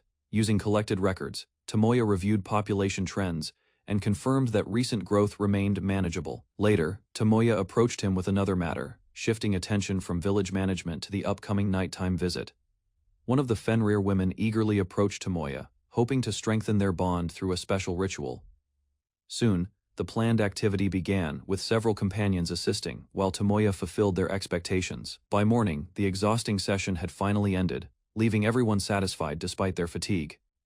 The following day, Kaede arrived with urgent intelligence about suspicious military movements involving a noble house. After reviewing the report, Tomoya concluded that the noble was holding Hildegard's son hostage and preparing to create unrest to seize power after the war. Tomoya analyzed the report and discovered that one of Hildegard's adopted children had taken hostages and was gathering forces for a rebellion. Further investigation revealed that several respected nobles were being pressured because their families were held captive by the rival faction. Meanwhile, IMA proposed eliminating all hostile nobles at once, believing it would secure Hildegard's position. Rather than accepting the idea immediately, Tomoya carefully considered the political consequences and the balance of power. In the end, he realized the opposing nobles would likely act first, encouraged by those above them, and convinced they were protecting their authority. After weighing the situation, Tomoya decided the rebellion presented a chance to weaken the hostile nobles in a single operation. Soon afterward, he assigned the 8 Blood Riders to the mission and ordered them to suppress the enemy without unnecessary casualties. With the plan approved, the 2 warriors accepted their task and departed confidently to carry out the operation. Under the moonlit sky, the capital remained calm while its people were unaware of the danger approaching. Inside the palace, members of the Atmire faction celebrated their plan to seize control of the kingdom and end the queen's rule. Suddenly, a dark portal opened behind them. A terrifying scream echoed through the hall, causing everyone to turn in shock. Fear spread across their faces as the strange phenomenon grew larger. Confusion replaced their confidence within moments. Then, an unfamiliar figure stepped forward from the darkness and calmly identified the head of the house and his associates, signaling the beginning of an unexpected confrontation. 2 skilled warriors appeared before the intruder and quickly surrounded the area, leaving no route for escape. Meanwhile, dark energy spread through the hall and overwhelmed one of the conspirators, forcing him into panic. After the operation ended, the captured members of the Atmire house were delivered to the authorities. Later, the warriors received recognition for their success and renewed their pledge of loyalty to their lord. That night, their devotion deepened further, as they remained by his side, grateful for the chance to serve and support him beyond the battlefield. Their lord entrusted the 2 warriors with an important duty, asking them to continue supporting Rinka and remain united in the future. Happiness filled the room as both women expressed their gratitude and stayed close to the person they admired most. Later, one of them approached him privately and prepared to share a personal request that had been on her mind. The following morning began peacefully. While spending time together, he informed Rinka that several special guests would soon arrive. Soon afterward, the 2 warriors appeared with confident expressions, leaving everyone curious about what they intended to reveal. The 2 warriors dismissed the attendants and offered to help Rinka with a personal matter, creating an atmosphere filled with anticipation. Preparations were completed soon afterward. Rinka's excitement became impossible to hide, while her companions carefully guided the situation forward. As time passed, the tension faded into comfort. Watching the others rest peacefully, Rinka reflected on how much her life had changed. Their lord reminded her that the women's devotion came from genuine affection and a shared desire to see her happy. Hearing those words, Rinka finally realized she had never truly been alone and quietly accepted the support that had always surrounded her. Rinka finally expressed her true feelings, acknowledging how much her lord and the members of the 8 Blood Riders Assembly had changed her life. Although embarrassed by her emotions, she admitted her gratitude and newfound happiness. Her lord encouraged her to share those feelings openly. Soon afterward, she thanked the 2 warriors whose support had helped create stronger bonds within the assembly. The connection between them continued to grow, becoming a source of trust that neither hardship nor time could easily break. Later, their lord praised the group for successfully resolving another matter, while the warriors humbly accepted the recognition and prepared for future duties. Following the investigation, the intelligence unit uncovered a counterfeit operation connected to a mafia group and successfully dismantled the organization behind it. To prevent similar crimes, the company introduced a royal magic seal that allowed customers to verify authentic products with ease. During the crackdown, several children who had been exploited by the criminals were rescued. The discovery reminded everyone that many war orphans had suffered similar hardships after being forced into labor during the conflict. Concerned by their situation, the group began discussing the creation of an orphanage to provide shelter, care, and opportunities for children left without families. After deciding to establish an orphanage, their lord explained that the children would be protected until they were capable of building independent lives. Responsibility for organizing the project was entrusted to a trusted subordinate, who immediately began preparing a system to receive and support the orphans. As the plan moved forward, some members wondered why their lord cared so deeply about abandoned children. They soon learned that he had experienced profound loss in a previous life, making him especially sensitive to the suffering of those left alone. Understanding the reason behind his actions, his followers admired him even more and strengthened their resolve to serve him with unwavering loyalty. After a long day, Tomoya rested alone and enjoyed a rare moment of peace while reflecting on recent events. Suddenly, overwhelming emotions filled his heart, leaving him confused by the intensity of his feelings. Later that evening, several companions noticed his troubled state and gathered to support him with sincere care and concern. Through the night, they remained together and strengthened their bond, helping him regain his composure. Tomoya soared through the sky at high speed, heading toward the royal castle with a souvenir he had prepared for the queen. While approaching the destination, he estimated the remaining distance and continued forward without slowing down. Moments later, the castle came into view. Seeing that the queen had finished her official duties, he considered the timing perfect. After landing on a balcony, Tomoya entered the royal chamber and found the queen resting inside. Without delay, he presented the souvenir.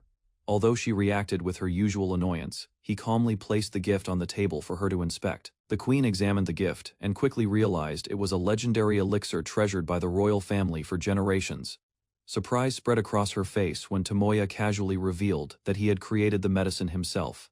Instead of stopping at one bottle, he disclosed that he had produced around 150 and stored them away. Even greater shock followed as Tomoya mentioned keeping nearly 1,000 bottles in shared storage for future use.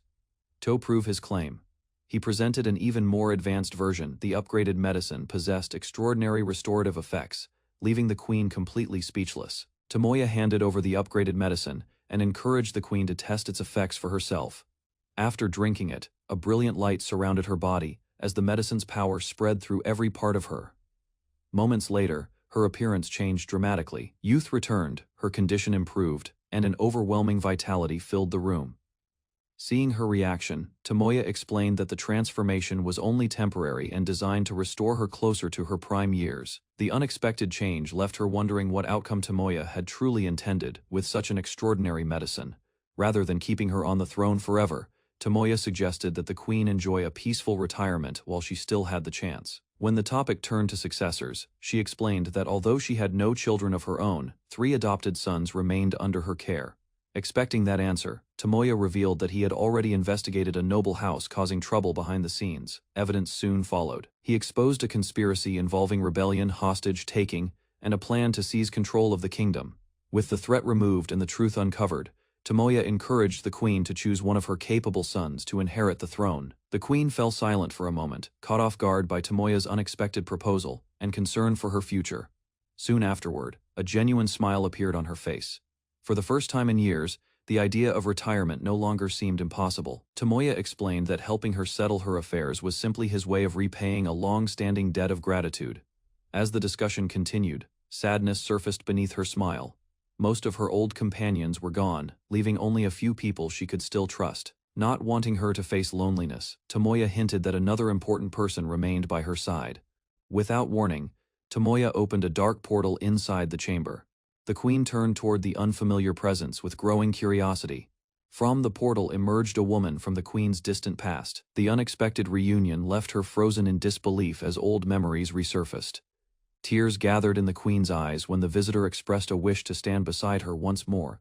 As a trusted friend, unable to hold back her emotions, she rushed forward and embraced the woman she thought she had lost forever. As the reunion settled, warmth returned to the room. The long separation finally ended, and the queen found herself surrounded by a precious bond once again. Watching the reunion unfold, Tomoya quietly stepped back. Seeing the two women together confirmed that his plan had worked perfectly. Meanwhile, the queen's happiness continued to grow. Reconnecting with a cherished companion filled a void that had remained for many years. Although pleased with the outcome, Tomoya had not expected events to develop so favorably or so quickly. After reflecting on everything that had happened, the queen finally made her decision and resolved to step down from the throne. With her future no longer burdened by duty, she looked forward to peaceful days ahead, spending time with friends and enjoying the freedom she had long been denied. Just as the queen began looking forward to her new life, a divine blessing suddenly activated and restored her body to the age of 16. While discussing future plans, a new problem emerged. Her youthful appearance made participation in Tomoya's upcoming wedding seem unavoidable. To address the situation, Tomoya called upon one of his trusted companions, an ancient elf with extensive magical knowledge. After listening to the circumstances, the elf proposed a special solution and began preparing a spell to assist the queen. Moments later, powerful magic filled the room. An astral form separated from the queen, marking the start of an unusual method to resolve the dilemma. Examining the astral form, the elf suggested using it during the wedding, so the queen's youthful appearance could attend without causing complications. Drawing on advanced spirit magic, she explained that independent copies could now be created and controlled with ease. A detailed method followed. By transferring a soul copy into an artificial body, a duplicate capable of acting on its own could be produced. Hearing this, Tomoya realized the technique could solve several problems at once, including concerns involving his growing family, As the number of copies increased, new possibilities emerged. Though the idea left everyone wondering how far the process might go, Tomoya clarified the nature of the copies, explaining that although multiple bodies could exist, their memories eventually merged back into a single consciousness. With the technical details settled, he asked which version of Hildegard would continue acting as queen after the wedding. Rather than deciding alone, the younger Hildegard requested that her original counterpart retain the position, and the proposal was readily accepted. Soon afterward, attention shifted elsewhere, when a familiar maid appeared, carrying refreshments while observing the unusual situation. Having witnessed countless extraordinary feats from him, she considered such developments perfectly normal. By now, the queen had grown accustomed to Tomoya's extraordinary actions. Treating every surprise as normal seemed the only way to keep up with him. Soon, another attendant welcomed the younger Hildegard. Accepting her new role, she prepared to learn how to live as a wife rather than a ruler. Meanwhile, discussions turned toward the future. Some jokingly suggested that if Tomoya wished, instead of pursuing power, attention shifted to practical matters. Training, preparation, and adapting to a new life became the immediate priorities. With her decision firmly made, Hildegard embraced the path ahead, determined to devote herself to a peaceful future beside the person she cherished. Leaving the castle behind, Hildegard spent time with Sharna, riding across the open fields under a bright sky. Together they raced through the grasslands, enjoying a freedom neither had experienced for many years. A warm smile spread across Hildegard's face as old memories returned. The familiar speed and scenery reminded her of happier days. For Sharna, the moment felt just as precious. She never expected to carry her longtime companion on her back again, after such a long separation. As the journey continued, Hildegard entrusted part of her future to Sharna, side by side once more. The two looked ahead to the peaceful days waiting for them. After returning to the castle, Hildegard resumed her official duties using her older appearance while preparing for retirement. Later, she publicly announced her retirement and revealed plans to pass the throne to the next generation, avoiding confusion among the citizens. Meanwhile, preparations began for a major ceremony that would include both the coronation of the new ruler and Tomoya's wedding. Until those events arrived, everyone remained occupied with arrangements, making the transition period especially busy for the kingdom. A few days after Hilda became his wife, she made an important decision and asked Tomoya to listen to her feelings. With growing determination, Hilda revealed her wish to become closer to him and deepen their bond as husband and wife, leaving behind her duties as queen. She chose a life driven by love and hoped to understand him better. Surprised by her honesty, Tomoya accepted her feelings. Their distance disappeared as they shared a tender kiss. Warm happiness filled their hearts while they reflected on their unexpected meeting. Fate had brought them together, and their relationship continued to grow stronger. After sharing a tender moment, Hilda admitted that she had loved someone before and quietly wondered if Tomoya wished she could forget that past. Caught off guard, she waited for his response while holding on to her feelings with uncertainty. Instead of asking her to let go of those memories, Tomoya reminded her that her previous love was an important part of her life and should be cherished. Hearing those words, Hilda felt relieved. Beside her, Tomoya admired her honesty and strength filled with affection. He accepted every part of her past and present. Their embrace marked a deeper trust, bringing their hearts even closer together. Wrapped in Hilda's embrace, Tomoya felt her overflowing happiness. The warmth between them made the atmosphere gentler than before. Embarrassment quickly appeared on his face as she continued holding him close. Even so, he accepted her affection without pulling away. Amused by his reaction, Hilda treated him with unusual tenderness. Her caring behavior reminded him of the comfort he had long been missing. Gradually, Tomoya reflected on his painful past and the loneliness he had endured. Memories of others who suffered similar losses crossed his mind. Because of those experiences, his feelings naturally drew him toward many people, creating bonds that filled the emptiness left by the past. Listening carefully, Hilda explained that many people had helped heal the emptiness in Tomoya's heart, yet one important need still remained. As the conversation continued, she realized that what he lacked was the warmth of maternal affection, something he had never fully received before. Believing it was fate, Hilda chose to support him in that role and offered the comfort and care he had been missing. While resting beside her, Tomoya reflected on everything he had accomplished. Hilda praised his efforts and expressed gratitude for all he had done, gently reassuring him. She promised to stay by his side whenever he felt exhausted, even as more people continued to depend on him in the future. As they rested together in peace, Hilda expressed her love once more. The quiet moment left a lasting warmth in Tomoya's heart. A week before their wedding ceremony, an unexpected summons arrived from the royal palace. Curious about the reason, Tomoya hurried to the meeting. Upon arrival, he found himself surrounded by a large group of female knights. Confusion quickly replaced his earlier curiosity. Stepping forward, the knights reminded him of an incident involving them and demanded that he take responsibility for what had happened. Further accusations followed as more voices joined in. Faced with an entire group making the same demand, Tomoya could only stare in complete disbelief. Before the argument could continue, a firm voice interrupted the gathering. Tomoya quickly tried to explain himself, but the newcomer demanded everyone's attention. Moments later, a young woman appeared and ordered the knights to lower their weapons. Her presence immediately changed the atmosphere, and the crowd obeyed. While introducing herself, she revealed that she had been waiting for a chance to meet Tomoya. Confusion spread as neither he nor Hilda recognized her. Standing proudly before them, the woman identified herself as Liliana, the queen of the Blumfeld Magic Kingdom. As the revelations sank in, Tomoya learned that Liliana was connected to another person who had summoned him. After introducing herself, Liliana expressed disappointment that Tomoya did not remember her. Her confidence left him even more confused about their connection.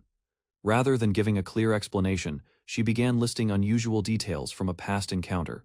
Struggling to recall the event, Tomoya searched his memory while Liliana patiently waited for him to figure it out on his own. Soon she mentioned a treasure obtained from ancient ruins. That single detail finally gave Tomoya a direction to follow. A sudden realization began to form as Liliana referred to a supreme jewel connected to that adventure, piece by piece. The forgotten memory started returning to him. The forgotten memory finally returned. To Tomoya's surprise, Liliana revealed that she had once been the Emperor of the Sacred Peak. Hilda immediately challenged the claim, recalling the terrifying legend of a dragon powerful enough to threaten the entire world. Calmly, Liliana admitted that the stories were exaggerated. Even at her strongest, she believed her limits had been far lower than the rumors suggested. After confirming her identity, Tomoya learned that her current power was only a fraction of what it had once been. Having taken on a new body, Liliana explained that most of her former strength had vanished. Explaining her situation, Liliana revealed that much of her original power had disappeared. Even so, she rebuilt her strength by hunting monsters and gradually raising her level again. Curious about her survival, Tomoya asked how a legendary dragon had ended up living as a human. Liliana admitted that she had once truly died. When consciousness returned, she found herself inside a royal underground tomb. A completely different life awaited her there. Further details revealed that the original owner of the body, Liliana Silk Blumfeld, had passed away years earlier. Others nearby had experienced a similar fate, making her story less unique than it first appeared. To explain further, Liliana introduced two royal sisters. Both revealed that they had once been powerful dragons before reincarnating into human bodies. With sincere gratitude, the sisters thanked Tomoya for helping rescue them from a terrible fate and restore their freedom. Answering his questions, they explained that their human memories had merged with their dragon memories. The fusion strengthened both their magic and physical abilities. They then described how dragons willingly exchanged their original bodies for new lives, while preserving their memories. Over time, the two identities blended completely. Any confusion faded away, leaving them as a single person with both pasts united. Continuing their explanation, the two sisters revealed that they were not only princesses of Blumfeld, but also daughters of the kingdom's queen soon. Tomoya learned that every female knight gathered there shared a similar past. The truth became even more surprising when Liliana explained that many of those women were actually dragons who had lived at the Sacred Peak. Some inherited fragments of their former memories, while others remembered very little compared to Liliana and the princesses. Finally, Liliana revealed that their reincarnation had a greater purpose. For reasons still unknown, they had been reborn to serve the god of destruction. When Tomoya questioned her title, Liliana clarified that the name Emperor of the Sacred Peak had only been a position. The discussion soon turned to the dragons of the Sacred Peak. Tomoya realized that many of them had reasons to resent him after their clan's destruction. Rather than seeking revenge, the reincarnated dragons seemed influenced by lingering memories and emotions from their past lives. Curious about her earlier words, he asked why she had wanted to meet him for so long. The question finally reached the heart of the matter. Smiling confidently, Liliana explained that she had sensed his power from afar for many years. Just as the discussion seemed settled, Liliana prepared to make a request. Before she could continue, an urgent report suddenly interrupted the gathering. The message brought alarming news. Forces from the Kaisler Empire had crossed the border and resumed their advance. Despite resisting bravely, the defenders were struggling against overwhelming enemy numbers. Situation grew even stranger when witnesses reported powerful monsters fighting alongside the invading army, including rare and highly evolved creatures. Faced with this unexpected crisis, Tomoya and the others immediately turned their attention toward the Empire. A larger conflict was clearly beginning to unfold. Far from the battlefield, a mysterious man reveled in the chaos spreading across the world and eagerly anticipated meeting Liliana. Seated confidently upon a throne, he embraced destruction as his goal. With dark ambitions growing stronger, he prepared to push the world toward greater conflict. Across the Castral continent, the powerful nations of Drumro, Blumdeld, and Kaisler maintained a fragile balance. At the center of that peace stood Emperor Muspel VII, whose affection for Princess Liliana strengthened relations between the kingdoms. Everything changed after Liliana's death, as Kaisler launched an invasion against Blumdeld. Months later, a mysterious man appeared within the Demon King's army, while Liliana and the other princesses unexpectedly returned, helping restore a ceasefire. Soon afterward, Blumdeld faced invasion once more when the man seized control of Kaisler and subdued its strongest warrior. Dark clouds hung over the imperial capital of Kaisler, as the occupied nation remained under new rule. Inside the palace, the mysterious man sat upon the throne and questioned the slow progress of the invasion. Frustration soon surfaced as he demanded greater results and revealed an unusual interest in a young girl from Blumdeld. Rather than obeying quietly, Kaisler's strongest warrior challenged the order and showed clear disapproval. Without hesitation, the warrior rejected the demand and prepared to lead an immediate campaign against Blumdeld instead. As the warrior left the throne room, the man who controlled Kaisler mocked his resistance and threatened punishment for failure. Meanwhile, his twisted ambitions became clear as he dreamed of dominating the world and gathering powerful girls under his control. Dark energy surged through the hall while he celebrated his growing influence and confidence. Far away, Tomoya and his companions discussed the worsening situation and agreed that returning home could no longer be delayed. Although the journey would take months, determination spread through the group as they prepared to depart despite the dangers ahead. Determined to return home quickly, Tomoya contacted Alicia and searched for a way to reach Blumdeld without a long journey.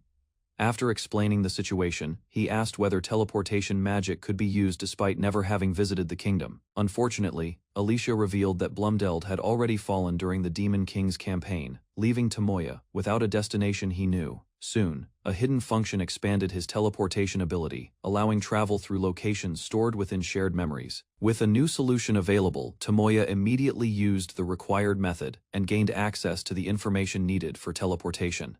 After obtaining the necessary memories, Tomoya completed the final step and unlocked a direct route to Blumdeld. Without wasting time, he gathered everyone and announced that the entire group would travel together through teleportation magic. Ancient magic circles appeared beneath him as a powerful spell activated across the area. Moments later, a massive portal formed, connecting their location to a distant destination. Beyond the gateway, the group discovered the royal palace garden of Blumdeld and confirmed that they had arrived successfully. After arriving in Blumdeld, the group moved through the portal, while one princess quickly took charge of the situation. Observing the surroundings, Tomoya realized the enemy forces had grown stronger than expected and began assigning tasks. Several companions volunteered to assist the front line, while others prepared to support the kingdom's defense efforts. Meanwhile, Isis accepted responsibility for analyzing the battlefield and developing strategies for the commanders. Recognizing that a major conflict was approaching, Tomoya decided to gather additional allies and bring everyone together before the battle began. Before leaving to gather reinforcements, Tomoya listened as a companion offered support and asked to accompany him. Considering the scale of the coming war, she proposed assembling the Fenrir forces to strengthen their side. Accepting the idea, Tomoya prepared a teleportation gate and arranged for a journey to the Fenrir territory. After assigning responsibilities and entrusting the others with their tasks, he encouraged everyone to continue their preparations. Even so, an uneasy feeling lingered in his mind as he looked across the sky and sensed that something was about to go wrong. The peaceful Blumdeld Magic Kingdom stood protected behind its massive walls as its people carried on with daily life. Meanwhile, alarming reports arrived at the royal castle. Enemy Kaiser forces had advanced, bringing many powerful Grand Kaiser variants into the battlefield. Concern spread among the officers. A mixed enemy formation had appeared, and their forces were too widely deployed to identify every threat. Faced with growing uncertainty, the commander worried that the kingdom lacked the strength needed to respond effectively. Suddenly, reinforcements entered the room. Their arrival interrupted the tension, and attention quickly shifted toward reporting the latest battle situation. New intelligence revealed that 30,000 enemy troops had crossed the border and were advancing directly toward the royal capital. Further reports confirmed the presence of countless monsters within the army. Their unusual coordination suggested someone had gained control over them. After assessing the threat, the young leader accepted command of the defense force and began planning the kingdom's response. Although lacking military experience, she recognized the urgency of the crisis and sought help from a trusted subordinate. Without hesitation, the loyal warrior stepped forward and pledged to drive back the invading forces for her master's sake. The maid recognized traces of another world around the young ruler and revealed that she had encountered similar people in the distant past. Hearing the explanation, the ruler understood the reason behind the maid's certainty and accepted her words. Setting the mystery aside, she redirected everyone's attention to the approaching battle and the kingdom's defense. Confidence filled the maid's expression. With her master leading the army, she believed complicated strategies would not be needed. Soon afterward, enemy monsters emerged across the battlefield, charging forward as the long-awaited clash finally began. A swordswoman rushed into the enemy ranks, unleashing a rapid series of strikes that cut through multiple monsters at once. Nearby, another warrior spun forward with a powerful wind attack, sweeping away enemies that tried to surround her. At the same time, a mage launched a devastating barrage, causing explosions that shattered the advancing monster force. Watching from behind the lines, several soldiers were stunned by the overwhelming strength displayed on the battlefield. As the enemy formation collapsed under the relentless assault, hope spread among the defenders that victory might still be within reach. 3 hours after the battle, reports confirmed that the Kaiser army had withdrawn from the area. Despite the victory, Tomoya warned that hidden monsters could still appear inside the city, so the kingdom could not lower its guard. He admitted that defeating such enemies would have been simple in the past, but his current strength was no longer enough to handle everything alone. At the same time, he explained that relying solely on personal power would prevent the kingdom from learning how to face future threats. Understanding his reasoning, the ruler accepted his support and prepared to strengthen the nation with his guidance. Following the victory, a maid presented an unexpected proposal before the kingdom's leaders and suggested a new relationship with Tomoya. The gathered warriors reacted with surprise, questioning whether such an arrangement was truly appropriate despite their gratitude. Rather than ordinary servitude, the proposal described a unique bond connected to Tomoya's special abilities and influence. As the details became clear, interest spread through the room when they learned the sacred dragons could grow stronger through that connection. After careful consideration, Liliana accepted the proposal, bringing the discussion to an unexpected conclusion. Liliana respected the pride of the sacred dragons and declared that she alone would accept the burden rather than forcing others to follow. Before the matter could be settled, Tomoya stepped forward and objected to the proposal, drawing everyone's attention. Instead, he suggested creating special equipment that could strengthen soldiers without requiring anyone to sacrifice their freedom. Furthermore, he proposed a fair agreement in which the kingdom could obtain support through proper cooperation and compensation. Hearing the plan, the Allied forces agreed to provide supplies, resources, and additional military assistance for future battles. Tomoya acknowledged the pride of the dragon race, but pointed out that the kingdom lacked the strength and manpower needed to continue the war alone. He proposed defeating the current threat first, then training local soldiers so they could stand alongside neighboring nations in the future. After considering the suggestion, Liliana viewed it as a generous offer and asked the others for their opinions. One by one, the dragon warriors agreed, recognizing that their own strength was not enough to protect the people. With everyone finally in agreement, Tomoya felt relieved, knowing the kingdom had chosen a path toward lasting security. Far away in the Kaiser Empire, news of the failed campaign reached the imperial capital. The emperor reacted with anger after learning that the invasion force had been nearly wiped out and demanded an explanation. His commanders reported that an unexpectedly powerful opponent had appeared on the battlefield, forcing the army to retreat. Further investigation pointed toward a mysterious noble from a distant land, a man rumored to have defeated the Demon King alongside his companions. After hearing the report, the emperor concluded that such achievements could only belong to someone whose strength rivaled his own.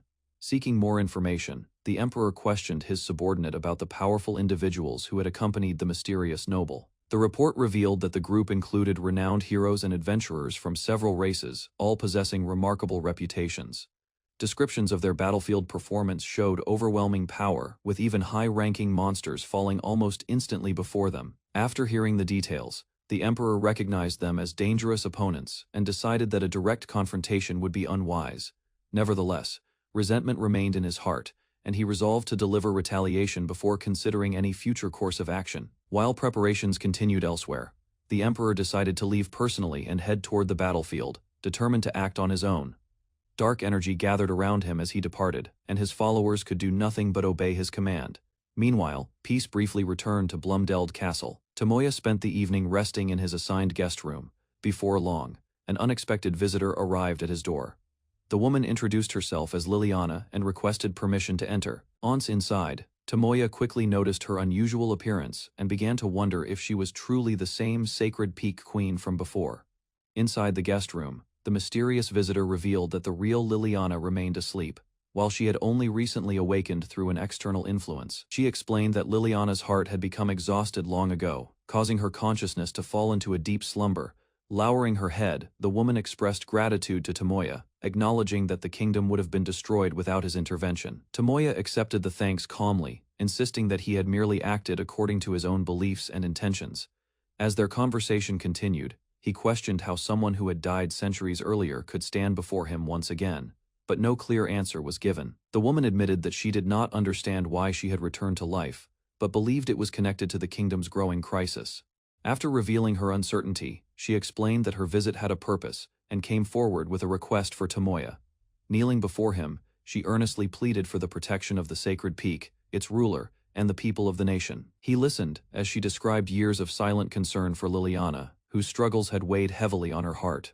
Remembering Liliana's devotion to the kingdom, she concluded that such unwavering determination was likely the reason their fates had become connected. The mysterious woman lowered her head and desperately asked Tomoya to save Liliana, placing her hopes entirely in his hands.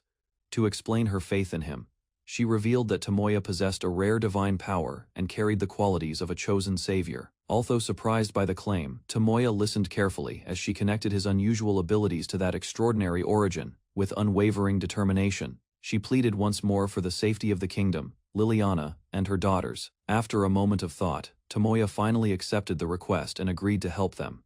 Relieved by Tomoya's promise, the woman thanked him sincerely, while he assured her that he had no intention of abandoning Liliana. Just as the atmosphere calmed, she suddenly made an unexpected request and asked to become his servant. Embarrassment quickly followed as she admitted that meeting him in person had awakened unfamiliar feelings within her heart. Caught off guard, Tomoya tried to stop her enthusiasm, but she continued moving closer despite his objections. The awkward exchange ended with both of them stumbling onto the floor, leaving Tomoya flustered and the woman staring up at him in surprise. Accidental fall left Tomoya and the woman face to face, creating an awkward silence neither of them expected. Before either could react, the room door opened, and another woman arrived just in time to witness the scene. Shock immediately spread across her face as she misunderstood what had happened, and jumped to the worst possible conclusion. No matter how hard Tomoya tried to explain, the panicked accusations only made the situation appear even more suspicious. Moments later, more people entered the room, turning a private misunderstanding into a public embarrassment for Tomoya. Before Tomoya could escape the situation, the newcomers found him in a position that looked far worse than reality. Both women immediately assumed the worst. Their disappointed reactions left Tomoya struggling to defend himself against the misunderstanding. By the time the truth was finally understood, an entire hour had passed, leaving Tomoya exhausted from clearing his name. A massive army filled the frozen plain, spreading across the battlefield in countless formations. From a distant ridge, Tomoya and his companions observed the overwhelming force while monsters gathered among the enemy ranks. After assessing the situation, they estimated nearly 50,000 enemies, including monsters and human soldiers, making a direct clash impossible. Meanwhile, the warriors prepared for battle with powerful weapons, armor, and magical equipment provided by Tomoya. To strengthen their strategy, the Fenrir unit assembled as cavalry, ready to charge across the battlefield when the attack began. Tomoya listened as the warriors expressed their gratitude for the support and strength he had given them, despite their past misunderstandings. Recognizing how his help had freed them from a terrible curse, the knights reflected on their former hostility and offered a sincere apology. Even after overcoming their suffering, the women remained determined to protect their homeland and sought Tomoya's aid for the coming battle. In response, he agreed to assist while outlining a strategy to strike directly at the enemy commander and weaken their forces. Inspired by the plan, the army raised their fists and renewed their resolve, preparing to march into battle with confidence. As the army began its advance, Tomoya moved out with his companions to support the operation from the front. Ahead of them, fierce fighting erupted as the warriors engaged powerful beasts, like enemies in close combat. At the same time, the Fenrir cavalry launched a charge, driving deep into the enemy formation and disrupting their ranks. From a nearby vantage point, Tomoya noticed the army pushing directly through the center, despite the enemy commander leading the force. Rather than remain spectators, he decided to join the battle personally, while allied troops secured the center and attacked from both flanks. Following Tomoya's orders, his allies avoided unnecessary casualties, while identifying soldiers who had been forced into the battle. Without hesitation, the Fenrir leader rushed into the enemy ranks and cut through multiple opponents in a swift assault. Soon afterward, Tomoya joined the attack, overwhelming hostile monsters that attempted to block their advance. Using his ability to observe the entire battlefield, he tracked enemy movements with ease, until a sudden explosion drew his attention. Far from the front lines, confusion spread through the Kaisler headquarters, as commanders realized their plan to gather monsters and crush the enemy was beginning to fail. At the headquarters, the enemy commander was stunned as reports of the battlefield's collapse reached him one after another. Unable to accept the situation, he blamed the disaster on the existence of an unexpected reincarnated warrior who had changed everything. Determined to recover control, the commander left the camp and prepared to gather every powerful monster still under his command. Before departing, he ordered his remaining soldiers to abandon the battlefield and retreat from the conflict. Even as he withdrew, anger lingered in his mind as he remembered the name of the man responsible for ruining his plans, Tomoya Sadojima. While observing the battle, the enemy commander realized Tomoya's combat ability far exceeded his own, and that victory through strength alone was impossible. At the same time, jealousy consumed him as he fixated on the companions traveling alongside Tomoya. Frustration quickly turned into obsession, leading him to convince himself that everything Tomoya possessed should belong to him instead. Soon, a new scheme formed in his mind as he considered using a special ability capable of stealing another person's power. Believing the plan could change his fate, he prepared to risk everything on a single opportunity to take Tomoya's abilities and claim his advantages for himself. As the battle ended, the defeated commander retreated with resentment, vowing to settle the score with Tomoya in the future. Meanwhile, the surviving soldiers struggled to believe the war was truly over, and that victory had finally been achieved. Once the result became clear, celebrations erupted across the battlefield as the army welcomed its hard-earned triumph. After confirming every monster had been eliminated, Tomoya reported that the Kaisler Empire had completely withdrawn. Although the conflict was won, attention soon shifted toward uncovering the source of the magic that had controlled the monsters from the shadows. After the victory, the kingdom's leaders thanked Tomoya, acknowledging that their country would have fallen without his support and guidance. While discussing reconstruction and future aid, they praised his generosity and prepared a special request for him. To Tomoya's surprise, the ruler proposed gathering the women of the nation and placing him on the throne as their king. Caught off guard, he struggled to respond as further arguments were made about his qualifications to lead the country. Before the discussion could continue, the ruler presented another challenge and requested a direct match against him instead. Although surprised by the request, Tomoya agreed to the match after hearing the ruler's sincere desire to prove herself and stand beside him. Even so, he pointed out that the large difference in strength would make a fair contest impossible.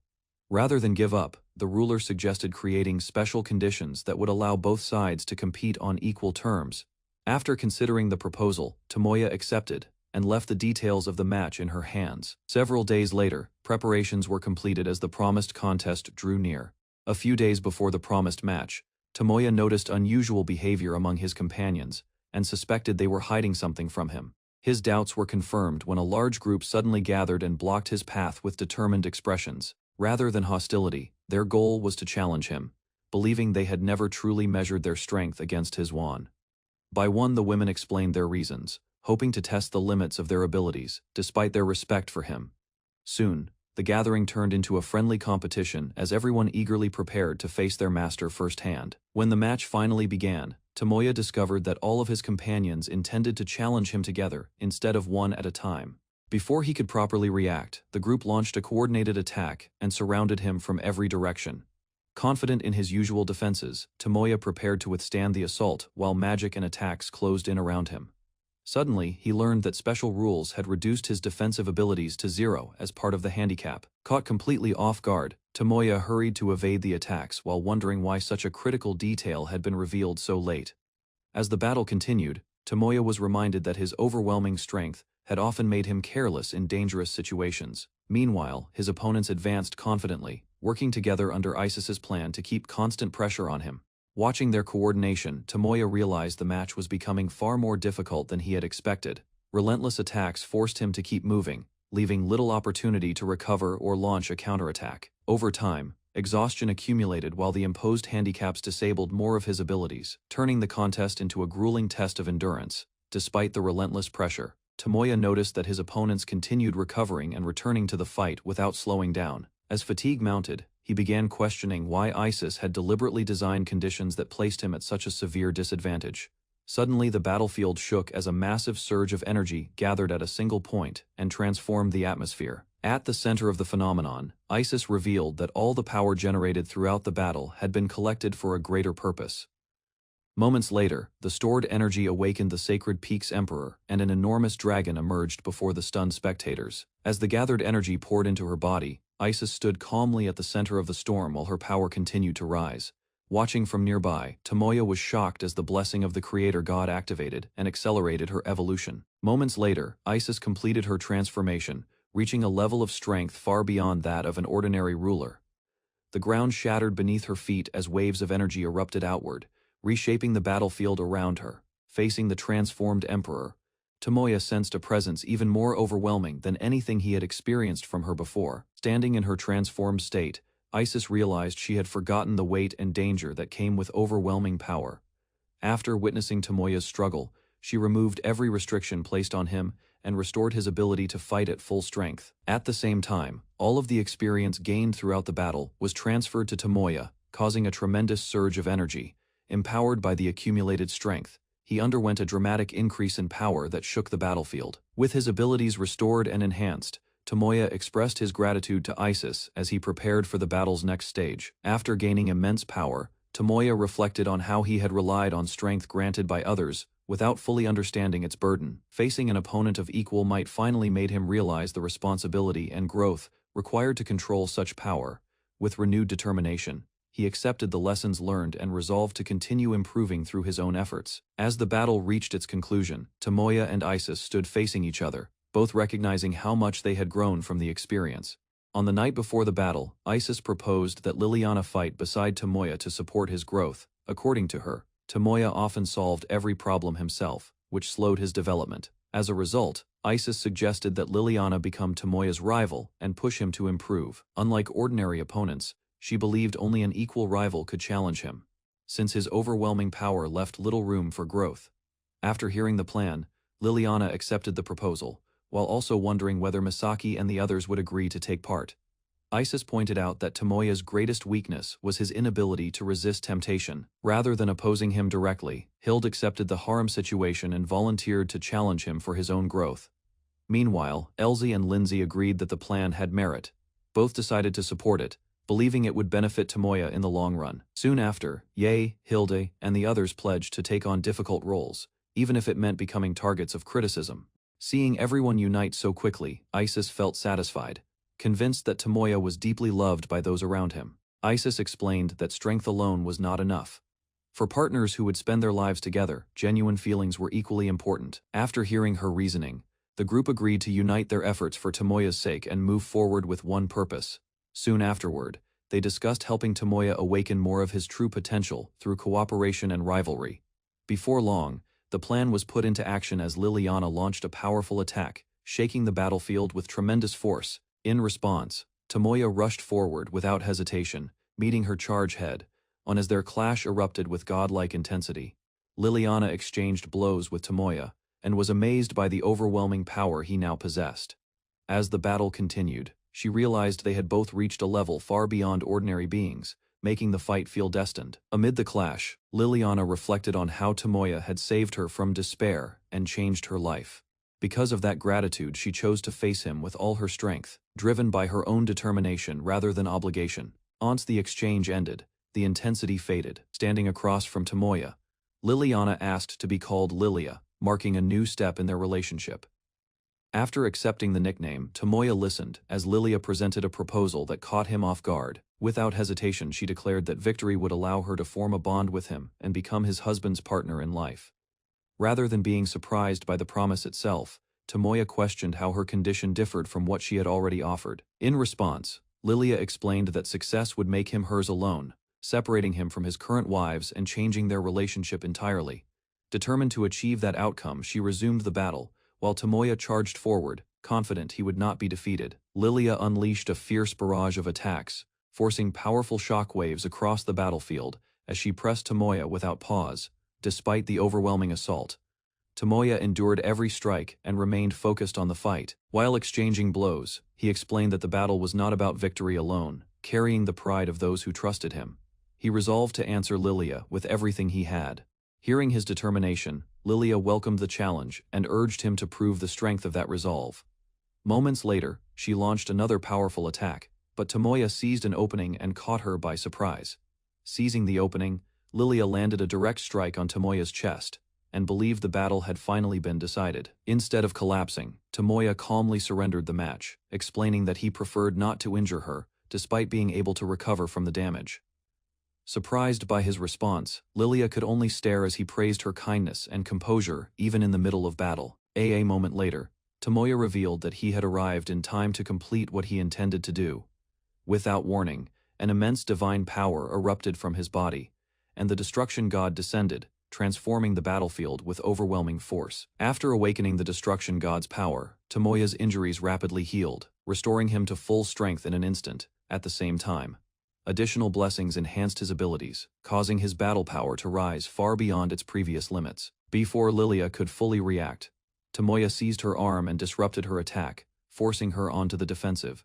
Moments later, he overwhelmed her with superior speed and strength, launching her through the air and taking complete control of the battle. Tomoya unleashed a decisive strike, determined to bring the fierce clash to its conclusion. Refusing to hold back, Tomoya unleashed a devastating divine technique that engulfed the battlefield in overwhelming power. Seeing Lilia caught in the attack, he immediately realized the strike could prove fatal if it continued unchecked. At the last moment, Lilia activated her ultimate skill and restored her life force, refusing to accept defeat. Driven by pride and determination, she rose into the sky and declared herself the ruler of all dragons, gathering immense energy around her. With her power surging once more, Lilia summoned a sacred blade and launched a final assault, forcing Tomoya to face her strongest challenge yet. Gathering the last of their strength, Tomoya and Lilia unleashed their strongest techniques and collided in a brilliant explosion of power. Neither side backed down as the clash pushed both fighters to their limits, forcing them into a direct struggle at close range. Once the attack subsided, Lilia admitted that her final strike had been delivered with everything she had, while Tomoya shared the same feeling. With little time remaining, she proposed one last match to settle everything between them. Although exhausted, Tomoya accepted immediately, ready to see the battle through to its conclusion regardless of the outcome. Facing Lilia one last time, Tomoya declared that he loved all of his wives equally and had no intention of letting any of them go. With his feelings made clear, he vowed to defeat her and remain true to the promises he had already made. Rather than backing down, Lilia praised his determination and insisted that she would still make him hers. Amused by his confidence, the Dragon Queen admitted that such a strong-willed man suited her tastes perfectly. Even so, Tomoya pressed forward, determined to become a man worthy of everyone who had placed their trust and affection in him. Advancing through the shattered battlefield, Tomoya openly admitted that he wanted Lilia because of the person she was, leaving no room for doubt about his feelings. Behind her, the retainers placed their faith in Lilia as she prepared to face the final battle. With unwavering resolve, Lilia accepted their support and devoted everything to the coming fight. Before advancing, she declared that the victor would earn the right to stand beside their master, strengthening her followers' determination. Meanwhile, Tomoya anticipated her strongest technique and calmly prepared a response. Activating a newly acquired skill, he gathered his power and decided to confront the attack directly with everything he possessed. Drawing upon every source of strength, Tomoya merged divine power, fighting spirit, and magic into a single force. Energy surged through his body as he stabilized the overwhelming power and prepared for the clash ahead. From a distance, two girls watched anxiously, hoping he would return victorious and remain by their side. Elsewhere, more companions offered their faith, each trusting that he could overcome the battle before him. Their encouragement strengthened his resolve, carrying the hopes of everyone who believed in him. Tomoya stepped forward. As the battle reached its climax, Tomoya's companions cheered him on, placing their hopes on his safe return and future happiness. Across the battlefield, Lilia sensed an immense power gathering within him and realized his determination had grown even stronger. Without further hesitation, both sides accepted the final confrontation and unleashed their ultimate strength. A devastating attack erupted from Lilia, tearing through the air with overwhelming force. As Tomoya stood his ground, rather than retreat, he drew courage from the promises awaiting him and resolved to protect everyone who believed in his victory. As the clash intensified, Tomoya awakened a new divine skill. The blessing responded to his determination and transformed his gathered power into a devastating attack. Without hesitation, he unleashed Extinction Burst, pouring every ounce of strength into a single strike. A massive beam surged across the battlefield, colliding with overwhelming force and shaking the surrounding area. Both fighters struggled to endure the impact. Even Lilia was astonished by the power standing before her, while Tomoya refused to yield. Determination drove them onward as their attacks continued to collide, neither side willing to surrender the final battle. The prolonged clash pushed both fighters to their limits. Tomoya sensed Lilia's destructive power weakening, yet she remained determined to continue the battle. At that moment, the hopes and prayers of his companions flowed into his heart, strengthening his resolve to see the fight through. Drawing upon that support, he gathered an even greater amount of energy and forced his power beyond its previous limits. A brilliant explosion erupted across the battlefield, swallowing the surrounding landscape in blinding light. When the shockwave finally spread outward, a massive crater remained, marking the terrifying scale of their final exchange. As the light faded, Tomoya caught the exhausted Lilia before she could fall, ensuring her safety after the fierce battle. While carrying her across the ruined battlefield, he reflected on how close he had come to losing someone important. Laughter replaced the tension of combat as he confirmed that Lilia's power had been completely drained by the final exchange. Suddenly, a dark force erupted from his chest. An ominous presence emerged from the lingering energy, catching him completely off guard. Before he could react, a mysterious figure appeared behind him, revealing that the true threat had been waiting for this moment all along. Elsewhere, a mysterious figure emerged from the lingering darkness and set his sights on claiming the spirit link for himself. Meanwhile, peace briefly returned, as Tomoya spent time with one of his devoted companions, enjoying a rare moment away from battle. Although embarrassed by her strong feelings, she expressed her affection through sincere actions and remained close to his side. Rather than rejecting her emotions, Tomoya reassured her and accepted the bond they had built together. Encouraged by his kindness, she gathered her courage and stepped forward, ready to deepen their relationship. Despite her lingering nervousness, filled with joy, Maria felt her bond with Tomoya grow stronger and treasured the happiness they shared together. Overwhelmed by emotion, she openly expressed her devotion, no longer hiding the depth of her feelings. As time passed, Maria reaffirmed her wish to remain by his side, believing their connection would endure into the future. Tomoya responded with warmth and reassurance, strengthening the trust that had developed between them. Watching from nearby, another companion smiled at their happiness, pleased to see the pair enjoying a peaceful moment after so many hardships. A young girl quietly watched her reflection and thought about someone important, while a companion noticed her growing anticipation. Later, encouragement eased her worries. Holding on to that hope, she gathered her resolve and prepared herself for the meeting ahead. While everyone focused on Tomoya and Lilia's battle, their attention remained fixed on the fight, leaving the surroundings unnoticed. Meanwhile, Isis watched closely, but a brief lapse in vigilance allowed an unseen force to strike Tomoya's spirit link. Suddenly, dark energy pierced his chest, and an enemy appeared behind him as the attack took effect. Realization spread among the observers when Isis identified that someone had stolen the spirit link. Soon after, an unsettling presence entered the area, causing discomfort among the girls as they sensed the intruder's approach. A painful disturbance spread through the bond connected to Tomoya, prompting the girls to steady themselves and resist the intrusion. Before anyone could react, the attacker revealed himself and claimed control over Tomoya's contracted companions. With confidence, the stranger introduced himself as Kisamachi Taneo, another Japanese person who had arrived in this world. After boasting about his success, he prepared to leave, believing Tomoya would recover too late to stop his plans. Then, a shocking truth emerged as Taneo recognized Tomoya's abilities, realizing that he too was a reincarnated user blessed with cheat powers. As Taneo prepared to leave, he noticed several of Tomoya's companions approaching the battlefield. A cruel smile crossed his face as he decided to let the enslaved girls finish off the wounded Tomoya. Despite his injuries, Tomoya struggled forward and watched helplessly, while the controlled companions gathered around the enemy. Without hesitation, Taneo approached one of the enslaved girls and attempted to claim her as his possession. Greed quickly overcame his caution as he imagined a future surrounded by devoted followers.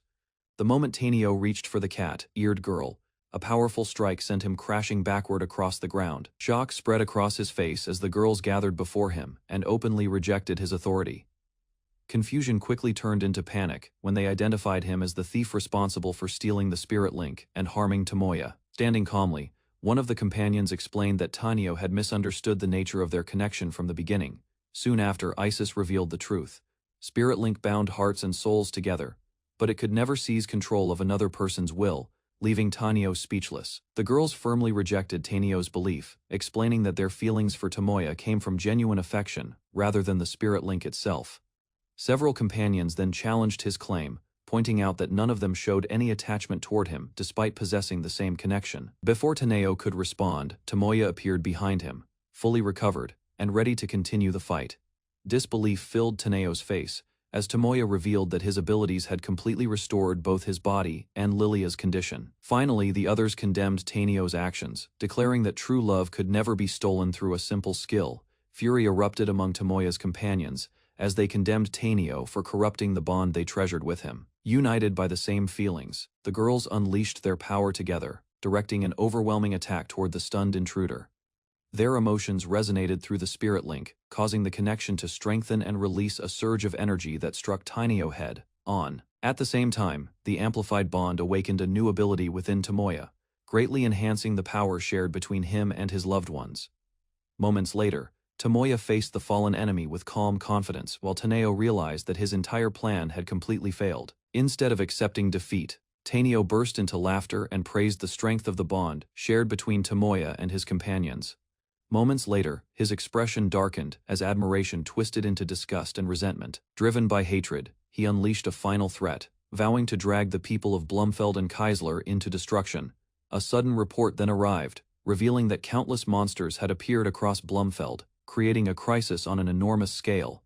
With a sinister grin, Taneo mocked Tomoya's responsibility, expecting him to watch helplessly as chaos spread throughout the land. Just as Taneo celebrated his scheme, magical restraints wrapped around his body and left him completely unable to move. Rather than gloating, Tomoya reflected on how easily he could have fallen into the same darkness without the support of those who cared for him. Soon after, Lilia asked him to save the people threatened by the monster invasion. Without hesitation, Tomoya accepted and reassured her with a gentle gesture. That heartfelt exchange further strengthened their bond, granting Tomoya additional power and a renewed reason to fight. Meanwhile, new reports arrived from Keisler, revealing diplomatic changes that offered hope for ending another conflict. After hearing the latest reports, Tomoya resolved to protect both Blumfeld and Keisler without sacrificing either nation. Determination surged through him as he released an immense amount of magical power, causing the surrounding area to tremble. Countless magic circles then appeared across the sky, gathering energy for a spell on an unprecedented scale. With his preparations complete, Tomoya activated the technique and poured every ounce of strength into the attack. Moments later, divine pillars of light descended across the land. The spell known as Goddess Judgment struck the monster horde simultaneously, bringing destruction to the invading forces. Across the battlefield, countless monsters were struck by the descending pillars of light, and the invasion force was rapidly wiped out. Witnessing the overwhelming display, Tomoya's allies praised him as the savior who had protected the kingdom from disaster. As the battle ended, new titles and blessings merged into Tomoya's growing power, elevating him to an even greater existence. Attention soon returned to Taneo, who remained bound and unable to escape, despite everything that had happened. Although defeated, the bitter enemy refused to surrender his hatred and swore revenge, while Tomoya and his companions prepared for whatever challenges awaited next. To everyone's surprise, Tomoya cast a restoration spell and completely healed Taneo's damaged body. Confusion replaced Taneo's anger, as he struggled to understand why the person he had wronged would save him. Memories of the battle resurfaced, while Tomoya explained that he had witnessed the pain, frustration, and loneliness hidden behind Taneo's actions. Although still angry, Tomoya believed that Taneo had already suffered enough after being defeated and exposed before everyone. Rather than acting out of mercy alone, Tomoya revealed that the decision was for his own convictions, choosing a path different from hatred and revenge. Looking at his companions, Tomoya admitted that without their support and trust, he might have followed the same path as Taneo. For that reason, he refused to abandon the defeated man and chose to reach out instead. Standing before him, Tomoya offered a chance to leave his old hatred behind and begin life again as a different person. The proposal shook Taneo deeply, forcing him to confront years of loneliness, rejection, and resentment that had shaped his actions. As painful memories surfaced, he quietly wondered whether having someone who truly accepted him could have changed everything from the beginning. Listening to Taneo's bitterness, Tomoya acknowledged that life could be unfair, but he refused to let that become an excuse for harming others. Even so, he offered a path forward, insisting that true redemption required taking responsibility for past mistakes. A special reincarnation spell then surrounded Tanio, giving him a chance to be reborn after earning enough virtue to start over properly. As the light carried him away, Tanio admitted that he still disliked Tomoya, yet his anger had already begun to fade. Silence returned to the battlefield while Tomoya watched the sky, knowing that the long conflict had finally come to an end. With the battle finally over, Tomoya watched Tanio disappear toward a new fate and gained another blessing for easing a burdened soul. Afterward, he decided it was time to return home, while one of his companions quietly reflected on everything that had happened. Soon, the entire group rushed toward Tomoya, relieved that the crisis had ended and eager to accompany him on the journey back.